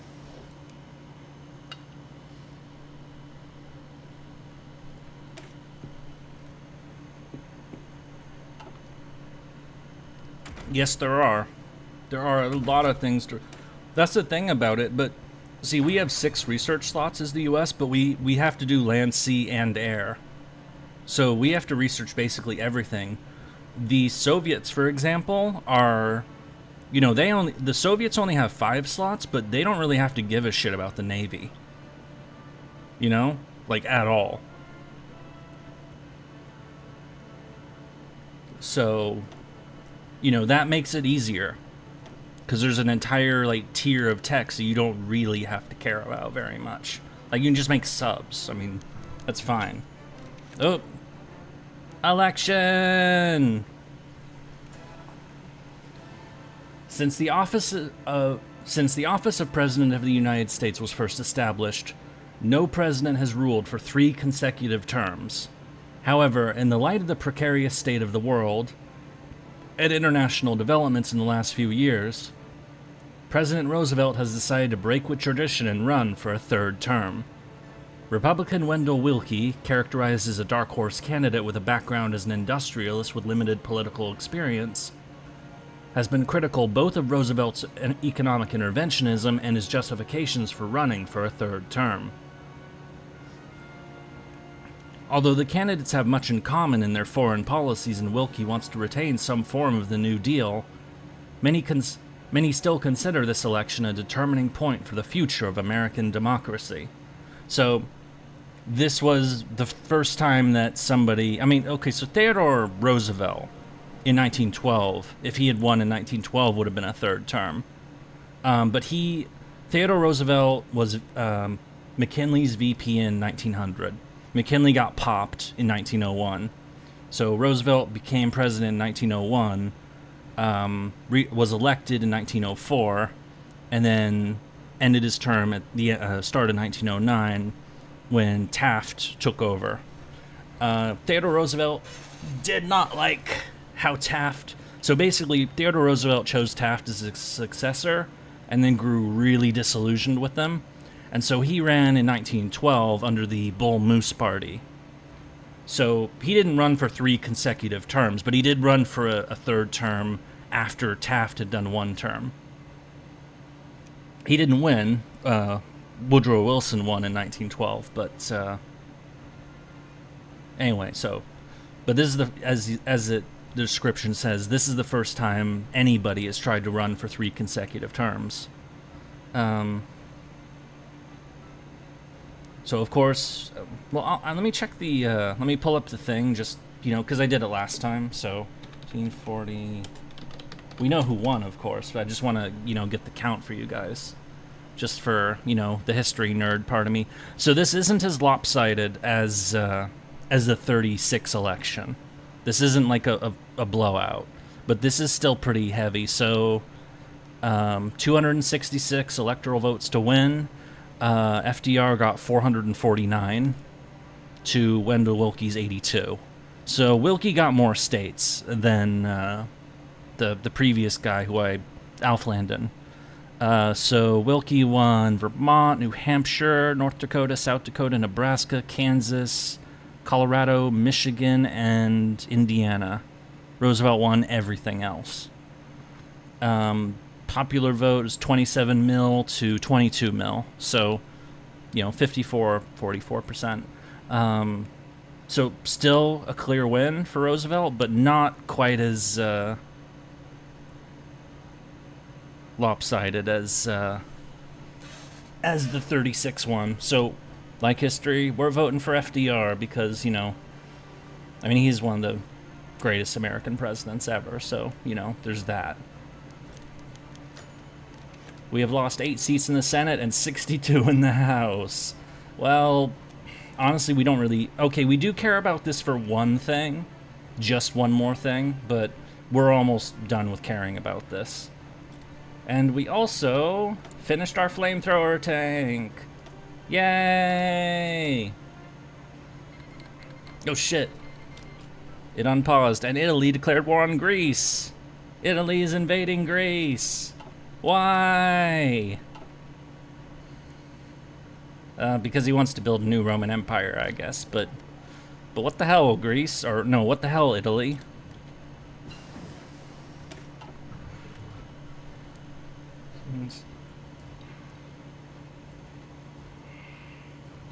Damn it, I gotta eat this faster.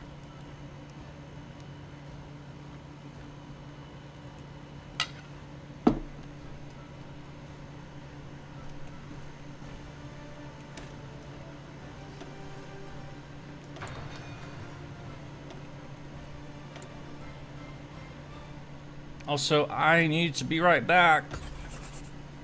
I will be right back in just a second. I'm unpausing and then going, be right back.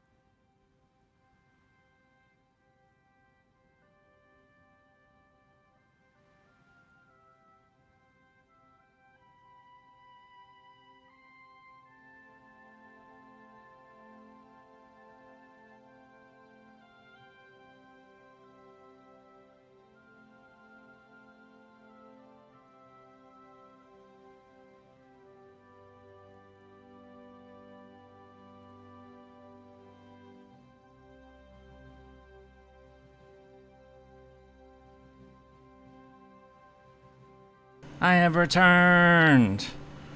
Sorry about that. Sweden requests trade and military expertise for ball bearings. We're never going to go to war with Sweden, but yeah, we're definitely doing this. Makes costs cheaper. There is one thing about these whole ball bearings things is that, for one, I don't even know what the fuck they are, but you hear a lot about them. So what? Let me look this up. Ball bearings. What the fuck are ball bearings? Kind of uses balls to maintain the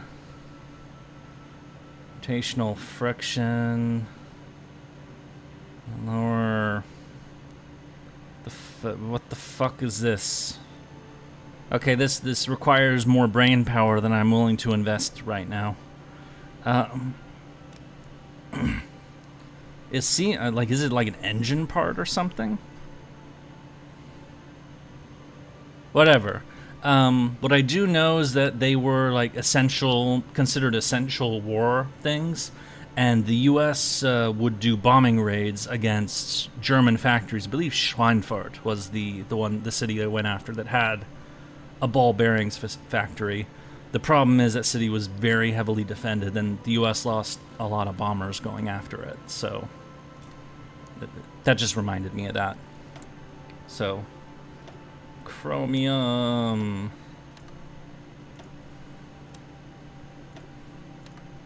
As for the templates, we don't have we haven't built those up too much yet.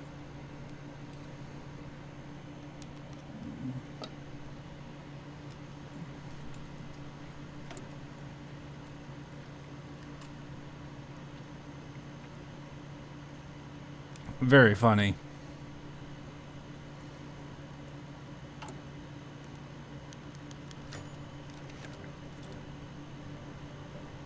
Yay! And 1940 cruiser. We should start doing. Yeah, we should start doing these. The 41 industry techs.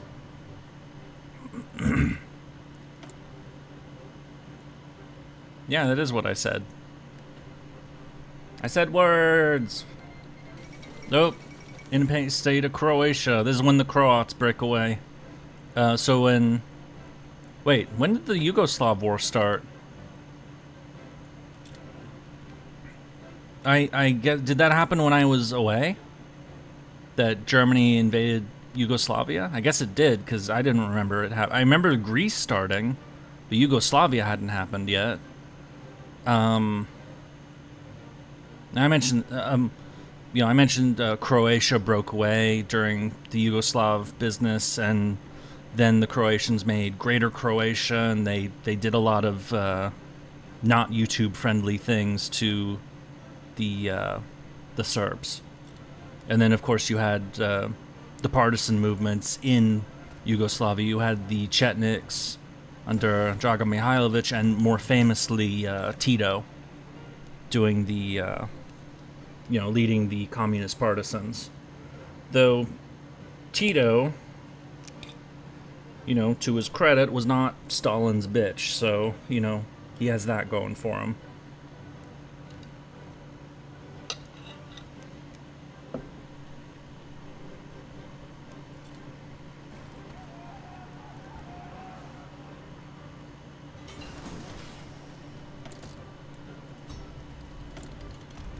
More factories! Glory to Comrade Tito, he had balls. I mean, he wasn't a good guy. He was still, communist dictator, type, but he's interesting. Like, he's not, there were worse people. And he managed to hold Yugoslavia together. And after he died, of course, he died in 1980. That's when things started cracking apart. And you got the Yugoslav wars in the 90s, and I think I mentioned this before, but Pol Pot better. Oh my fuck. I think I mentioned this before, but I have an uncle who was in a peacekeeper unit in Croatia during the Yugoslav wars in the 90s, and let's just say he saw some shit, and he's kind of never came back the same, so... Ugh. This region has some... We're glad that this didn't, that this isn't hot anymore, that they're not killing each other anymore, that it's not the 1990s anymore, but Croatians and Serbians fucking hate each other. There's a lot of old hatreds in Europe, and that's definitely one of them. Hungarians and Romanians is another one.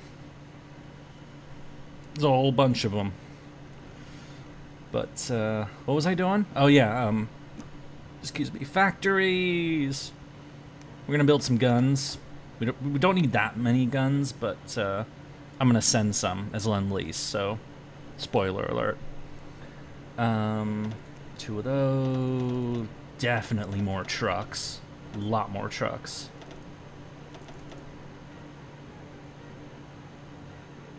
No more of those. Start building up the mediums. Can I go further into detail about what?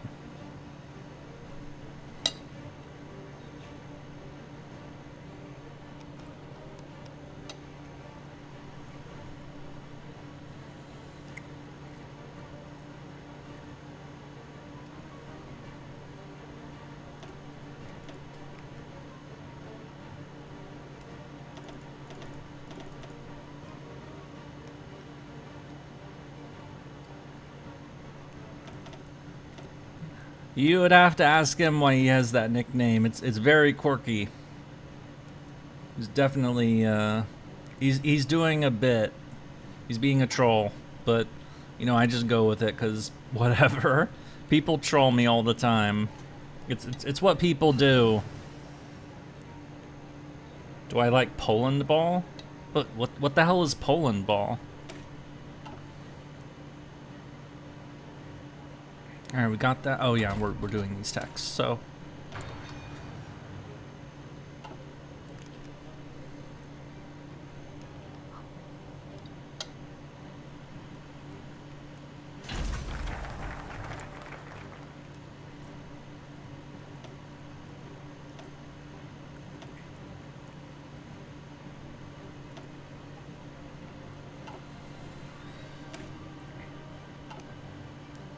don't know about count balls.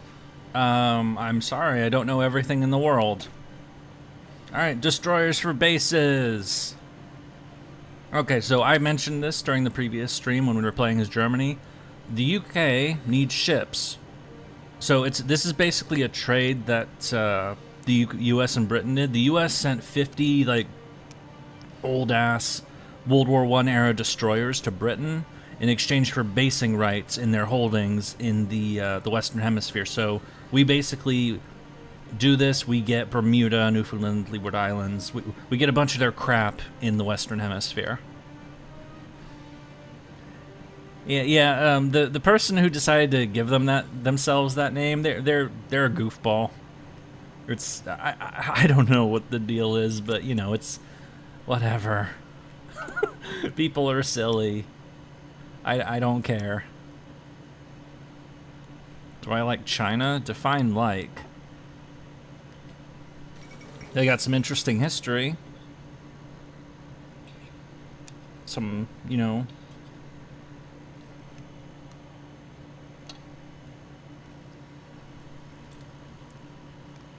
If you're asking if I like their government, absolutely not. Leon Trotsky's dead. Oh, they did the loud assassination again. Burst in with an armed group. Yep, they whacked Trotsky. Again. I'm guessing you're definitely against the communists. I don't like communists. You're right. I don't like fascists either. I don't like crazies of any stripe, really. War in South America! The Ecuadorian-Peruvian War has begun! No!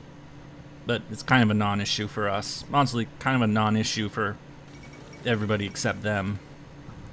Just the thing that happens during World War II that's not actually part of World War II. We'll do this later. Oh, we could change that one. No, we want to do the perk for that. You supporting the Cold War? The Cold War's fucking over. The hell are you talking about? It ended when I was like 4 years old. Well, it depends on what your ending date was, but Soviet Union died in December of '91. I was 4.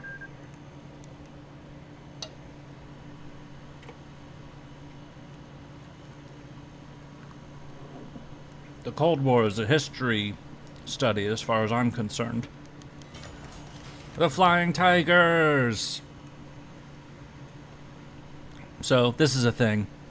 Su Mei-ling, wife of Chiang Kai-shek and one of his most trusted advisors, has traveled to Washington to lobby for increased support to China in its struggle against Japan. The Chinese Air Force is in desperate need of modern planes and skilled pilots to fly them. Sung's appeal has resonated with the general public. Okay, so they screw up too. General public. And a number of our pilots have resigned from the service to sign up at a Chinese company to provide training and instruction to Chinese pilots. With the issue of pilots resolved, Sung Mei-ling has approached us with a request to allow the transfer of about 150 of our most modern fighters to re-equip the Chinese Air Force. So the Flying Tigers were a volunteer unit who basically American pilots who went to fly for the Chinese, and they famously flew the P-40 Warhawk, and they decorated their planes. You can kind of see it in the little photograph there, with the teeth and on the nose of the airplane. So yeah, we're definitely gonna support them, and we're gonna dispatch the Flying Tigers as soon as we can, because, you know, where are they? Oh, they're right here. Okay, yep. Send them the planes! And give them guns for the anti-fascist war while we're at it. The Flying Tigers have been formed!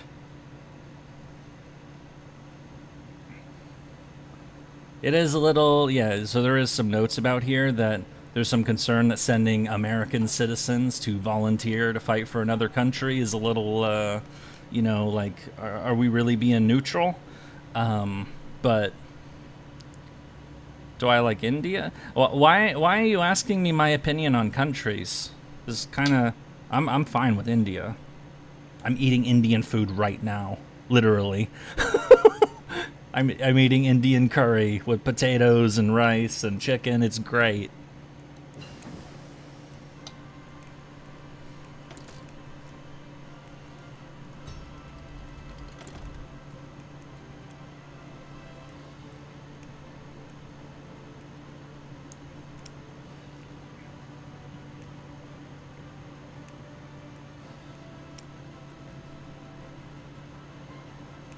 Alright, so they finished our, Alright, so there's something I'm gonna do. I'm gonna build a new fleet.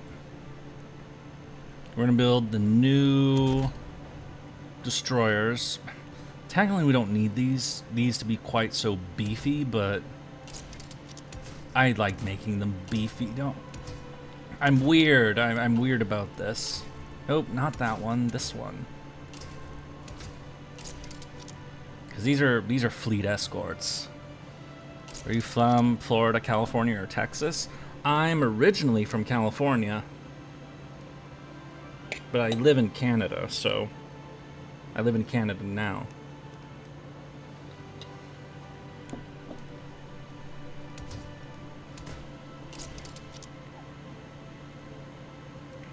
Yeah, damn, this is pricey.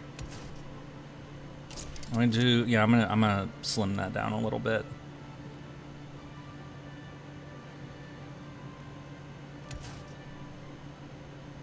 Okay, yeah, 1941 DB. Yeah, these are escorts for the fleet.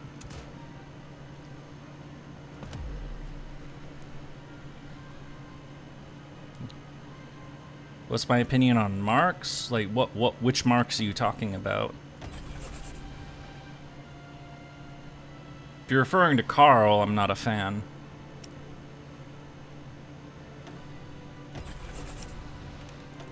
Yeah, I really don't want to get into that kind of topic right now, honestly. I've had, that conversation has happened on an earlier stream, so, you know, I'd prefer not to dig into it. Especially if you want to get, like, really, like, in the weeds about that sort of thing. I don't want to do that right now. I really don't.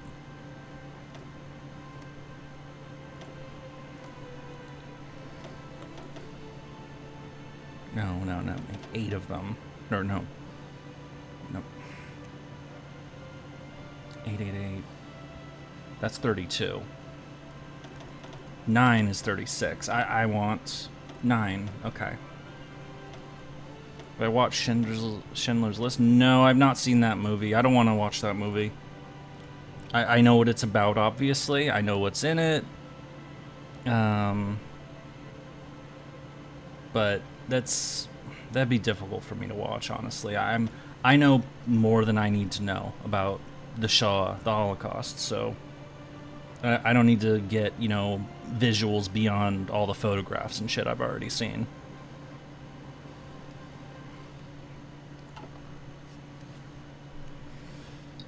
It's my favorite movie? That's a tough one.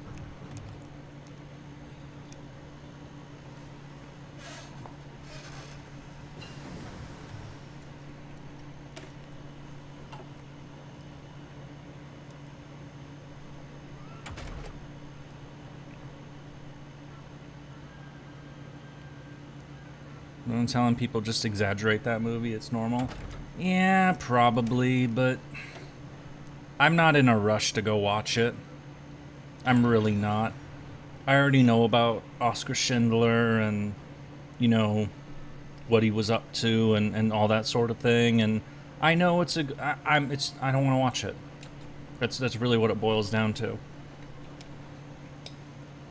Just like I kind of don't really want to watch that movie other people mention, Come and See, about like in Belarus during the Second World War, and people, it has an infamous reputation for the like horrible fucking shit that ends up in that movie. I have studied that period of history. I know the kind of horrible shit that went down there. I know that Belarus lost like, what was it, like 40% of its fucking population during the Second World War? Something crazy like that. So I don't need to watch a movie to know that there's going to be some bad shit if a movie takes place in Belarus during the Second World War. So I know about Emma Gotha? Yep. I definitely have heard, no, fucking lunatic.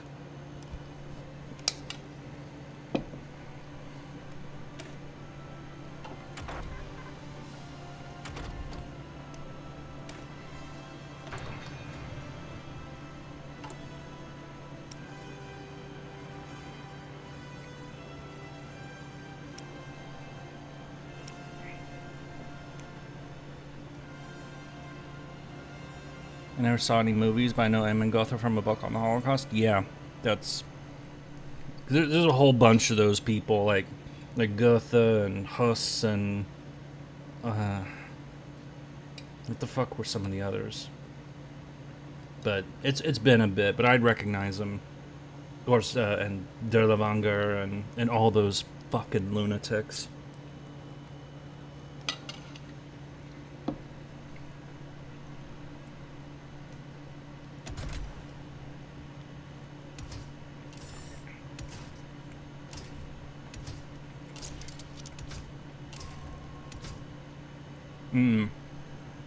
Don't build these yet, actually. I want a little better radar than that.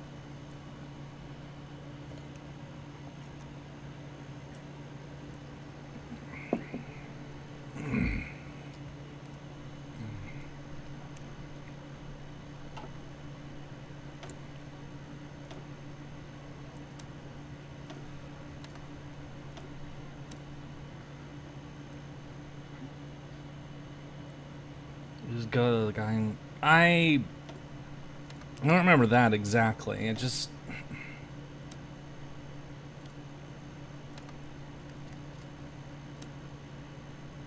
Oh, great. Now we have to trade with the Vichy French. That's disgusting. Ew. We're gonna kill them someday. Destroyers for bases! Okay. Wait. Oh no, I don't have enough Congress for Lend-Lease. Son of a bitch. Well, in that case, we're gonna do the Selective Training Act. We're enacting the draft.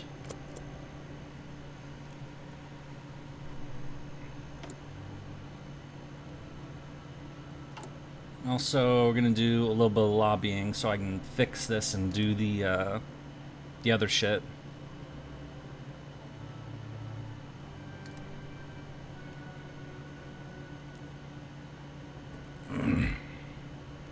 Who believes that it was 271K? What are you talking about?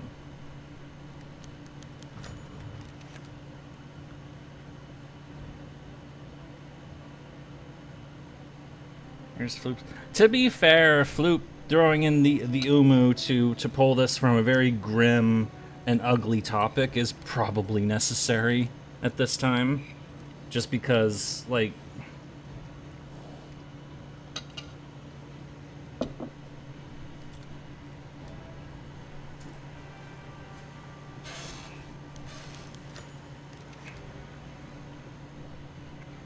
Back, what did you miss? We're instituting the draft. We're about to, at least. We're working on it. And we just did destroyers for bases. We were gonna do Lend-Lease, but we don't have enough representatives, so we're trying to fix that. So we can do Lend-Lease.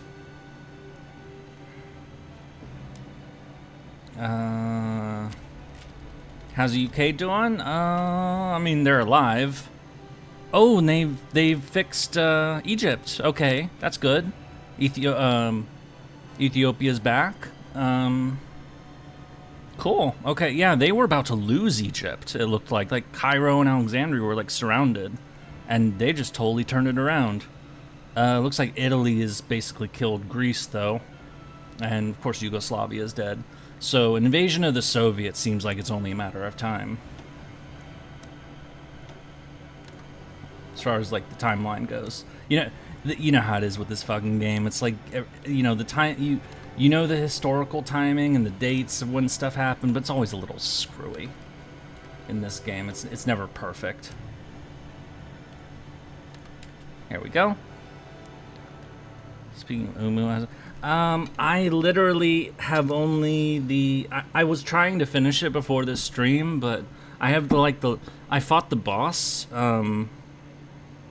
like the boss that you fight that spawns minions, and you don't defeat the boss, but you defeat the minions, if you know what I'm talking about.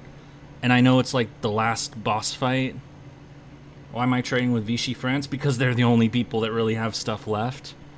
Aluminum. I should build up my aluminum, but... you know what?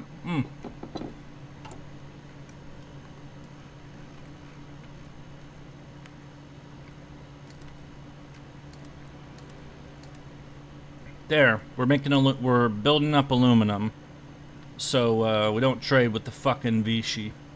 Cause you're right, I don't want to trade with Vichy France. Cause fuck those people, collaborators, traders, you know. High velocity guns, yes, I definitely want better guns. 1, 2, 3. Armor, that cost is not too big of a deal for me at this point, but I'm... Speed or armor? I like speed. A little more speed. Got plenty of armor. Yeah, so I'm like at the very end of the main story for the event. And atomic research! Yay! So, what do we... It's 41 now, so... Alright, we got all these. We're waiting for the perk to go for those. Oh, 41 for radio. Yeah, definitely advanced radio. Dislike fighting Bruno's. Yeah, that fight really, really sucked. So the last Bruno's fight... My game just would not stop crashing no matter what MP I would use. I did this before we started the stream today. I eventually just pulled out Super Orion, Kimiko, and Draco. Just to card attack them to death. It still crashed a bunch, but I at least managed to kill the damn boss, so... You know, dead is dead.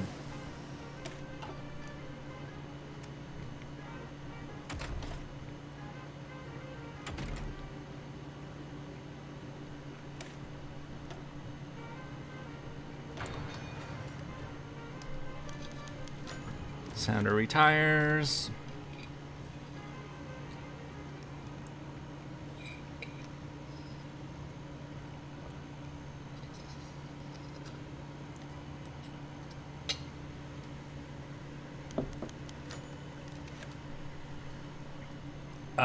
The Greeks have retaken Athens.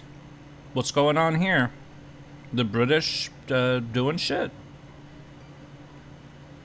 In 1923, the newly founded Republic of Turkey ratified and approved a piece of legislation allowing us to develop Turkey's oil fields and railways. The United States Senate, taking into consideration the toll the Great Depression was taking on the American economy, decided not to ratify the treaty. Turkey has reversed their annulment of the treaty and has asked us once again to fulfill the stipulations of the concession that was originally drafted up by us. It cannot be denied that economically we're in a much safer place than we were in 1923. The US was doing great in 23. What the fuck is this? Depression didn't start till 29. October 29.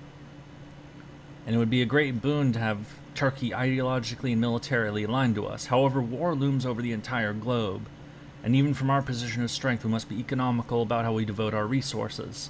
Having oil available in Turkey might in the future be quite valuable as leverage against the Soviet Union. But in the short term, we must also consider the possibility of how that unearthed petroleum might fall into the hands of our enemies. It might be wise to leverage the Turkish need for our help to further our own aims. Turkey contains a lot of chromium, while our nation unfortunately does not. The choice is ours. Yeah, I would very much like some fucking chromium. The right to all resources so here. How much chromium is there? I like it. Oh, we get a buff to excavation tax, though. Yeah, that's more valuable to me. It's not just chromium, it's a bunch of other resources, too. And it can be... because we can get chromium, we just have to dig for it.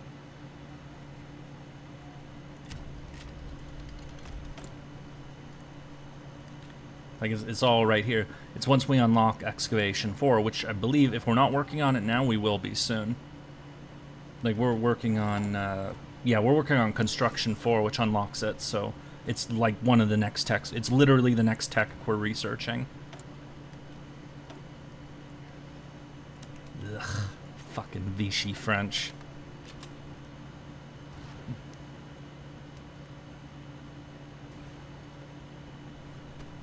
Oh. Looks like whatever's going on down here is not going well. Yep, I bet a bunch of British soldiers got knocked out there. Yeah, how's the war losses going? So Italian-British war, Germans lost 300K. Eesh, ugh. It's Italy's lost 1 million fucking people already. Italy's gotten its ass handed to them, which, to be fair, is historical. Greece is basically dead. What about China? How's that going? China's getting a little roughed up, but Japan's taking some pretty hefty losses there too. So, blueprints, commando training, I guess. Selective Training Act. We have instituted the draft. What about Lend-Lease? What the I'm 1 senator short. Go fuck yourself. Once this is done, it'll be okay. But is there like a 35-day tech or something that we can do? I don't think there is. Not for the US, because this is an older tech tree. Or focus tree. You know what I'm trying to say. We'll do the Louisiana maneuvers, because this actually happened in 41. Which was like, yeah. So the Louisiana maneuvers were like, you know, practice in Louisiana for the US Army to do like some training, essentially. We'll do that. The Tizard mission. The British government sent a scientific delegation led by Henry Tizard with an interesting proposal. The British are willing to pool their research efforts with ours in several key areas as they do not have the industrial capacity to produce their inventions in great enough numbers. Yes. We should aim for more long-term cooperation. Oh. Or an excellent proposal. So, breakthrough in aerodynamics and avionics. I like that. Or join the research sharing group between the U.S. This is a tough one. Because that's good for one tech. But I like that breakthrough progress. This could be good for a lot of things. Yeah, let's do that. Okay, long-term cooperation. After all, Britain is our friend. They're our parent, basically. And, you know, we definitely had a rough falling out, but, you know, we're going to come help them however we can.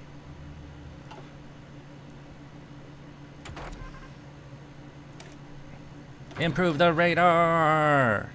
Yep, research group. That's what we did.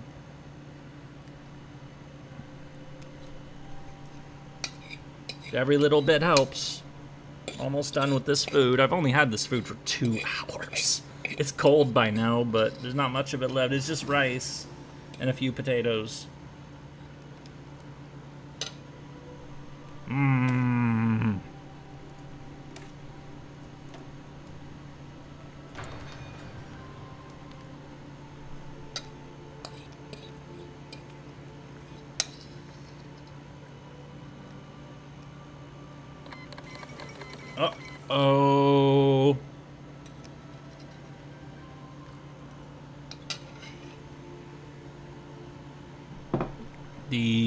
Germans have invaded the Soviets 10 days early. Well, time for the massacre in the East to begin. Fucking hell. And of course, they betrayed the pact. They were, you know, it was only a matter of time.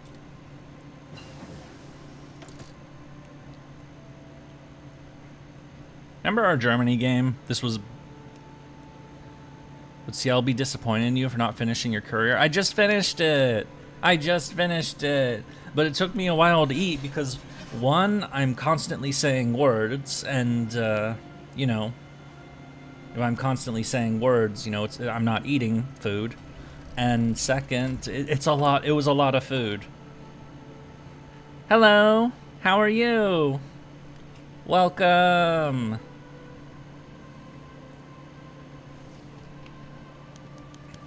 A new general for China. Chiang Kai-shek has sent a letter to FDR suggesting we send one of our generals to serve as a chief of staff for the Chinese army. Doing so would earn us the personal gratitude of Chiang Kai-shek and may provide a valuable experience for our general as well as help the forces of Chiang Kai-shek win the war. Which of our generals should we send?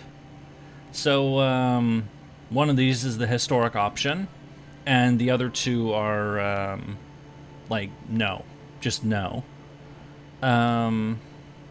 So, yeah, the U.S. sent Joseph Stilwell, but, yeah, Stilwell was the historical choice, but famously, Stilwell and Chiang Kai-shek did not get along very well. He wasn't really the best fit for this, but, and ultimately Chiang, had him recalled back to the U.S. Now, so he wouldn't be a great choice. MacArthur, I would argue, would be an even worse choice because of his fucking ego. And Eisenhower, he would be a great choice, but he's way too valuable to send to China. So, I'm doing the historical choice. We're sending Stilwell. Yeah, he wasn't a huge general. I mean, he was in China for most of it, so he was, like, helping coordinate the Chinese army. He's not as famous as, nowhere near as famous as, MacArthur or Eisenhower. Hello! Welcome back, Commander P. Oh, our air experience is almost maxed. Shit. I should do something about that. Actually, I'm gonna hold on to my political power for a bit because do I actually get an UMU unit? You got an UMU unit in the last game.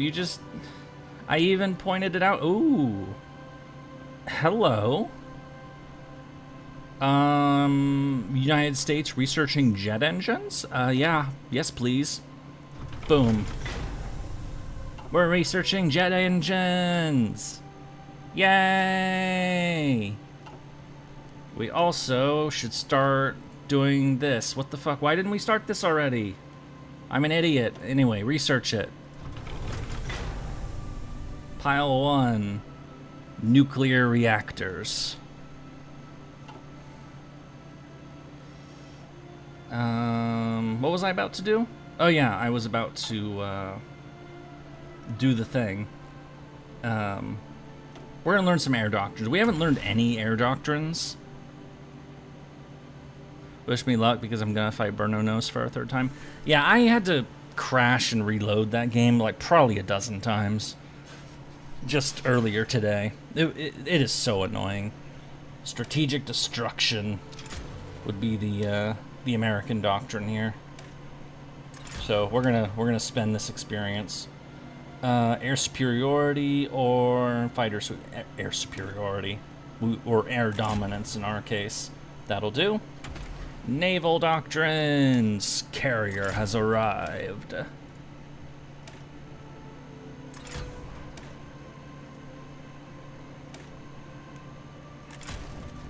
And then army doctrine, superior firepower. I should reorganize my divisions, honestly, before I do any of that shit. Before I do anything like that. So...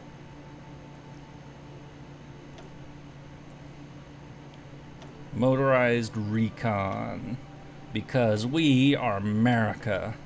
And we are 100% fucking motorized.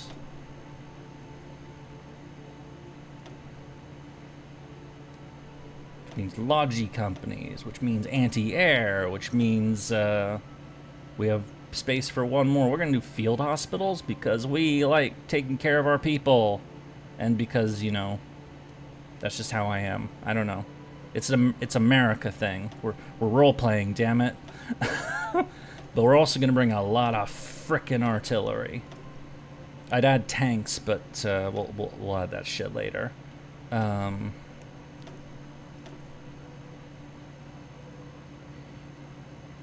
That's probably too much artillery, but... Boom. National Guard Division. The U.S. cares about its people? Yeah, it does. It has issues, but at the very least, my version of the U.S. definitely does.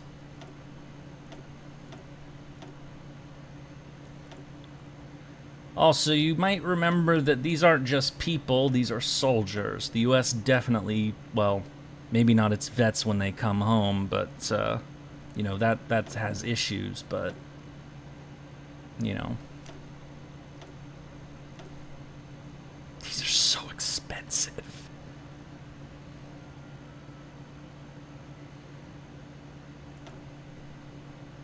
We're gonna need so much army experience to fix this bullshit.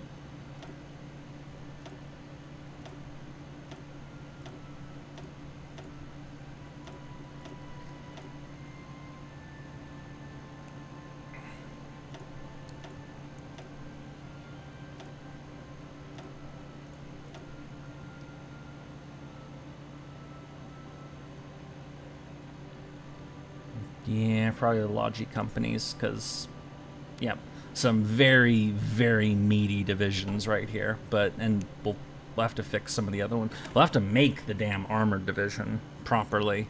We just don't have the experience. Damn it.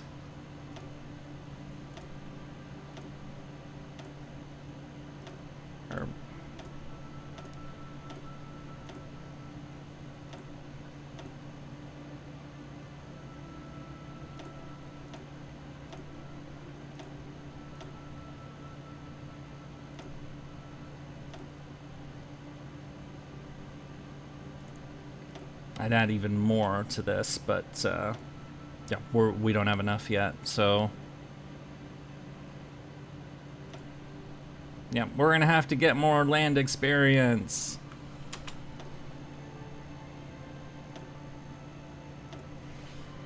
And by doing that, we will do the maneuvers. We you know, everybody needs to be re-equipped anyway, so.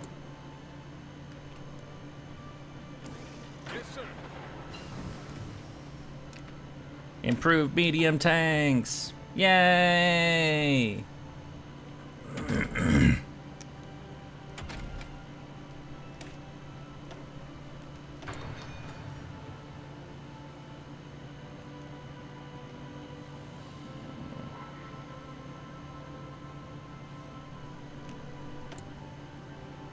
Oh, we're good on aluminum now. Oh good, let's not trade with the fucking Vichy French then.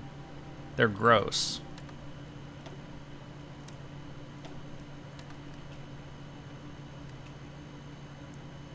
Not doing anything there. Senator from North Carolina offers support. Munitions factory. Let's do it. All right.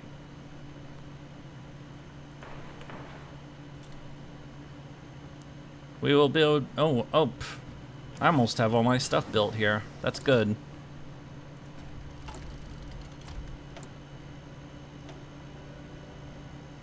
Damn it, I'm short on steel again. Son of a bitch.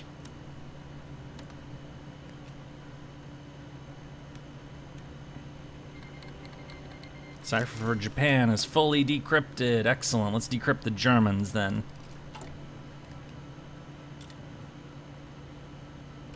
Yeah, I do not like that fucking fight and how it loves to crash. That's been really annoying. The Lend-Lease Act! So, the Lend-Lease Act was... So, we talked about the Neutrality Act already. How, the U.S. basically, Roosevelt was forced to sign these laws saying, oh, the U.S. can't sell weapons to other countries. So their way around it was this, the Lend-Lease Act, which is basically, okay, we can't sell other countries' weapons because it violates the Neutrality Act, but we can lease them equipment, we can, give them equipment, and then they give the equipment back to us once they're done using it. It might not be in the same condition that we gave it to them in, but, basically we're giving people shit. The Lend-Lease Act is very, famous for the amount of aid that the U.S. gave to the other allies during World War II.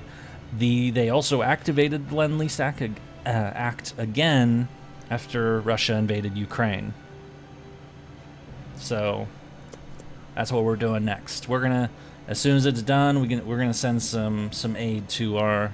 Actually, I think we can. Technically, I think the 100 we can send Lend-Lease now if we wanted to. So we're gonna do that. We're gonna send some old shit. We're gonna send. Fuck, I don't know. We're gonna send we'll send Britain 300 fighter planes. We'll send them these because I don't know what the fuck they even are. We're sending them the old shit basically. What even is this? I don't know what this is, but we're gonna send them.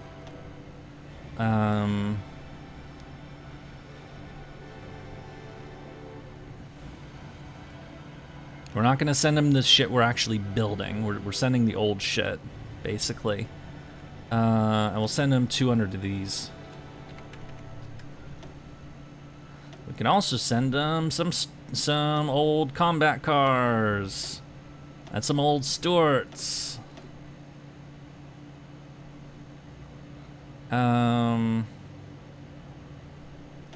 About oh.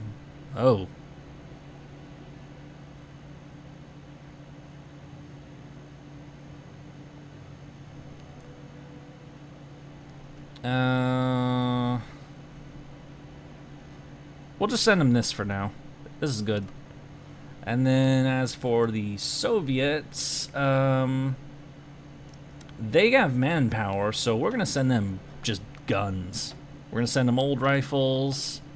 We're gonna send them 20,000, newer rifles. Yeah,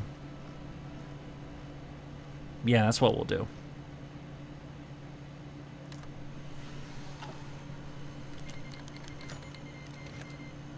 They accepted. The Icelandic ambassador in Washington has asked us to send troops to the island. To Ireland. I don't know why they call it island, but it's meant to be Iceland. It's whatever. It's Iceland. In effect, they ask for American protection against a possible invasion. They offer to hand over management of their foreign affairs, their foreign politics to us in return for this. Yeah, okay. I mean, let's not damage American British. But in practice, the British invaded Iceland at one point and occupied it, and then they later handed it over to the neutral U.S. as kind of a, okay, this will work too. So, yep, Iceland is now basically an American puppet state, for all intents and purposes.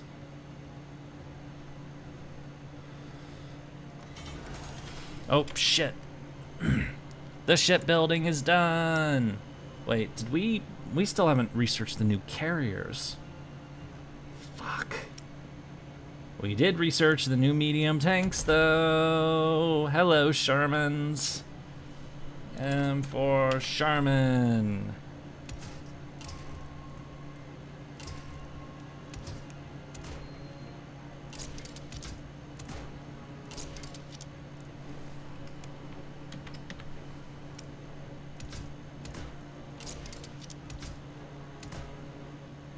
Easy maintenance. Oh, damn it. It's too expensive. Shit, okay. We'll design these later. Fine. We're not good enough yet.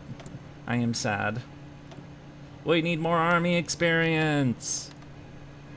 I used too much on the thing. Okay, now that we've done this, we could use these cruisers, honestly. These are totally fine for the purposes that we're using them for, so... 1, 2... Where is this new fleet that we're building? These are... Yeah, this is the new fleet, so... TF7... Excuse me. TF7... It's going boop, and boop, and boop, and boop, and boop, and boop. There we go. We finally have the Sherman, the go to Baltic. We don't have it yet. I don't have the experience to make it yet, but we will soon. In the meantime, oh, we don't really have the experience for the ships either. Okay, you know what? Ship people, do training. I need naval experience. And airplanes. I'll also do plane things. I don't fucking know.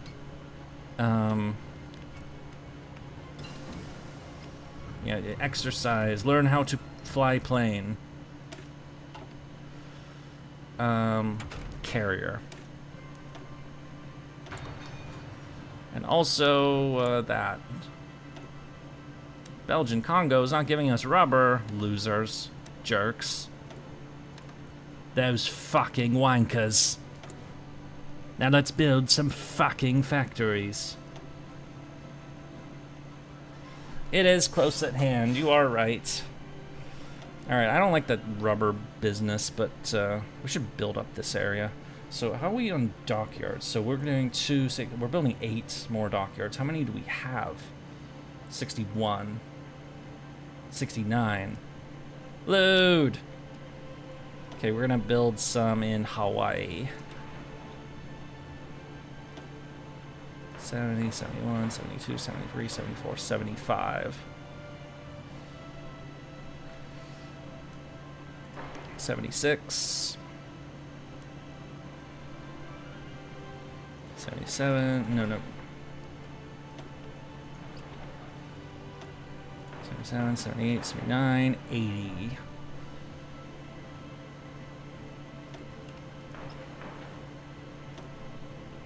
81, 82, 83.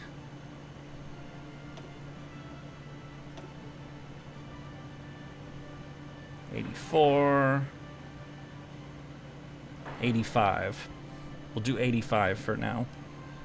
Or no, 85, 86, 87, 88, 89, 90. There we go. We're gonna have dockyards. We're gonna have all the dockyards, but now that we've done that, the rest of these are going straight to mills. Because I think we're gonna be good on dockyards from now on.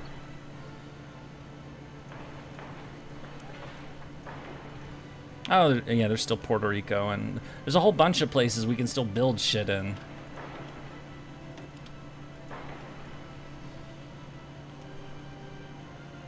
Actually, let's fix that.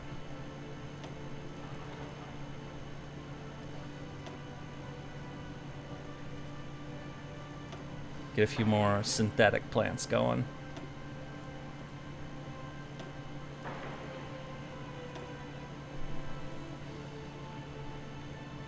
Saying up touch on Japan. Japan's just kind of like, you know, they're killing the Chinese, and you know, they're just doing that. We sent oh yeah, you weren't there for that. We sent the flying tigers. The flying tigers have been sent to China. It is August of 41, so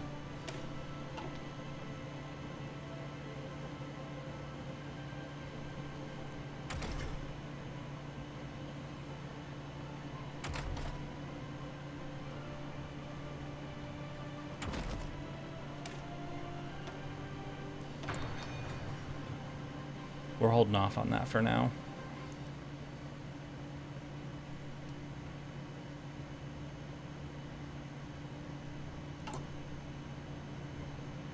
I should probably do some of this shit, but I really should actually, but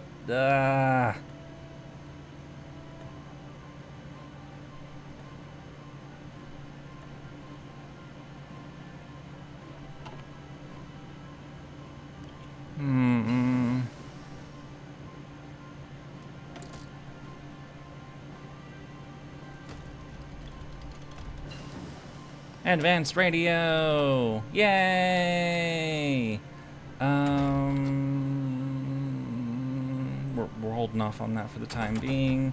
DC-3. Yeah, get better transport planes. We're gonna need them. Rock Island Arsenal. Assembly line optimizers. Breakthrough. We like breakthrough on our guns. We like breakthrough in general, if we're being honest, so. Because we're going to be doing that shit. Excavation 4! Yay! Yay. And you know, the you know what I mean. Oh, yeah, we need to do that. Big time. Landing craft.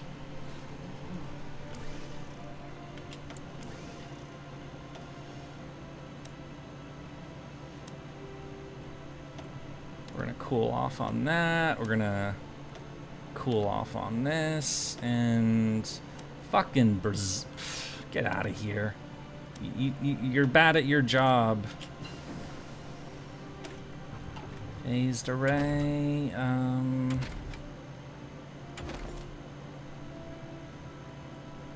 Let's start looking into paratroopers.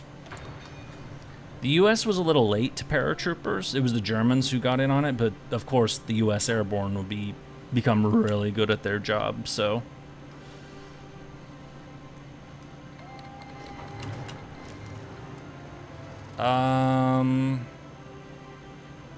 My boats? What just happened? Why did I get no warning? My boats! What did they do?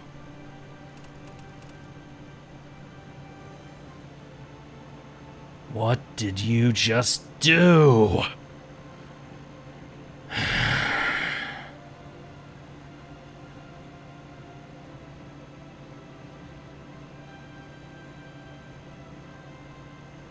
Rage.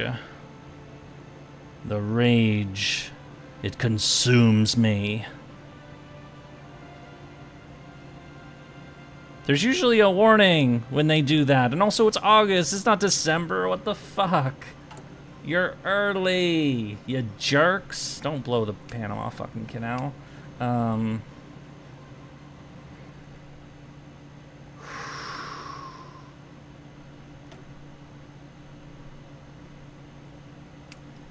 You motherfuckers. You motherfuckers.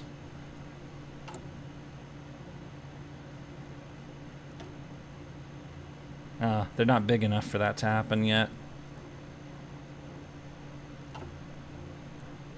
They didn't even occupy Indochina. What the fuck? We didn't even do the oil embargo. What is this bullshit? I mean, okay, it looks like the Free French took it, but which means they were not just gonna give it to Japan, but what just happened? Why is the game messing with me like this? Whatever. You. How dare you wake me up from my, you know, blissful slumber of ignoring everything and just building shit. I haven't even finished the Lend-Lease Act, for fuck's sake.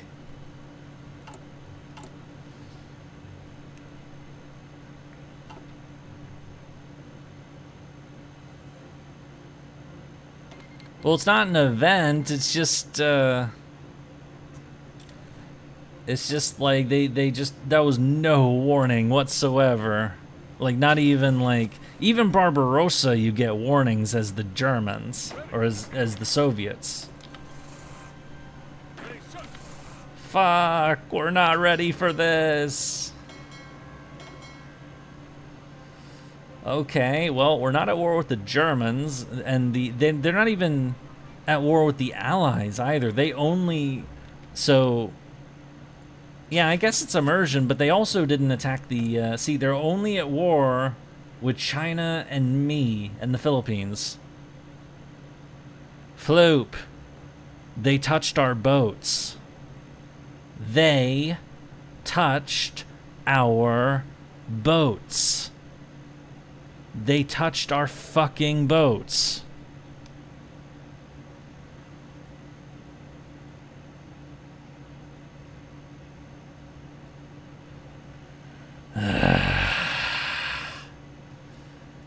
Okay, and they're not at war with the British or the Dutch or anything like that, so it's just me and Japan. Okay, this, we're derailed. No, I'm not changing the title. Alright. Request control, the Philippine Army. You are going under MacArthur.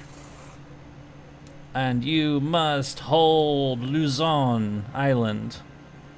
Well, the coasts, ideally, but more importantly, the victory points, the harbor, and the airfield. Yeah, those need to be held.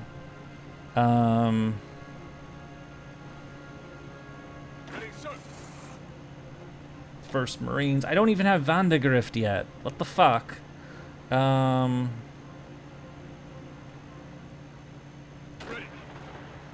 I'm so not prepared for this. Well, they definitely surprise attacked me. That's a for sure. We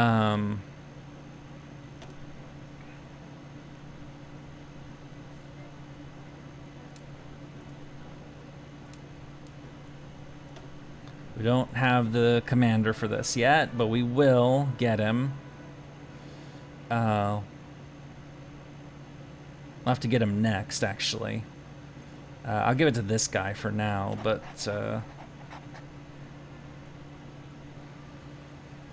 Okie dokie. They fucked with our boats, man. I mean, they didn't actually fuck with our boats. But like we are like our navy is capable, is very capable, but we're not. Okay, these are our subs.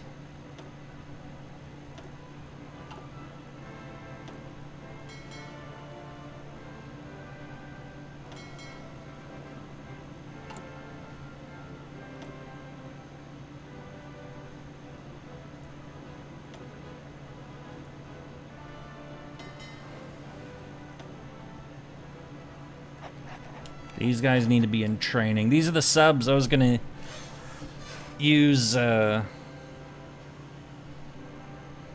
I at least have my carriers? I have 7 carriers. Oh wait, what the fuck? This doesn't belong here. There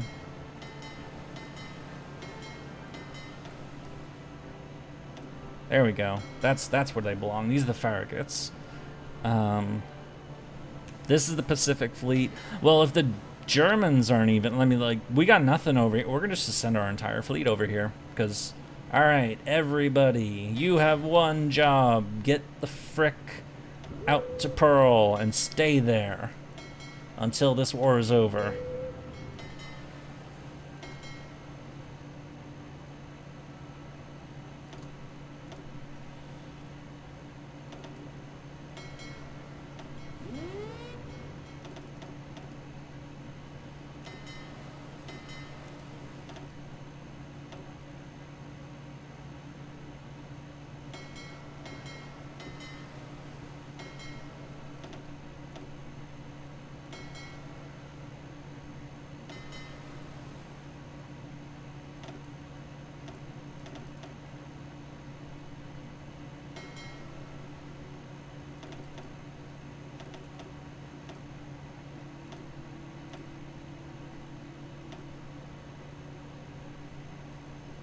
So those are these are the old subs. These are the better subs. Old subs, better subs, subs in training, new fleet in training. This is 5th Fleet.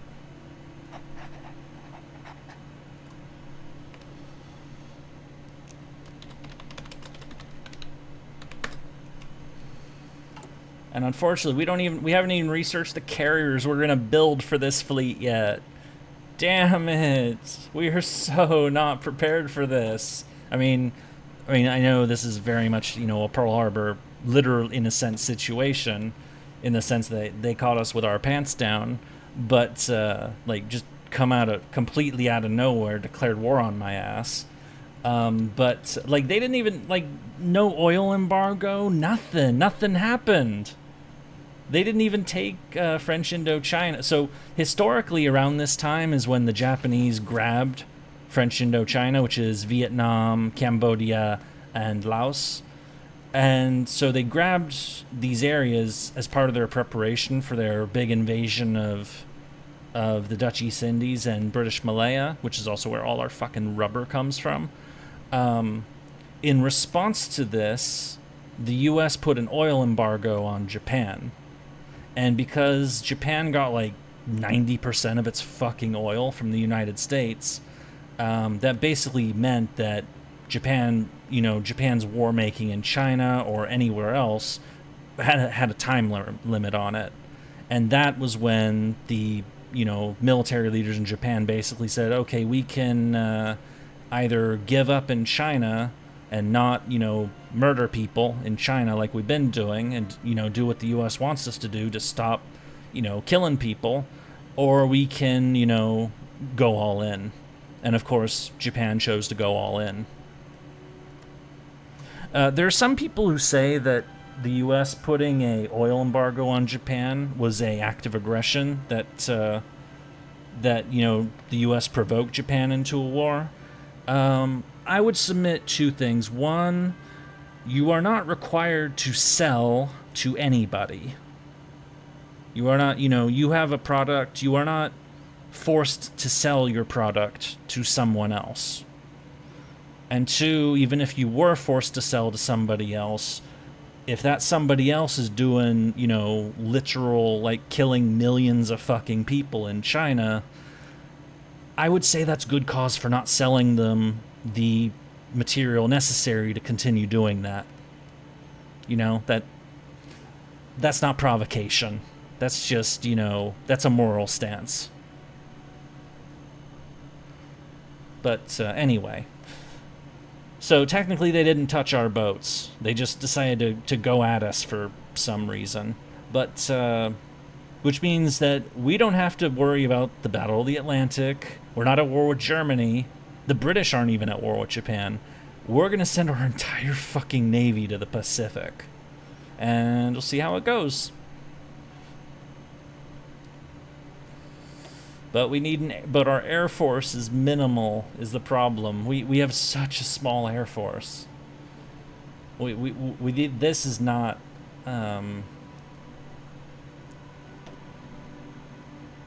So we have these old-ass planes. We're going to send some of these out. We're going to send some of these to the Philippines. 1, 2, 3. There we go. And then we don't have an air base on Midway. We're going to send these to Hawaii. And then these planes, we're going to send...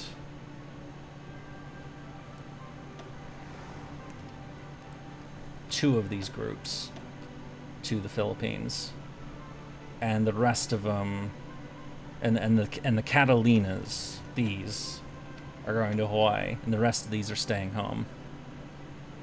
They're going to Oklahoma.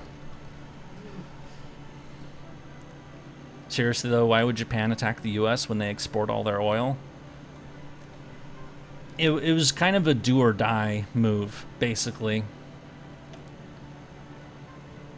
So, we're not playing as Japan, so I didn't really do a Japanese perspective on these events.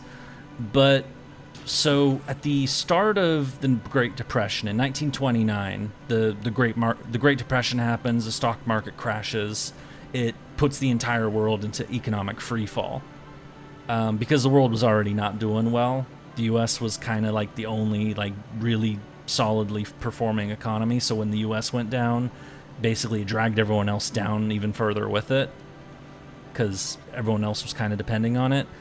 To try to protect jobs in the United States, to keep people employed, to keep people in the factories, so that the Depression wouldn't cost jobs.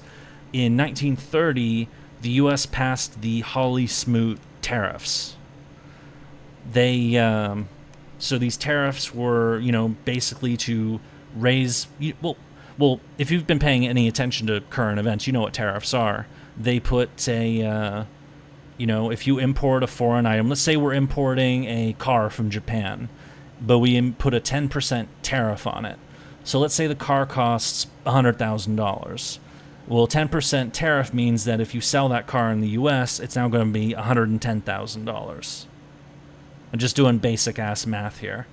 So the U.S. raised all these tariffs to try to make foreign goods more expensive in the U.S. so that people in the U.S. would instead buy U.S. goods. The problem with tariffs is that if you raise tariffs on somebody, they can just as easily raise tariffs on you back in response. And that's exactly what happened.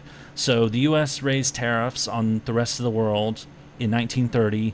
Everyone else raised tariffs on each other, and global trade basically died in 1930. Made the Depression so much worse. Now, for some countries, that's not as big of a problem. The United States, we're resource rich, we're powerful. We have all the resources we need, or we have most of the resources we need. We don't have to worry about it. Russia, the Soviet Union, is also very resource rich, and they were also doing the whole Stalinist collectivization communist thing during this time period. They didn't care either. Japan is extremely trade dependent. It's an island country with very, very limited resources. And so Japan it doesn't have its own oil. It has very little steel. It doesn't have rubber. It's lacking in so many natural resources. And so when global trade shut down, Japan's economy was basically screwed. This is still true of Japan today, by the way. Japan has all the industries that Japan is famous for making, like all the car industries and all the the stuff that they make in Japan, they import the metal and the raw materials to Japan. They turn it into cars or computers and shit, and then they sell those. They don't actually get the metal or the goods in Japan. They have to get it from someplace else. So when Japan found itself with no resources and potentially a starving population and, basically an inability to grow or function, it's like, okay, we can either sit here and die slowly and decay and, become seriously weak because we can't trade with anybody because nobody's going to trade with us because nobody's trading anymore, or we can find some way to get those resources from a way other than trade. And that means we need to take them from someplace else. We need to get them from somebody.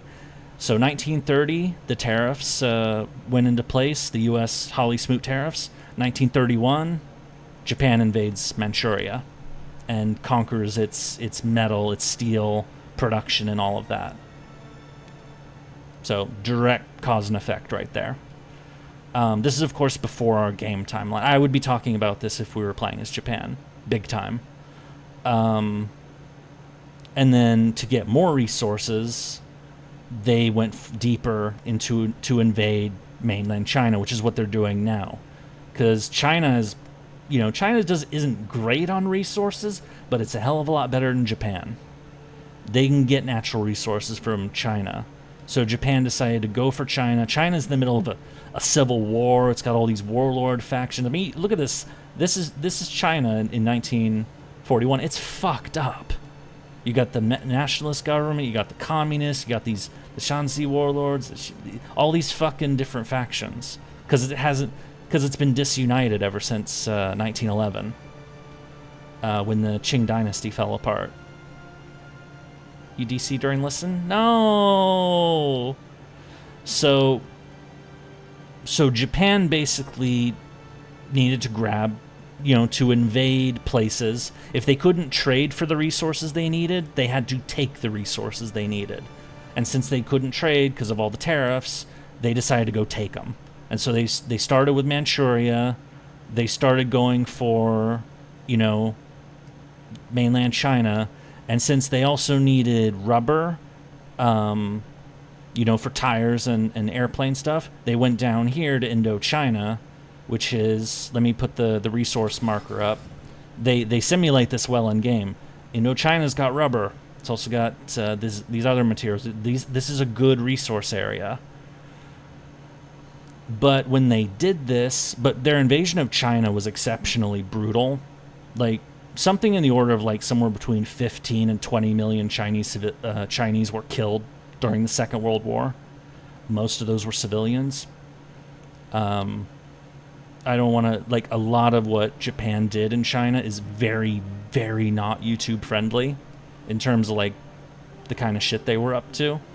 You can look that up if you want, but it's not for the faint of heart. It's some bad shit. Some really bad shit.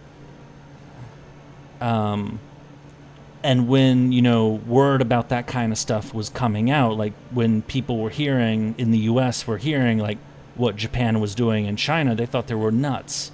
They thought they were barbarians and, like going into cities like Nanjing. The most infamous was this one, was the attack on Nanjing, which was the capital of China. Why isn't this marked?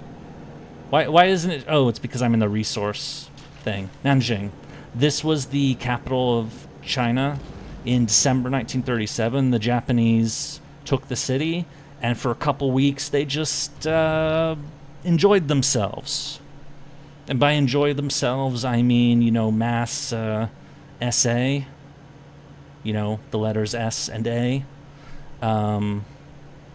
The Chinese estimate that they killed about 300,000 civilians in the space of like 2 or 3 weeks. So shit like that. Or, more famously, the Three Alls campaign, loot all, kill all, burn all. A whole bunch, or the Sukching massacres in Singapore, the stuff in Hong Kong. Basically, pretty much wherever the IJA went in East Asia during this time, they did some crazy shit that's like wouldn't have been out of place for the armies of Genghis Khan or Attila the Hun. So when people saw them doing that kind of stuff, they, it made people really, really hostile towards Japan. And, it clamped down the trade further. And then, yeah, like that. I'm surprised YouTube didn't block that. Fuck.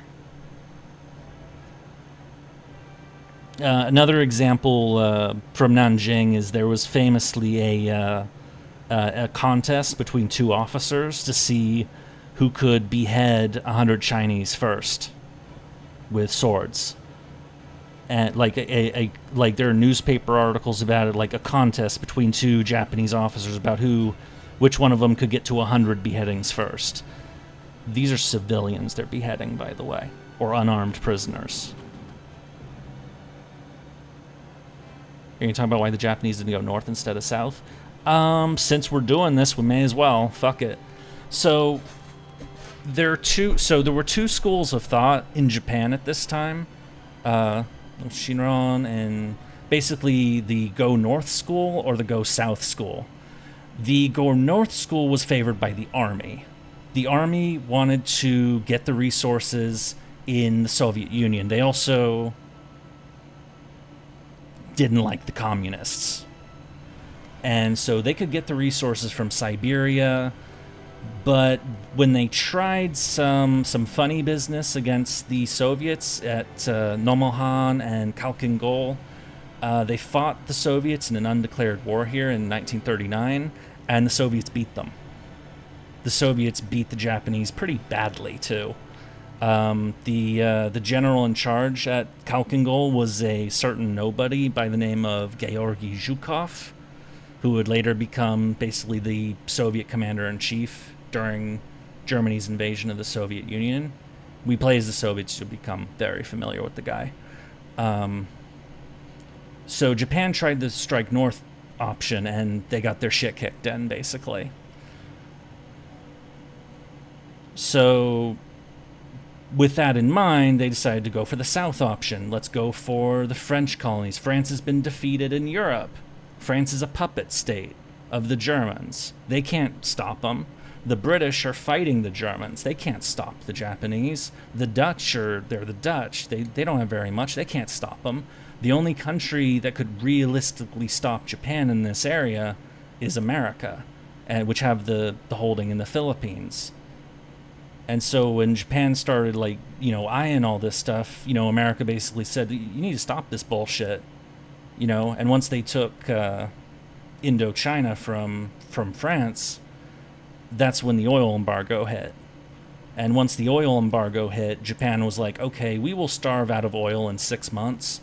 We can either give up everything that we fought for over the last 10 years, or we can go to war with the US and try to take all this stuff, like take Singapore with its rubber, take the Dutch East Indies with all of its oil and all of its other oil. Let's get all of our resources. Let's just go all in and attack and get everything we can, and all of that basically, and try to conquer as much stuff as possible as quickly as possible, and make it like so much of a hassle for the US to try to knock us down that they'll just say fuck it, it's not worth it. You can have all of East Asia. That was basically what Japan was going for. What they didn't count on was that it's the infamous meme, don't touch America's boats, is that Japan's the only thing that could stop Japan from really taking all these stuff was the US Navy. And if the US Navy was fighting over here, with their full strength, Japan would probably be a bit outnumbered. So Japan got this idea. Isoroku Yamamoto, the leader of the combined fleet, he came up with the plan to launch a sneak attack on Pearl Harbor, Hawaii. And so it was a masterfully done plan. The Japanese had 4 aircraft carriers who snuck all the way out here, and then they positioned up here, and then they launched the carrier planes to hit Hawaii. And the U.S. didn't know they were coming. I mean, they had a vague idea from the I talked about this, the cryptology, the message decoding. I mentioned Operation Magic, that the Americans had broken Japanese diplomatic codes, so they could read Japanese messages, and they knew that Japan was up to something. They thought, okay, maybe Japan might be going for the Philippines, they might be going for Hong Kong, they might be going for Singapore, they might be going for the Dutch East Indies, but they didn't know exactly where Japan was going to attack. The answer, of course, was Japan was going to attack all of them at the same time, and was also going to attack Pearl Harbor.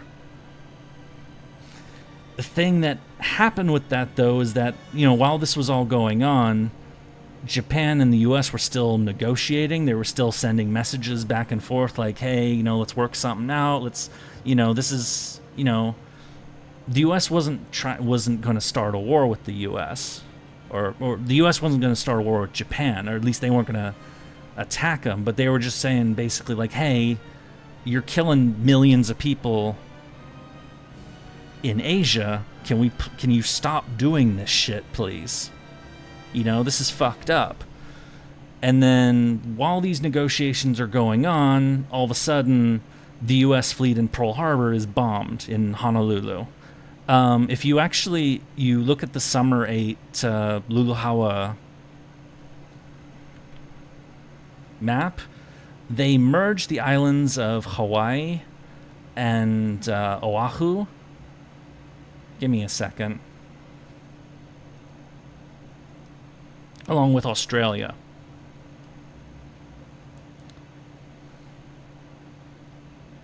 Yeah, don't... Yeah, okay, you're bringing up Unit 731. Don't look that shit up. If you are not, like, I know what Unit 731 is, but if you are not, like, mentally prepared to see some fucked up shit or hear about some fucked up shit, do not look that up. That's like Mengele tier shit that they were doing there.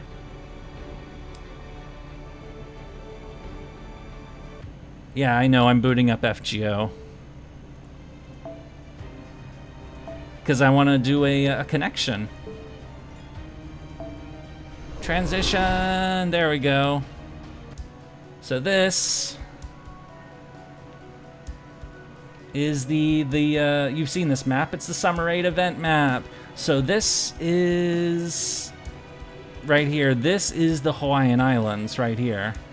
And this up here, or the island of Hawaii, which is the furthest island, and it's the largest island in the Hawaiian chain.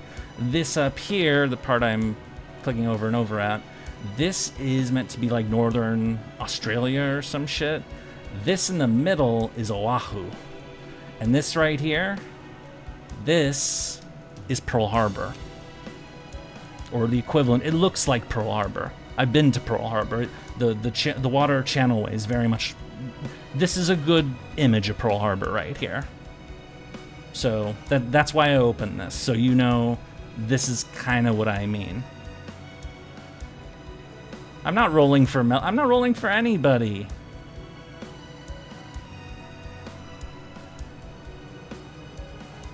Anyway, I'm gonna close this. So I just wanted to point that out, just say like, hey, the map for Summer 8 technically has Pearl Harbor on it. So the Japanese flew in. It as a tactical operation, Pearl Harbor was masterful. The Japanese got their carriers in, or the carrier planes in. They launched 2 waves of attacks. The Japanese lost 29 planes attacking Pearl Harbor. They permanently destroyed 2 U.S. battleships, multiple smaller ships. They destroyed at least 100 aircraft on the ground, and they killed over 2,000 Americans for the loss of 29 planes. So from a tactical, like, battle perspective, the attack on Pearl Harbor was masterful. Like, they were the best. The Japanese pilots were some of the best in the world, and they pulled off a brilliant attack. The problem was the U.S. and Japan were not at war. And the U.S. was not expecting that to happen. And what happened? Yeah, there were some big things. One, they didn't blow up the dockyards, so Pearl Harbor was still functional as a port. So that was one thing. Second, they didn't blow up the fuel tanks, so all the gasoline stored in Pearl Harbor was perfectly fine. But what ended up becoming fatal was that the American carriers, Enterprise, Lexington, they were out on training that day. They weren't in Pearl Harbor. The American aircraft carriers were not in Pearl Harbor when it was hit. So the Japanese blew up a bunch of battleships. 2 of them, the Arizona, I've been to the Arizona Memorial. Arizona was destroyed. Yamamoto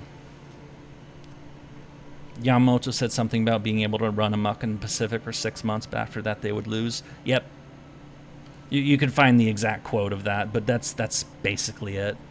And that's the guy who planned Pearl Harbor. He knew what he was getting into, because Yamamoto studied at Harvard. He'd been to the U.S. He knew about, like, how the U.S. was, and he had been around Americans enough to know that if they did this, it wouldn't freak America out and say, oh my God, we just lost tons and tons of people. You know, this is expensive. This is horrifying. We don't want to spend this much to fight Japan. Like, let's just let them have their thing. You know, that's what some of the military guys in Japan thought Americans would react as. The American response was, You just snuck attacked us when we were talking peace with you. All right? You want to go? Let's fucking go. And that's where we are in our game right now, because they didn't blow up our fleet, because that's not simulated in this game, but they did surprise declare war on us. Yeah, Isoroku Yamamoto. I'll type out his name in chat for a sec. Hang on.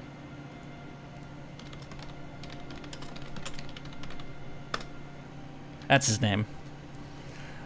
If you want to know what happened to him, he got popped in 1943. The U.S. That's from a movie. That quote's from a movie. It's from the movie Tora, Tora, Tora, which is a great fucking movie. He didn't actually say that, but he definitely expressed sentiments that were just like that. It's a great fucking quote, though. It's like the real Yamamoto didn't say that, but he should have. That's a movie quote. It's a great one, though. The sleeping giant, because America was the sleeping giant, and now it's awake, and now it's angry. Just like we are, because I didn't want to fight Japan right now. What the actual fuck? You bastards. Alright, you want to play? Let's play.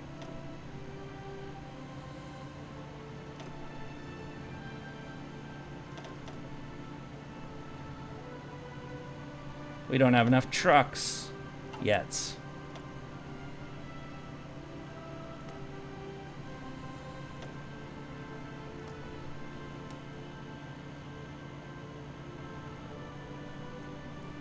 They didn't know the carriers weren't there. Yeah, there's the other one. I can run wild for 6 months after that. I have no expectation for success. As it turned out, in kind of a fun twist of fate, Pearl Harbor was on December 7th, 1941. Almost exactly 6 months later, on June 4th, 1942, the Japanese and U.S. fleets met in the Battle of Midway. This is Midway Island right here. The Japanese were sailing a transport fleet to send some troops to take this island, because it's actually the furthest of the Hawaiian Islands. Remember, that's Midway. This is Hawaii right here. So this is actually, Midway is actually part of the Hawaiian Islands. The U.S. decoders decoded the Japanese transmissions, and they played like a cool game with this. I can tell a story about that. And they knew the Japanese were coming. They heard about a Japanese plan to attack some place called AF in their codes, and they had a sneaking suspicion that AF might be, Midway Island. And so they sent an undersea cable message from Honolulu to Midway Island, so undersea cable can't be intercepted, to say, hey, Midway, can you send a message to us, to Hawaii, to say, we are running out of water.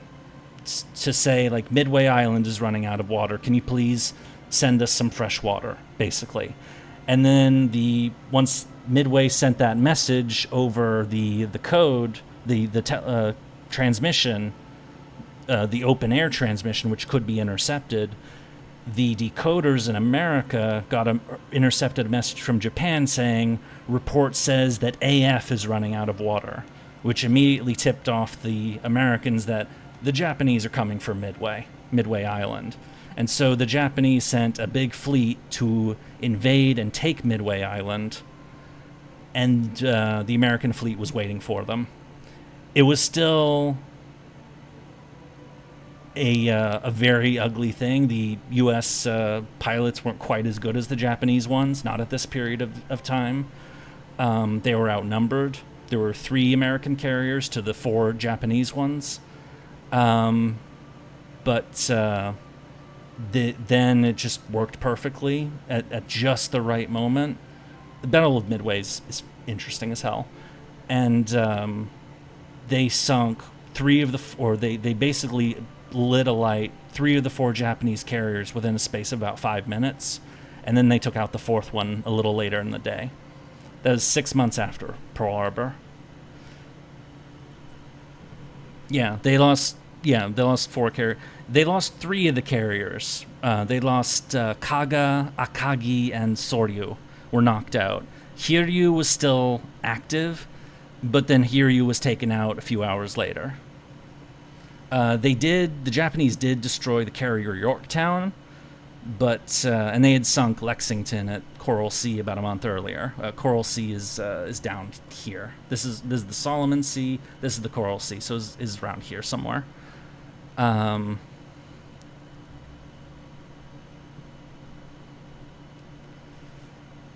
But that was 6 months after Pearl Harbor, so it basically was a perfect match for Yamamoto's prediction that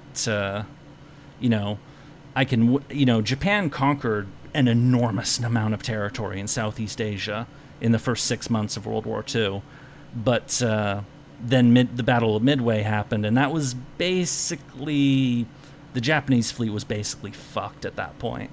It wasn't dead; they still could fight. But that basically put an end to their offensive power.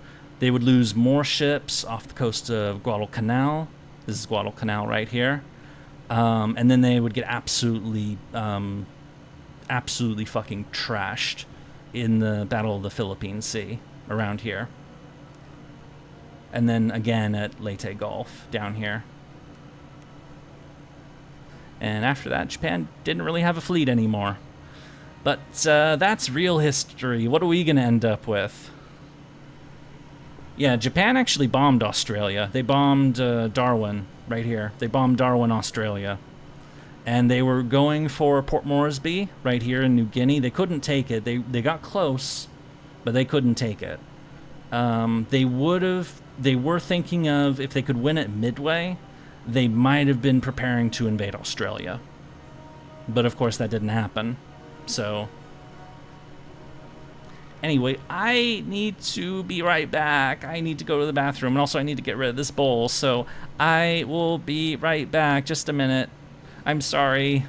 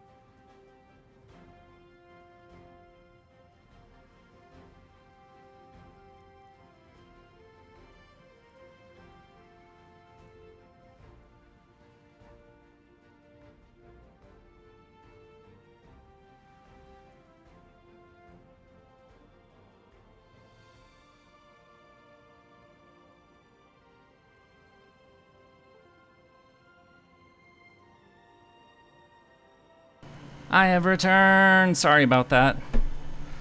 Okay, so I know that was a lot of words, and for those of you who already know the history, it was probably just shut up and get to the game already. But people asked, and this is part of the reason why I selected why I thought this game would be a good idea, is because it allows me to nerd out and talk about shit that not only I know a lot about, but is directly related to the game we're actually playing. So, yeah, okay. Alright, so here's our plan. We have Wainwright in the Philippines. We're not going to do what MacArthur did. We're going to actually defend our fucking beaches, and we're going to make sure that, that the Japanese can't take Luzon with whatever we can. So we're going to defy history a bit. I don't know where the Japanese are going to attack us. They're going to come somewhere. They're probably coming for the Philippines. They might go for Guam. They might... Who knows where the fuck they're going. But in the meantime, the Philippines have to hold as long as we can. We're getting... The Marines are our assault force for the Pacific. We're getting them over here. We're going to get some other dudes over here in case we need them. And we're getting the fleet out to Pearl so that we can meet the Japanese in the Pacific. They started this war different from history, so I get to fight it differently from history, is basically what it boils down to. And meanwhile, these guys are the ones who... Yeah, these are the ones who are going to the Philippines, so... Air... There. Yeah. So, primarily defend it by air, but do what you can. Stop the ball. I know, it's a bad habit of mine, but...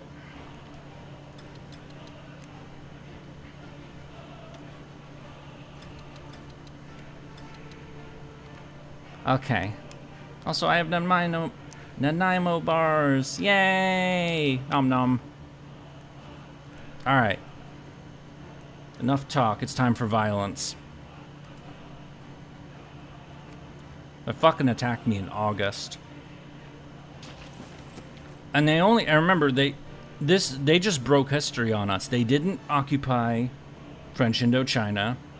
They didn't attack the British and the Dutch and the French at the same time. Oh, we're losing ships. We're losing convoys. No. Okay, that's it. Divert from this area. Do not fucking go in here. Because we can't defend this. Not yet, at least. Because remember, we're getting trade from... This is where we're getting our rubber. Is from down here. They're going to sink those ships if they are going unescorted. But our fleet is not ready to be... I mean, we're assembling it at Pearl right now. And China wants non-aggression treaties because we're at war with the same enemy. That's totally fine with me.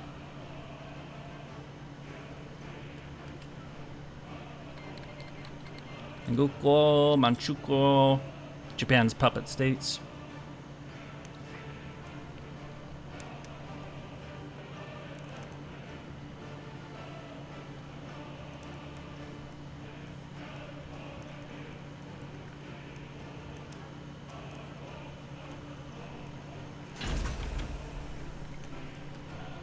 One thing, which is approved.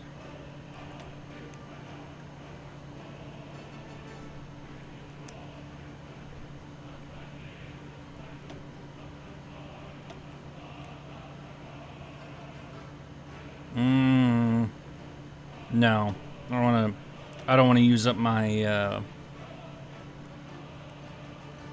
No. We need those We need those factories as much as we can to produce as much shit as we can.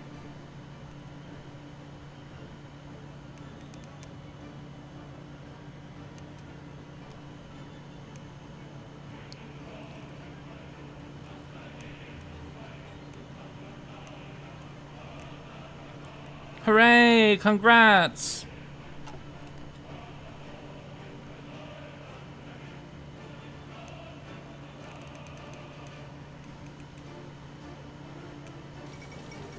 Mm-mm.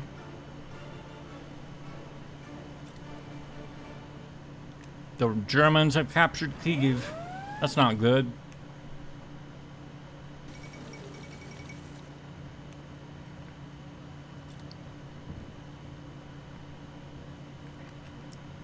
What's going on? Mariana, dangerous naval invasion. Oh shit, they're invading Cover! Guam. No, and they took Guam. We lost Guam. We just lost 3,000 dudes. Son of a bitch. And their submarines are... I told the ships not to go this way. What the fuck? Alright. The, Guam was attacked on this... So Pearl Harbor, December 7th, which was also December 8th on the other side of the international date line, which is that... You can't really see it, but it's this line. Goes straight up. So on the right side of that line, it's December 7th. Or on the other side, it's December 8th. So on the same day that they did Pearl Harbor, so they bombed Pearl Harbor, they bombed the Philippines at Clark Field, and basically, you know, MacArthur heard about Pearl Harbor, but he was kind of like stunned into distraction. And the U.S. had bombers here. They had B-17 bombers here. And they thought, the Japanese thought, as soon as they hear about Pearl Harbor, they're going to bomb the shit out of our airfields on Taiwan, on Formosa. And they didn't do it. And so instead, the airfields, the Japanese planes on Taiwan, bombed the shit out of the U.S. planes in the Philippines instead. It was a complete fail from MacArthur's perspective. And by extension, it was a fail for the U.S. So they did that on the same day. They also attacked Hong Kong. They attacked... They started landing in Malaya, down here. They weren't quite doing these areas yet, but they were getting ready for that. And they were going to start crossing into Burma as well. Basically, Japan went fucking everywhere in Southeast Asia, all on the same day. That ship is dead. Damn it. Alright. Oh no! No, they're killing our rubber. Yeah, and it's coming. So much of it is coming from Malaya.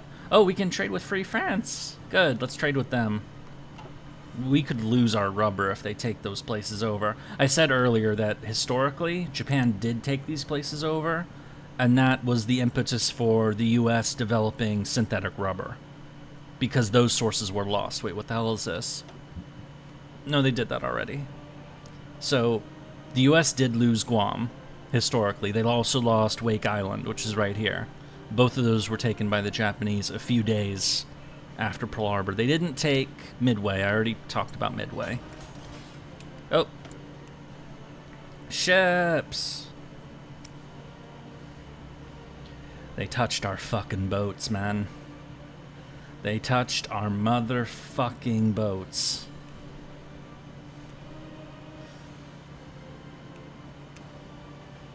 But where's my research for the 21 days for the next class of carrier? So not quite ready, but all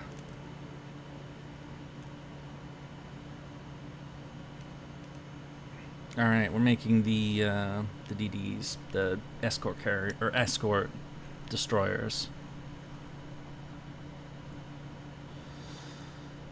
We're making the cheapest fucking destroyers we can. Where the fuck are they? Where are the templates? Why aren't... I thought they were all at the bottom. They're not. What the hell is... Oh, there it is. Okay.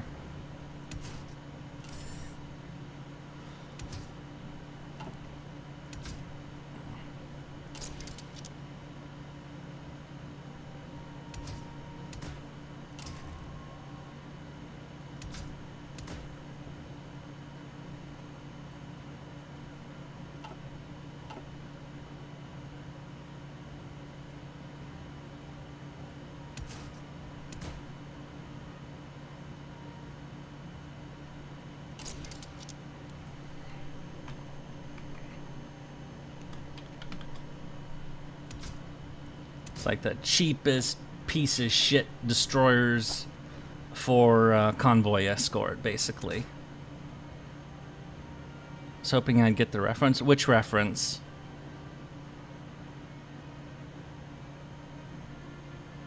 What reference are you referring to? I don't know what you're talking about.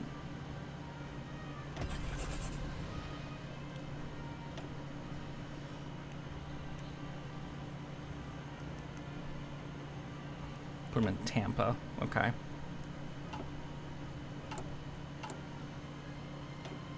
Princess Bride one made the last come. I didn't see any. Besides, I've never seen that movie, so yes, go right ahead. I know it's a famous movie.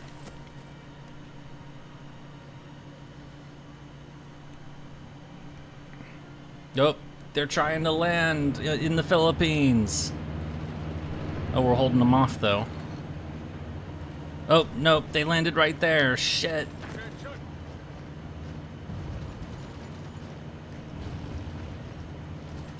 Okay. So, Japan has landed on the Philippines. We gotta try to get them out of there.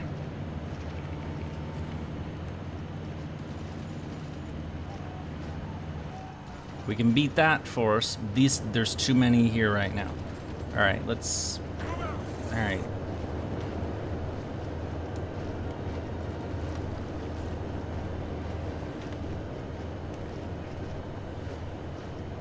Stop it. There we go.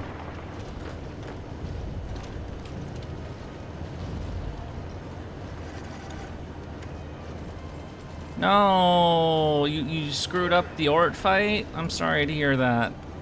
You can restart it. I know that's probably not big consolation, but you can. Alright, so they screwed up the landing. They didn't take the harbor, and we just wiped out their landing force. Excellent! We defended the Philippines! How many Japanese did we just kill?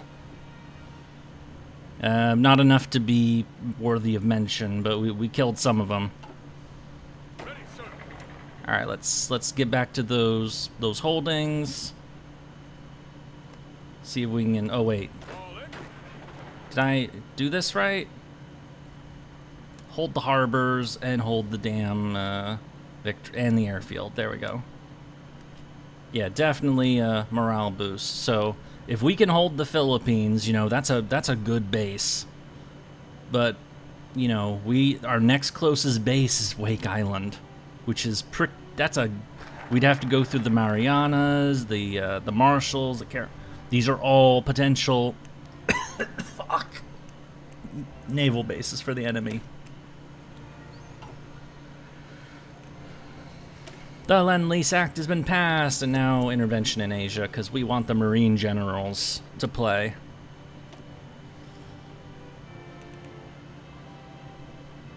Alright, how's the Navy? They're docked. Everybody's here. Excellent. So, the question now becomes, what do we do? Because we're not really ready to, like, counterattack, but I guess we could just cause some fleet mischief. Let's cause some fleet mischief! Alright. Strike force. Let's lay some naval mines, just for fun. These are the scouts.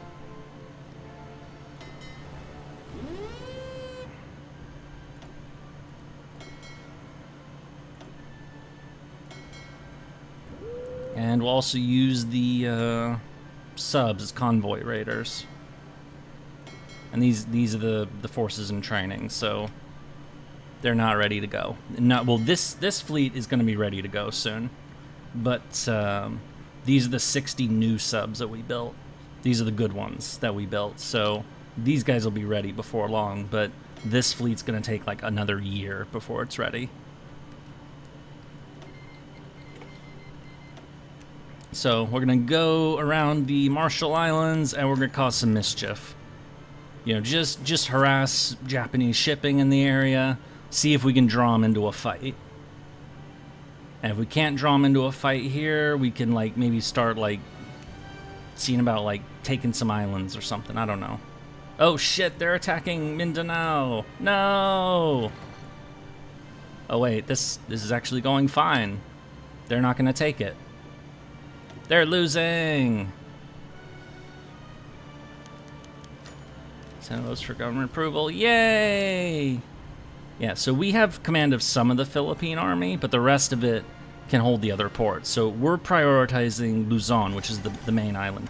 There's our carriers. Alright. You want to see what this looks like? I'll show you what this fucking looks like.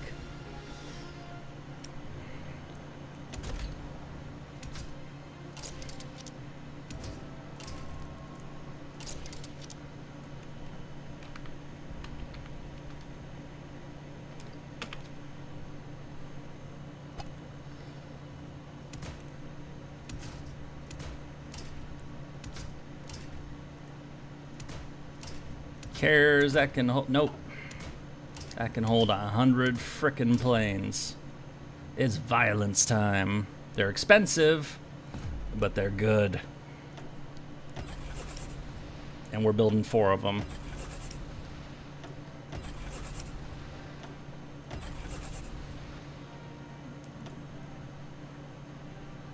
Where is their 5th fleet? There it is.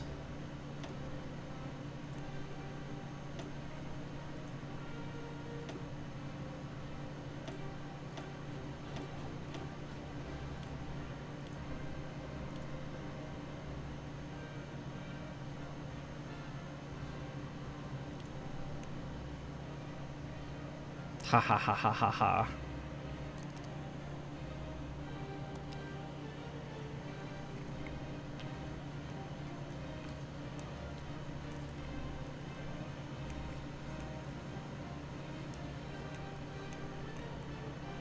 Of course, we're building more dockyards, so we'll be able to produce more ships before long. So, oh, what's this? Oh, wait, did I not research? Oh, right, the carrier research just finished. That's why.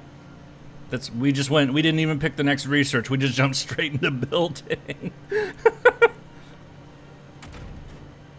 I want my boats.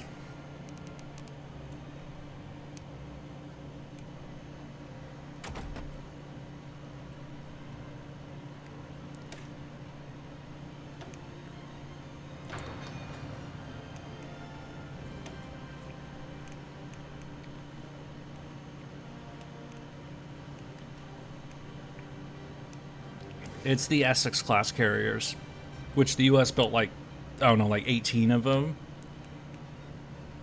Damn it, Britain. Why are you bad at your job? Oh wait, these are probably being sunk now. What the fuck?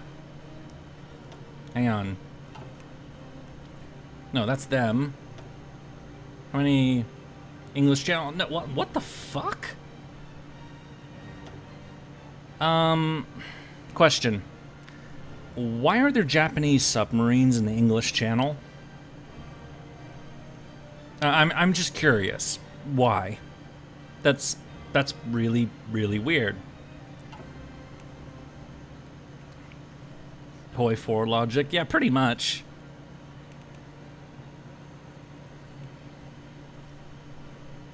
Alright, well they sank some of my trade ships.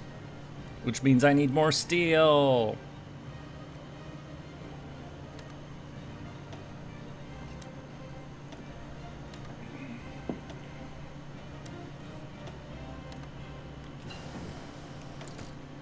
Anti-partisan. We won't need most of this anymore, to be honest.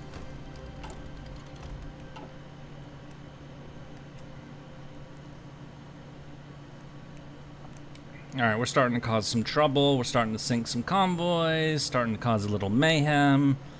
We're trying to attract their attention. You know, see if we can get them into a fight.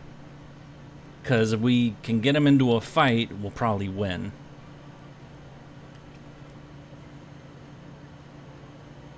Didn't the Russians think that was what was going to happen to the Second Pacific Squad? You're referring to the Russo-Japanese War? That they were afraid that Yeah, okay, so this is obviously the Russo-Japanese War of 1904-1905, so way before World War II. Before World War I, even. The Japanese started the Russo-Japanese War by blowing the shit out of the Russian fleet docked here at Dailan, or Port Arthur as they called it then. They put the place under siege, and the Russian Navy, the Russian Pacific Fleet was wiped out. So the Tsar, Nicholas II, which is Anastasia's dad, decided to send the Baltic Fleet up here from Leningrad, or, well, Petrograd, St. Petersburg, currently Leningrad, sent the Baltic Fleet out here, hoping to sail it all the way to the Pacific. But one thing that happened is that when the Russian fleet came out around here into the North Sea, they saw a ship that they thought was Japanese for some reason, and they shot the shit out of it. The problem is, it was a British fishing ship, and it almost caused a rift between the British and the Russians, like, hey, what the fuck are you shooting at my boats for? You know? Britain doesn't want people touching their boats either. It didn't start a war between Britain and Russia, but Britain did say, hey, you shot at our ships, so that, you know, that Suez Canal place that makes travel between the Mediterranean and the Indian Ocean a lot easier? Yeah, you can't go through there. You shot at our ships, you can't go through here. So the Russian Navy had to sail all the way down, all the way around fucking Africa, all the way over here through the Indian Ocean, all the way up here around all of Eurasia to get right here where they're going to Vladivostok, the port up here. Except they were caught by the Japanese here at the island of Tsushima and got their shit kicked in. It's one of the most lopsided naval victories in military history, the Battle of Tsushima.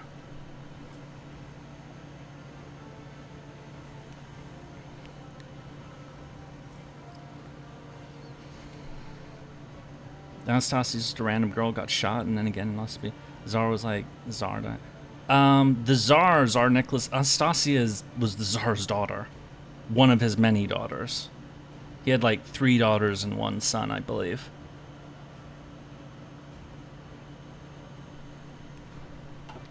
Anyway. So, random facts about other conflicts. Because for some reason Japan is shooting at my shit in the English Channel. Oh, hello, we found some 4 Japanese carriers. Akagi, Kaga, Ryujo, Hosho. They're going after our subs. Because we're using our subs to shoot at their shipping. But we have these ships on alert that once an enemy fleet is detected, they're all coming after it now. So as long as those subs survive just a little bit, and there's 15 of them, so the chance, here they come. Battleships, destroyers, it's fleet time. And researching a field hospital, because why the fuck not?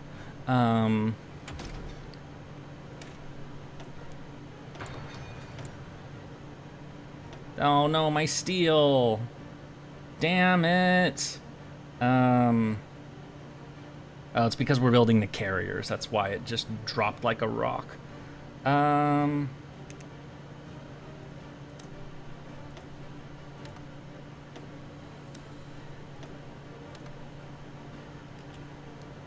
Yes. Try and mess with my boats now, motherfuckers. Oh, they ran away.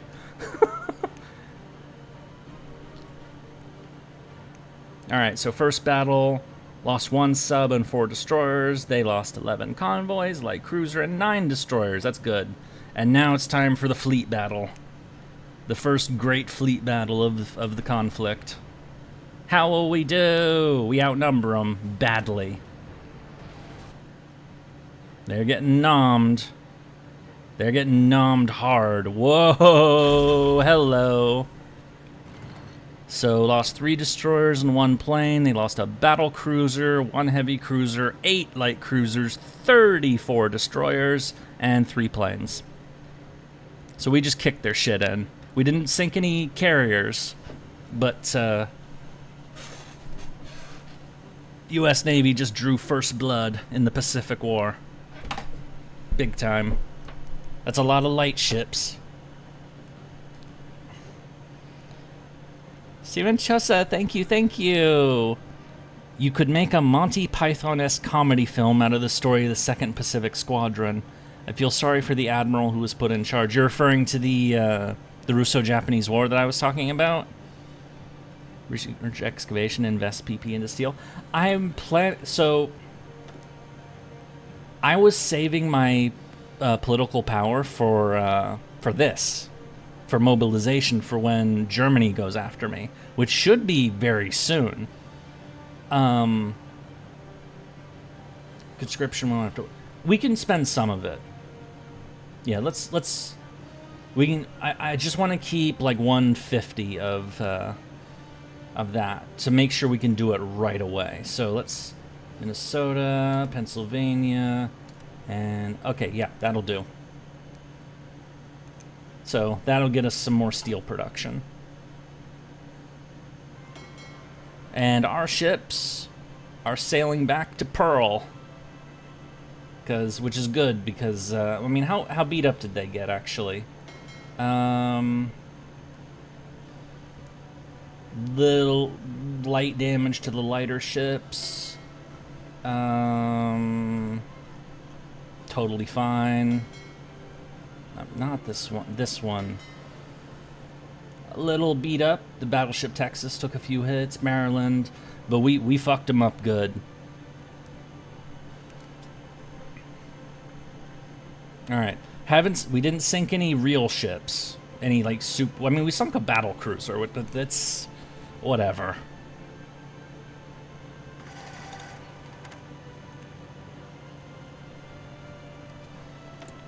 The thing is that we're going to have to keep fighting the Japanese over these islands until we can take over the waters around them, until we can take physical possession of some of the ports.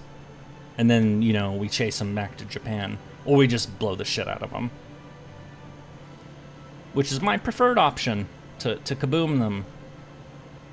Much charge, large caliber, strong. We don't really care about any of these, if we're being honest, but so let's just do that. Whatever. We're doing research! Why are we doing research? Don't ask me, I don't know! Except we need more steel. I guess we'll get it from the Soviets then. Maybe it can go across the Pacific.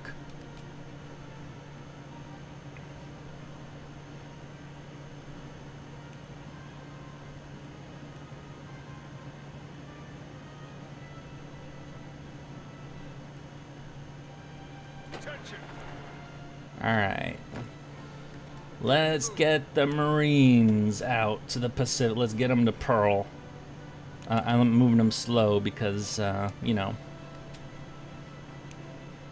I don't want them to get intercepted by Japanese ships.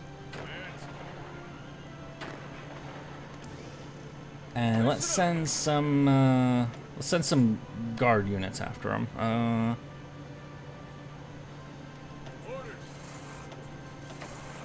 We'll send those 4.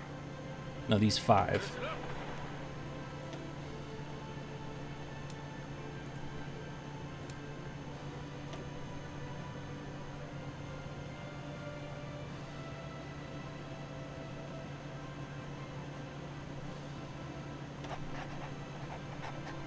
Isn't it getting late? Yeah, we're not gonna... I know, we're not gonna continue for too much longer, but, like, maybe we'll stop at, like, the beginning of 1942 or something. I don't know.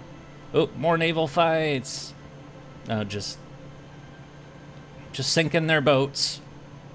Sinking their little boats. But we baited them pretty good, so that was a good start. Oh, what's this? Nah, they're sinking our boat, or they're sinking Filipino boats, actually, but technically it's still our boats, or friendly boats.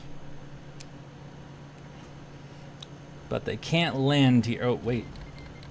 Oh, there it is. Japan just declared war on the Dutch East Indies. So, they just pulled the Allies into the war. Which means that the British are now my friends. Oh, wait. They don't want me to join them yet. Both them and us are losing wars? What the fuck are you talking about? I'm not losing the war, it just started. Oh, they're not at war with Japan. Yet.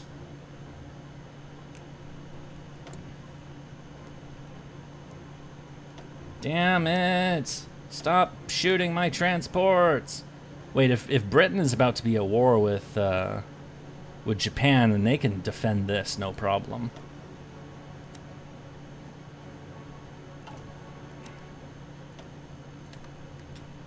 I might have to send some of my... Yep. Free France has joined the war! Yay! Okay, so... Britain is in. Excellent. So...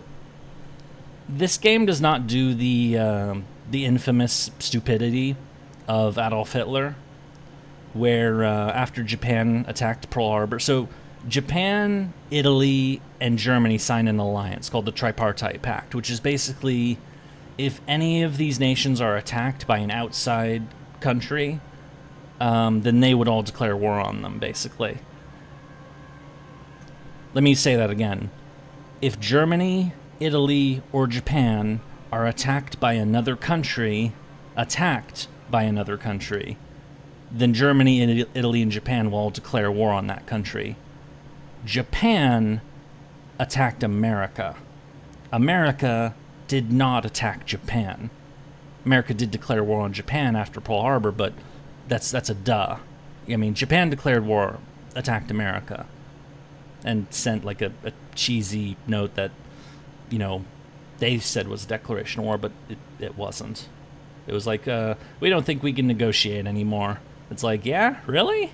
And they got that message after Pearl Harbor had been attacked. So it was like, when the U.S. Representatives in Washington read it, it's like, oh, you think we can't negotiate anymore? Yeah, no shit. We know what's going on in Pearl Harbor. Thank you very much. But my point is, Japan attacked. Germany and Italy's alliance with Japan is if Japan got attacked by somebody else, namely the U.S. Hitler and Mussolini did not have to declare war on the United States because Japan started the war. But they did it anyway. That is not simulated in this game. What we can do, what the U.S. traditionally does at this point is, you know, once Japan attacks Britain and the Allies, the U.S., being a fellow democracy, says, okay, hey, we'd like to join your faction now. And it basically doubles as, oh yeah, now we're at war with the Germans too. So that's what we're doing now. Congratulations. Beat. Hi, Germany. Fuck you. We're tired of your shit. We got the regular army, we got the National Guard dudes, and this army. So basically we have two fronts. This is the Eisenhower army is the Atlantic theater. The MacArthur one is the Pacific, and then these are all the random island garrisons. Honestly, we should just I'd get rid of them if they weren't holding some vital properly, like the Panama Canal or Oahu itself, or, you know.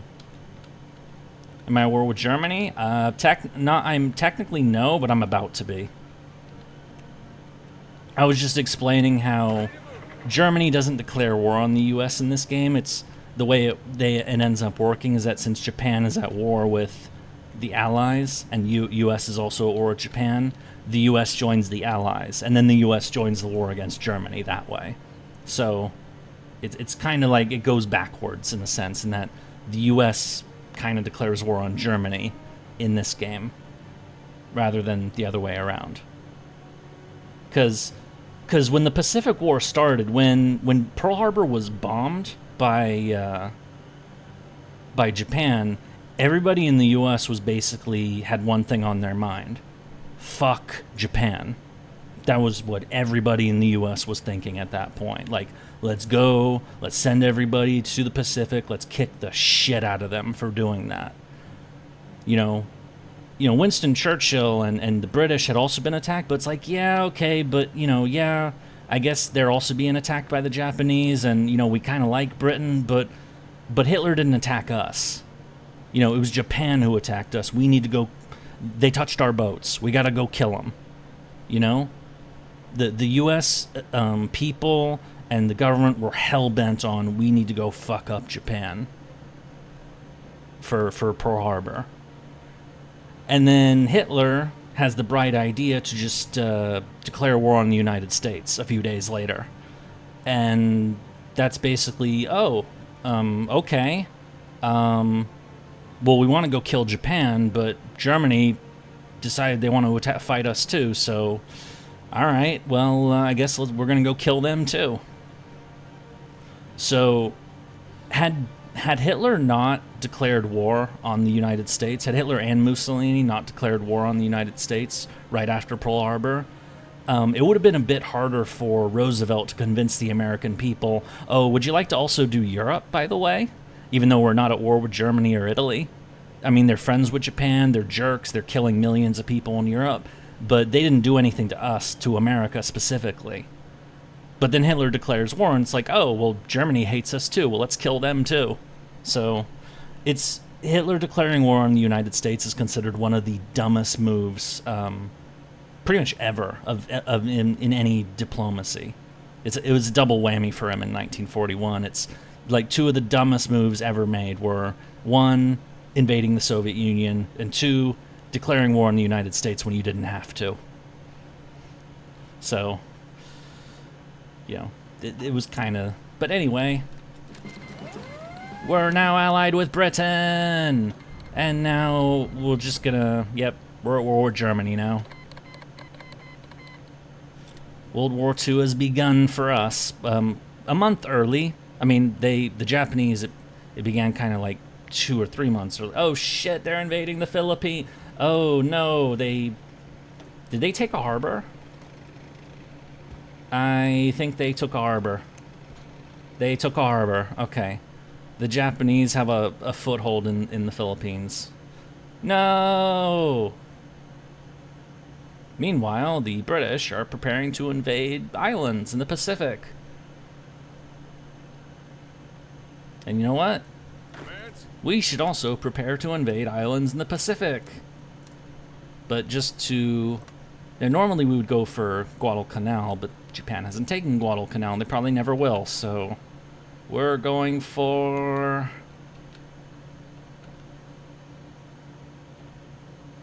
I know he took.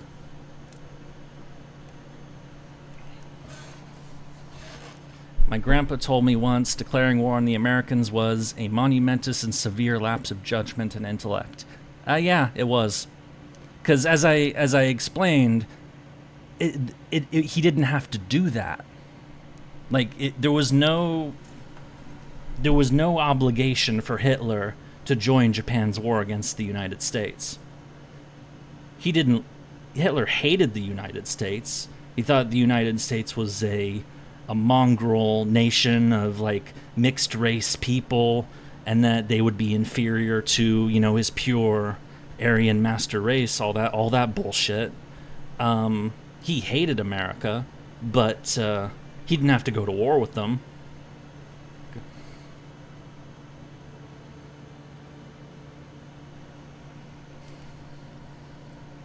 You can't really say it was a dumb move from the Germans to invade the Soviet Union just because Germany was weaker when the Allies were stronger than them too. Yeah.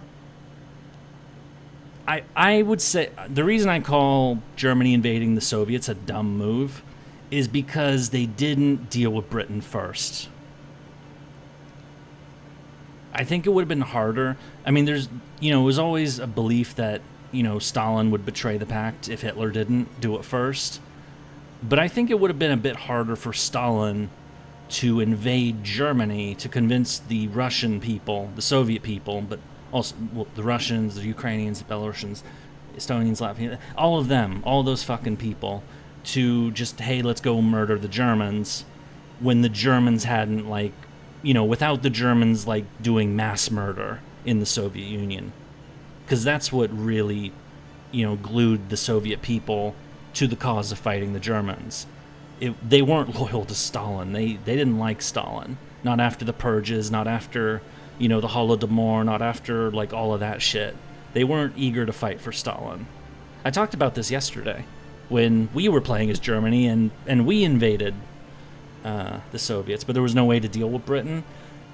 Yeah, perhaps not, but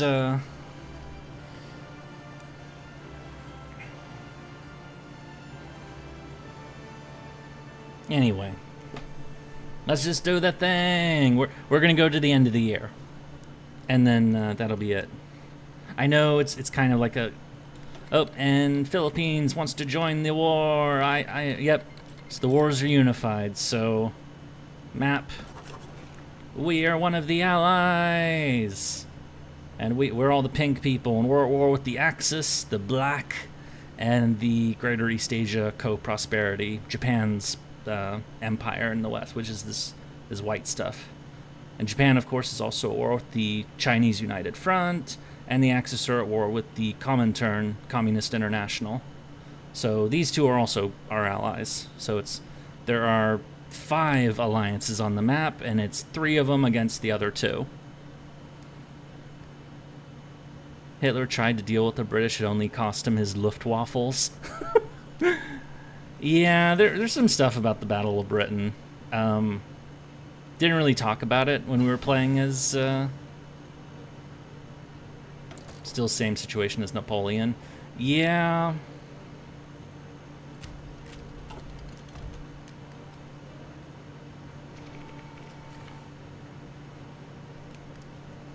How's our ships?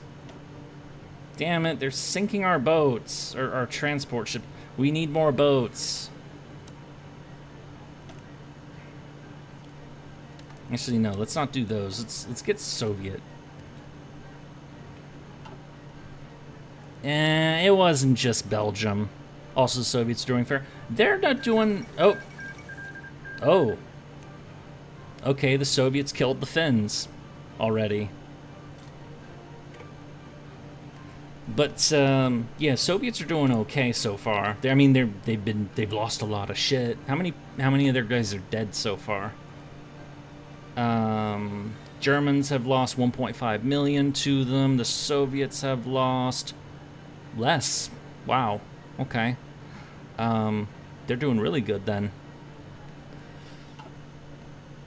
Did they get my guns yet? Okay, these are still being shipped over. So I'm sending weapons, rifles, infantry equipment to the Soviets so that they can recruit more dudes. Because the Soviet Union has the manpower. They can beat Germany. If by sheer numbers, they can eventually win. So I'm giving them some guns to make sure that, hey, they can equip their people. Because I got plenty of guns, but I can't... I'm slowly starting to... Oh, yeah, wait. Total mobilization time. Boom. We're going all in. So, they fuck with my boats. This is what happens. Now, we still have to build up our industry and, all of this, but once these are all built up, then we could do conversions, too. Like, we're really getting into it now, so... Alright, I should stop pausing and like, let this run a bit, I know. But, can we lure them into another fight before we're done? Or did we mess them up too badly? Oh, what's this? Oh, British subs, okay. Yeah, because remember, some of these naval fights aren't going to be ours. Because the British have the 2nd strongest fleet in the world. We have the... Wait, what the... No! They're sinking our boats! What happened to our fucking... Where are our boats being sunk? 6 convoys. It's the Battle of the Atlantic. Okay, this is hilarious. It's the Battle of the Atlantic, but it's Japanese submarines, not German ones. Oh my god. What the fuck are they doing?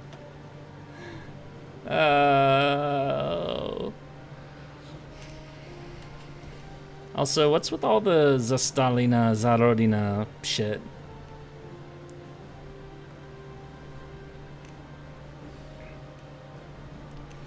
Yeah, so it's the Japanese fighting the Battle of the Atlantic. That's certainly a thing. I'm not sure how I feel about that, but it's a thing that's happening.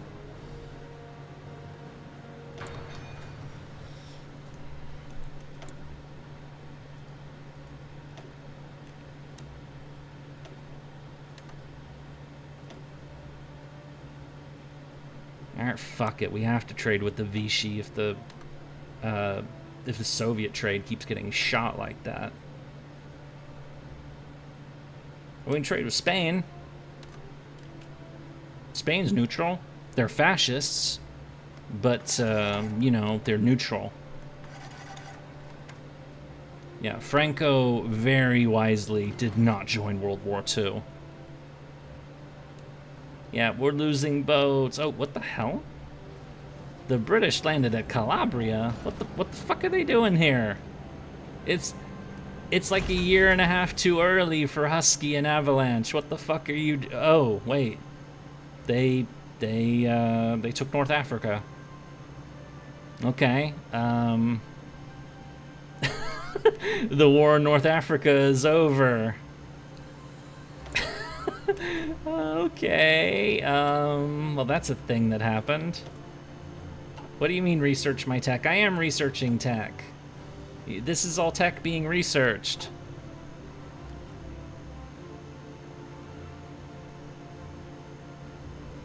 Okay, so the British beat the Italians in North Africa. Now they're deciding to do,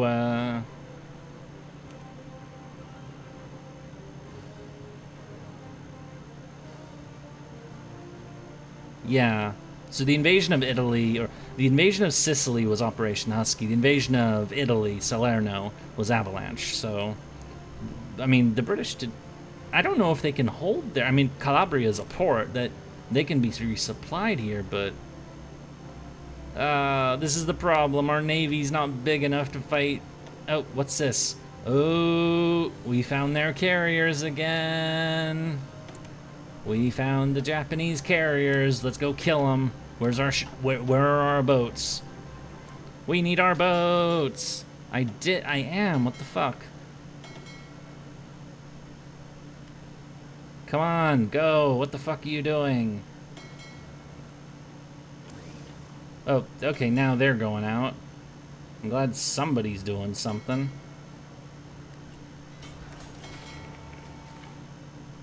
Or... Oh, okay, they ran away. Damn it!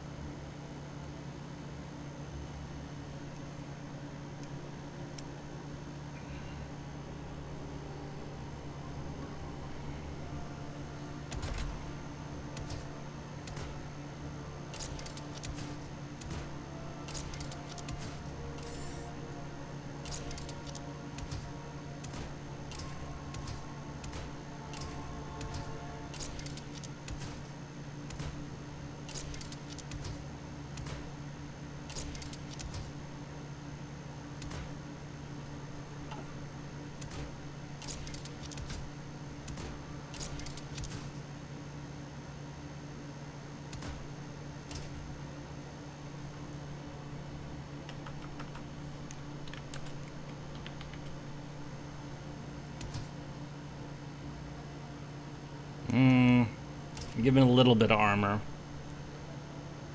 Boop. These are the heavy cruisers. These are the gun ships we're gonna use to wreck people's shit in. Or at least some of them.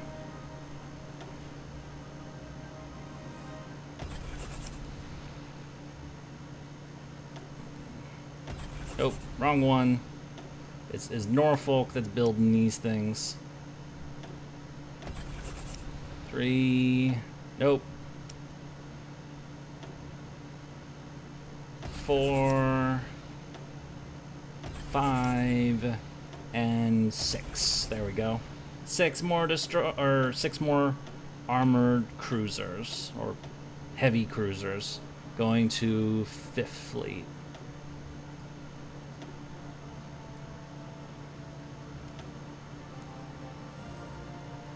Well, I mean, to be fair, I mean, our when you design the next carrier class, 43 or 44, the next big class is going to be in 44, but we'll make adjustments before that.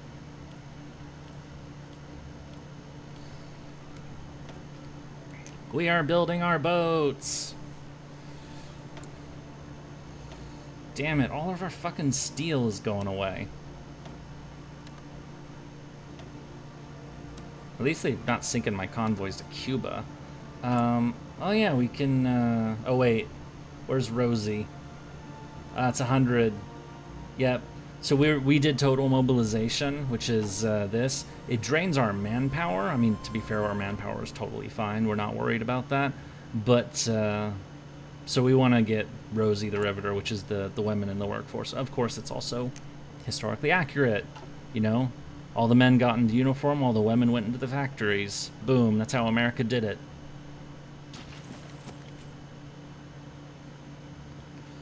You're not claiming a class name. You can claim a ship. Damn it, our boats are... Oh. We got some action over here, or what's going on? I think my boats may be a little too far away. I'm gonna... These heavy ships, I'm gonna put them in Wake Island. Yeah. Make them closer to the action. Yeah, because they're sailing all the way from Pearl. That's a bit far away to get to an enemy fleet that's detected over here.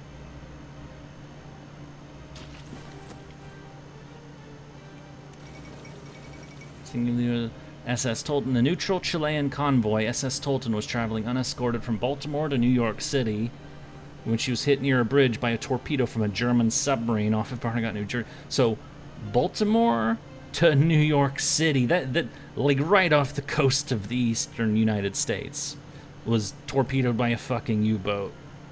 Ship sank in 6 minutes. It was only after sinking that the U-boat confirmed the crew to be, or the ship to be, Chilean. Uh-oh, the Germans sunk Chilean boats. Maybe Chile will join us in the fight. We know Brazil will, and Mexico and a couple others will join in, but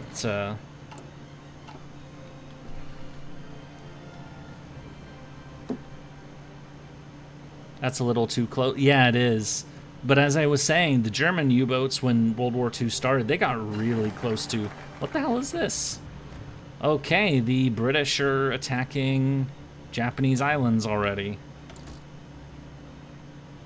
We're not going to do this shit anymore.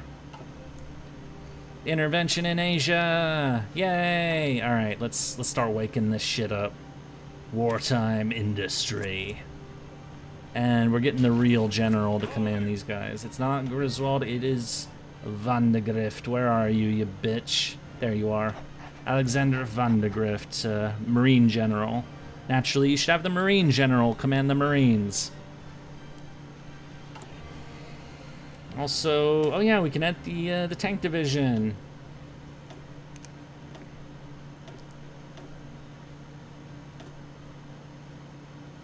Logi, anti-air,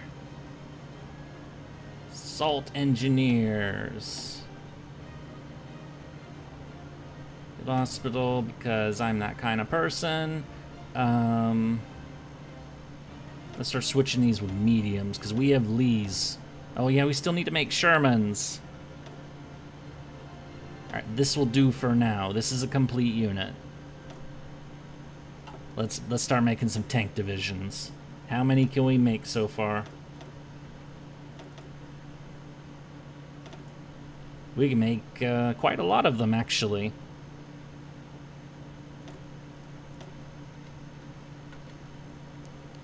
8 tank divisions. Let's make some more, what about these? Oh, that's as many as we can train now. Because our army is so small that we can't expand it too quickly. But anyway, yay! We are starting to grow! And it'll continue to compound and get wild, so...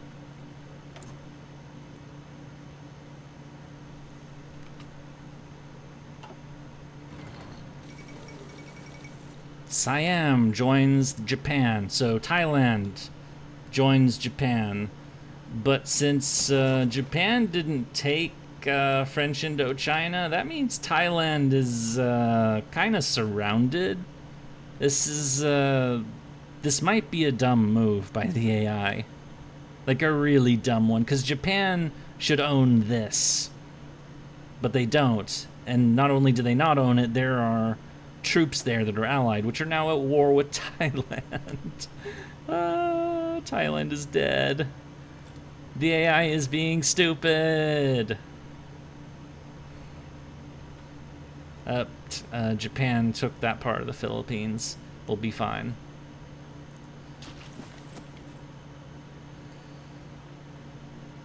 And the British are already deciding to try to attack Japan's islands. Okay. Damn, do I even need the Marines? We're gonna use them anyway because they're the Marines, but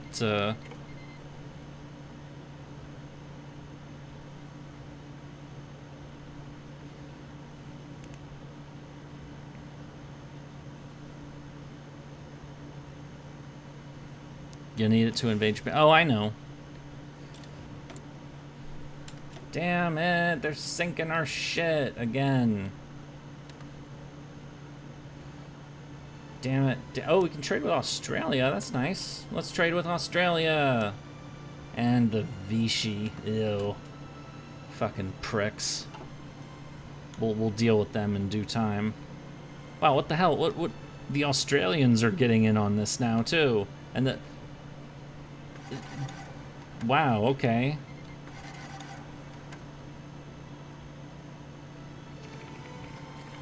Wait, what just happened? Cohesion. Wait, no, that battle already happened. Why is it marking that? Get out of here. Convoy sunk.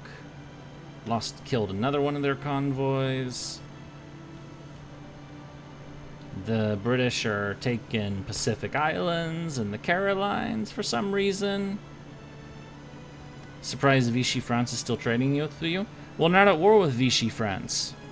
Vichy, oh my god, what the, whoa, look at all these troops moving around the Indian Ocean. Wow, are they sending all of these guys to the Pacific? Shit, the British might kill Japan before I can at this rate. It's 42, so we're gonna, yeah, we're doing more research. Oh wait, what about the, did we actually miss that one? No, we did excavation 4. You kept mentioning excavation 4. I knew I had done that already. We just are using that many resources. Because, you know, that's what happens.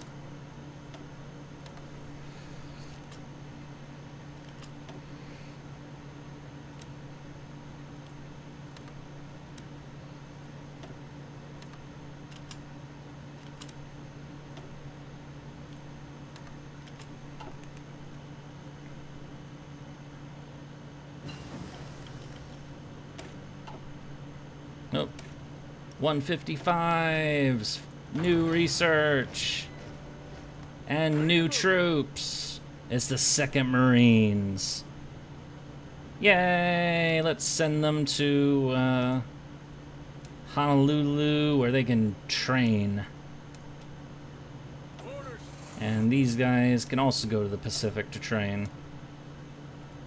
Oh, well, they don't need to train, but, you know. They're going to the Pacific. Actually, we made a new Marine division. Can we make, yeah, let's make another one. Let's make the 3rd. We're making the Marines! Yay! And, oh, we just recruited a bunch more regular infantry guys. Excellent. Boop. Which means we can make even more. Oh, nope, we're running out of trucks. Damn it, we're running out of trucks.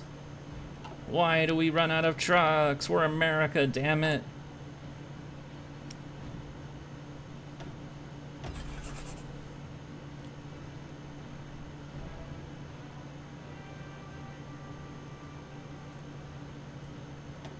Are you gonna close the stream somewhere in 94? Yeah, I'm about to wrap it up.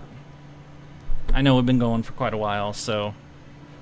Yeah, so the Marines ultimately got to 6 divisions in World War II, so that's how many we're gonna make. We're gonna make 6 Marine divisions. So this is... So, 1st Marines, the old breed, 2nd Marines. We'll make 4 more Marine divisions. Also, what's my current casualty? Yeah, we should check that. So my current casualty is the 3,000 that died on Wake Island, or that were killed or captured on Wake Island, plus a few hundred more from some of the ships. We have killed 46,000 Japanese for our 3,000. Because we sank a lot of their boats. Plus, remember we killed or captured a bunch of them in the Philippines, their landing attempt that we thwarted on Luzon. So we took a bunch of them out there, too. The Philippines, yeah, Philippines have taken a bit more losses to them, but,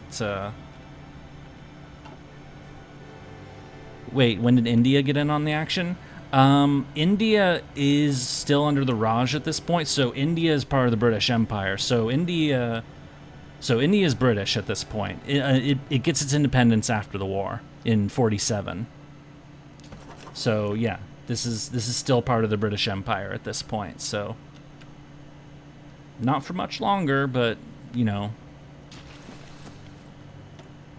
So oh yeah, we can also deploy some more planes. May as well.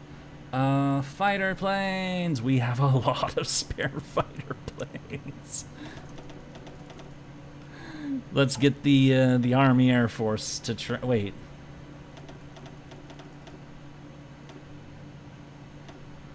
This is the Army Air Force. We are going to train.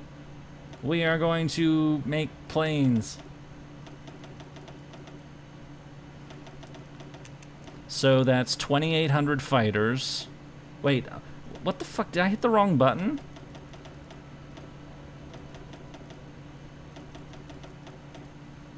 There. That's 2,800 fighters.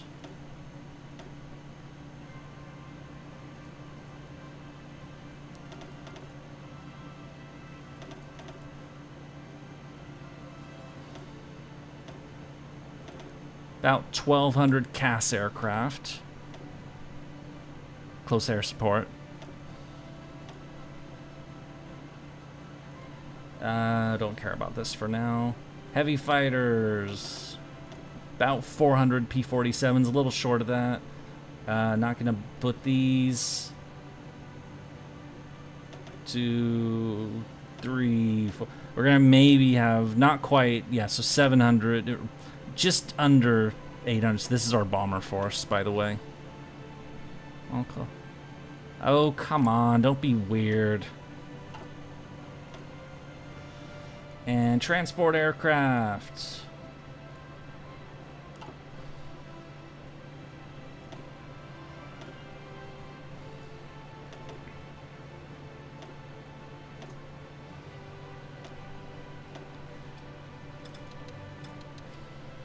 Alright, so we deployed roughly 5,200 airplanes. From all the planes we built over the last few years. We're still getting it warmed up, of course, but now we have an Air Force. And now we have to train it, of course. We have to train the Army, and we have to continue to build even more boats. Oh yeah, these submarines they should be almost ready to go soon, shouldn't they? Yep, these will be almost ready to go and actually fight and cause mayhem. What's this? DDE. Okay, this is an escort.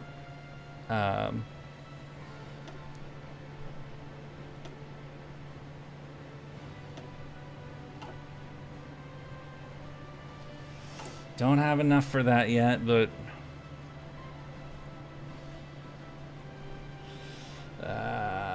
oh wait, this didn't even get 5 factories. What the hell is wrong with me?